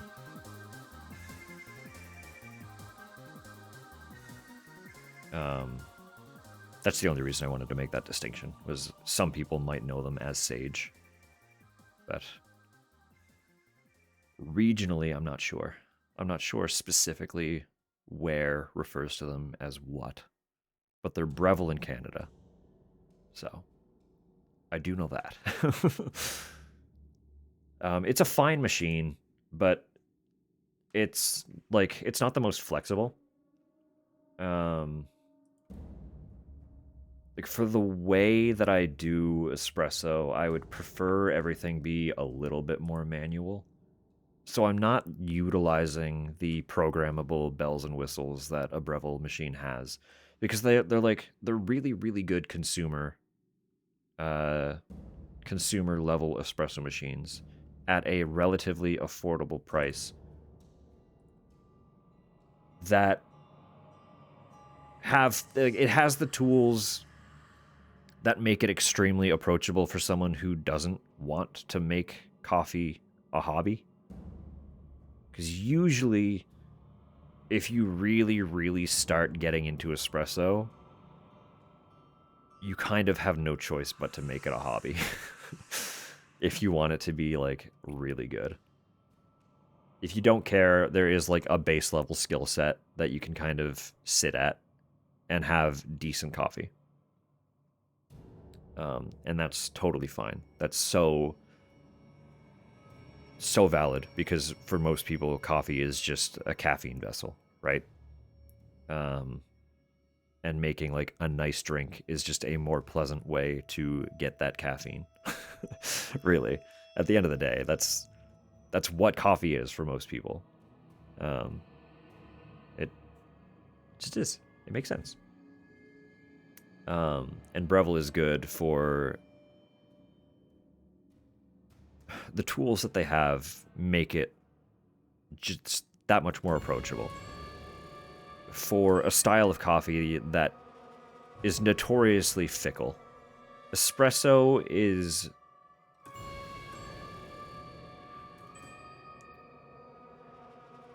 has the potential to be the most nuanced and difficult brew method. It's such a fickle little prick all the time. That if you don't want to make it a hobby, it can be intimidating.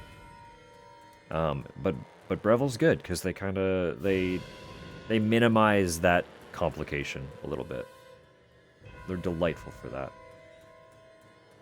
But their machines are still good enough at what they do that you don't have to sit at that baseline if you want to learn more. Like, they have that flexibility. It's nice. They're great. Know very little about coffee. Listen, there are people who consume coffee every single day of their life that know very little about coffee. There's no shame in not knowing anything about it. Most coffee drinkers, as someone who worked as a barista for a long time, I can tell you that most coffee drinkers don't know a damn thing about coffee. It's just how it is. Like, it's a rabbit hole, and if you don't care to fall down it, you're not going to learn anything about it. Why would you? You drink it, you feel the effect of the caffeine, or you don't, and then you move on with your day. Like, as a consumer, that's really all you need to give into it, right? It's a product. It's a product for consuming. No, just enough to frustrate me when it tastes like ass. If you want tips, you can ask anytime. Just tell me what you're trying to do with it, and I can help, or try to help. I'm not an expert in every brew method, but there are some, like, baseline rules that can be applied to almost every brew technique.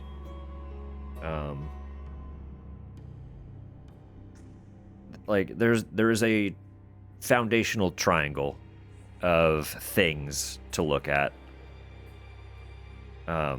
when brewing that roughly get applied to every method. But the nuance of the applications starts to peter out a little bit as you start getting more specific about what method you're using. It's like French press is going to be different from a drip brewer, which is going to be different from an AeroPress, which is different from a siphon, which is different from espresso, which is different from, like, you get the idea, right? But the fundamentals are all pretty standard. So, like, when you get really into one, you can pick up the others faster. So I can help. I can help. But my hyper focus has always been espresso. So I do admittedly have less experience with most other brew techniques. But even that's something most people probably don't realize, is that when it becomes a hobby, there are niches. There are different roads that you can go down and specializations that you can take on. That's not just, I brew coffee. People tend to gravitate toward a style, and mine was unfortunately espresso. Probably the most expensive and most fickle of all of them. Most expensive because an espresso machine is like core equipment.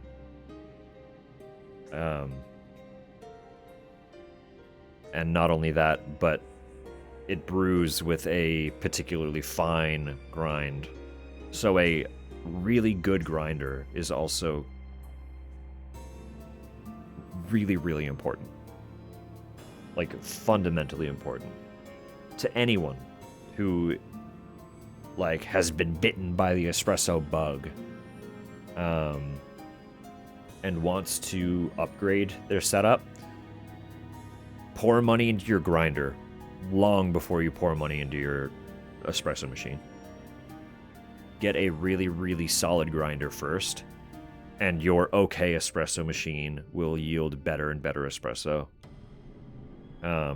If you have like a $1,500 espresso machine and like a $100 grinder, your coffee is not going to improve at all. That's just how it is. So focus on your grinder first. Your grinder is very important. It's slept on. People underappreciate the grinder. It's so good.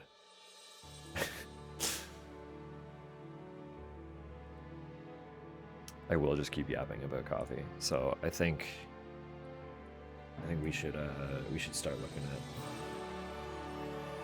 winding down for the evening.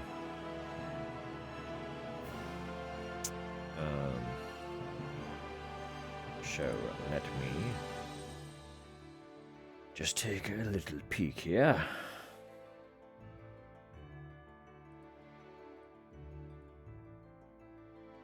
I mean, there's an obvious choice. Especially where I was pretty high anxiety today. I think an easy, obvious raid target probably makes the most sense for my mental. But yeah, we'll do that. Happily keep listening. I appreciate that. No, like, I could just keep yapping, but it'll get to a point where I'm kind of just repeating things in different formats. Because I do that too.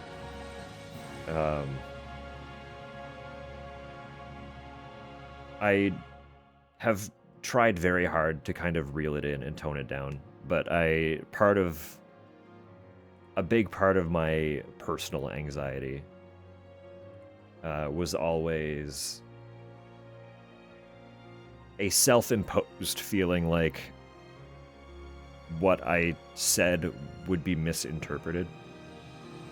And so I would reiterate the same thing in 100 different ways until I felt satisfied with it.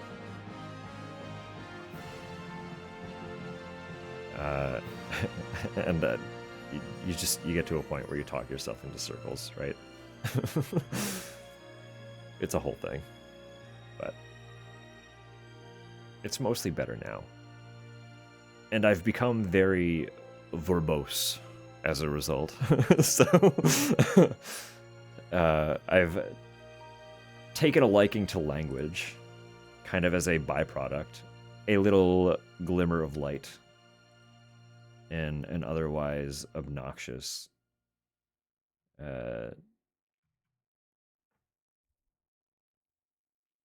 issue.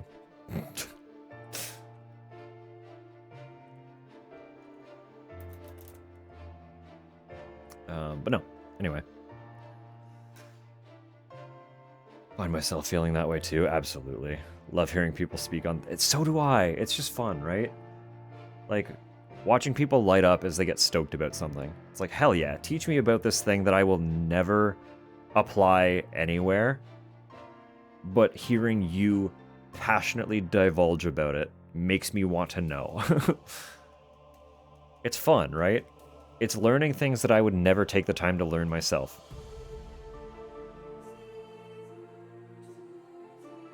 Plastic Porfio with horse facts.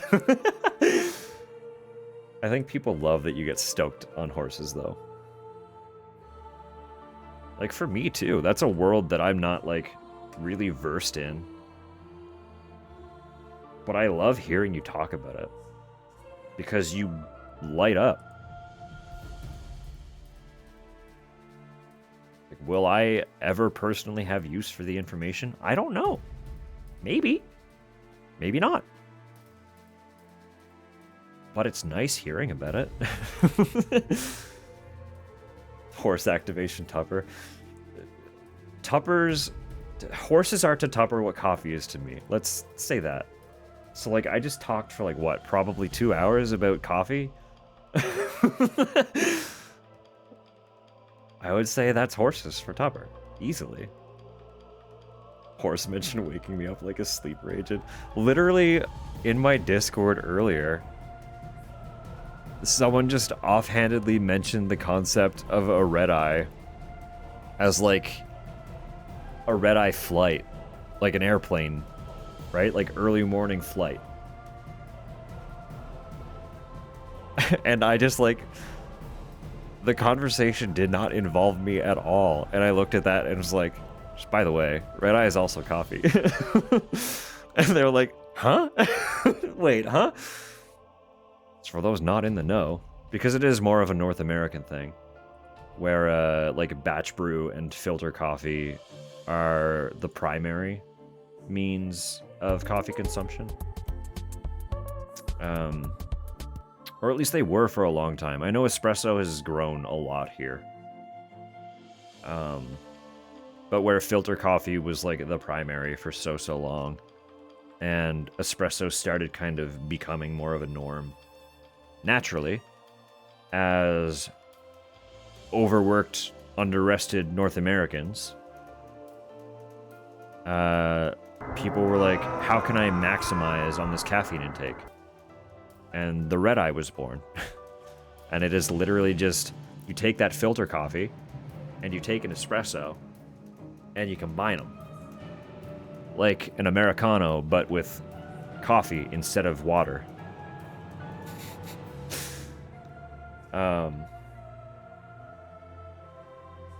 I personally don't enjoy the beverage. I said the same thing during the initial conversation, but, like, I am someone who will actively drink both. I will drink the filter coffee and the espresso. And anytime we go out for brunch at, like, a nice coffee place, I get both with my breakfast. Usually the drinks land before the food. So I will drink the espresso while waiting for the food. Food hits the table, and then I have this nice full cup of coffee with my food while I'm eating. And also, the drip coffee is significantly hotter for significantly longer than the espresso would be. So if I don't finish it while I'm eating, I have this nice, cozy, comfortable cup of coffee post-meal. It's great. It's a lovely time. I enjoy it every single time, without fail.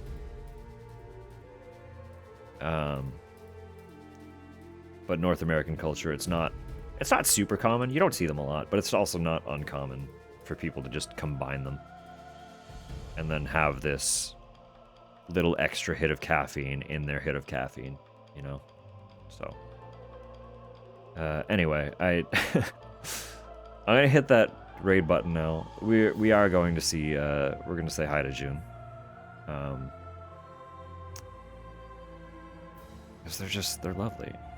They were in here earlier, chatting away. They were with us while we were yapping about the coffee, but had to start streaming. So we're just gonna shift gears and head over that way. Because that space has kind of become like a comfort space for me. Or most of the time, I consume Twitch primarily while I'm at work. So it took a lot longer for me to start finding streams that were live later in my day. Because I watched so much so early in my day. But after getting into June space, very, very quickly it became like a late evening comfort space to like kind of wind down my days in. So it's been lovely. It's been so lovely. So I'm just gonna send y'all that way. Hitting that button now. Neon, you are literally speaking exactly the same energy that I have all the time. I preface everywhere that I lurk in many, many spaces and interact in almost none of them.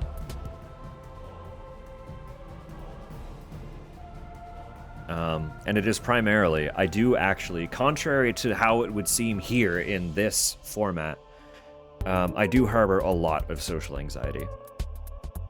And it manifests in really weird ways.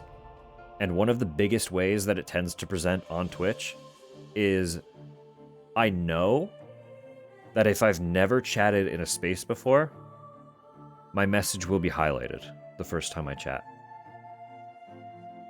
And being singled out like that floors me with anxiety. So, another thing, I will never follow a streamer while they are live. Also social anxiety. Anyway, the timer's running down, so say hi to June for me. We'll see you over there. Have a good night, y'all.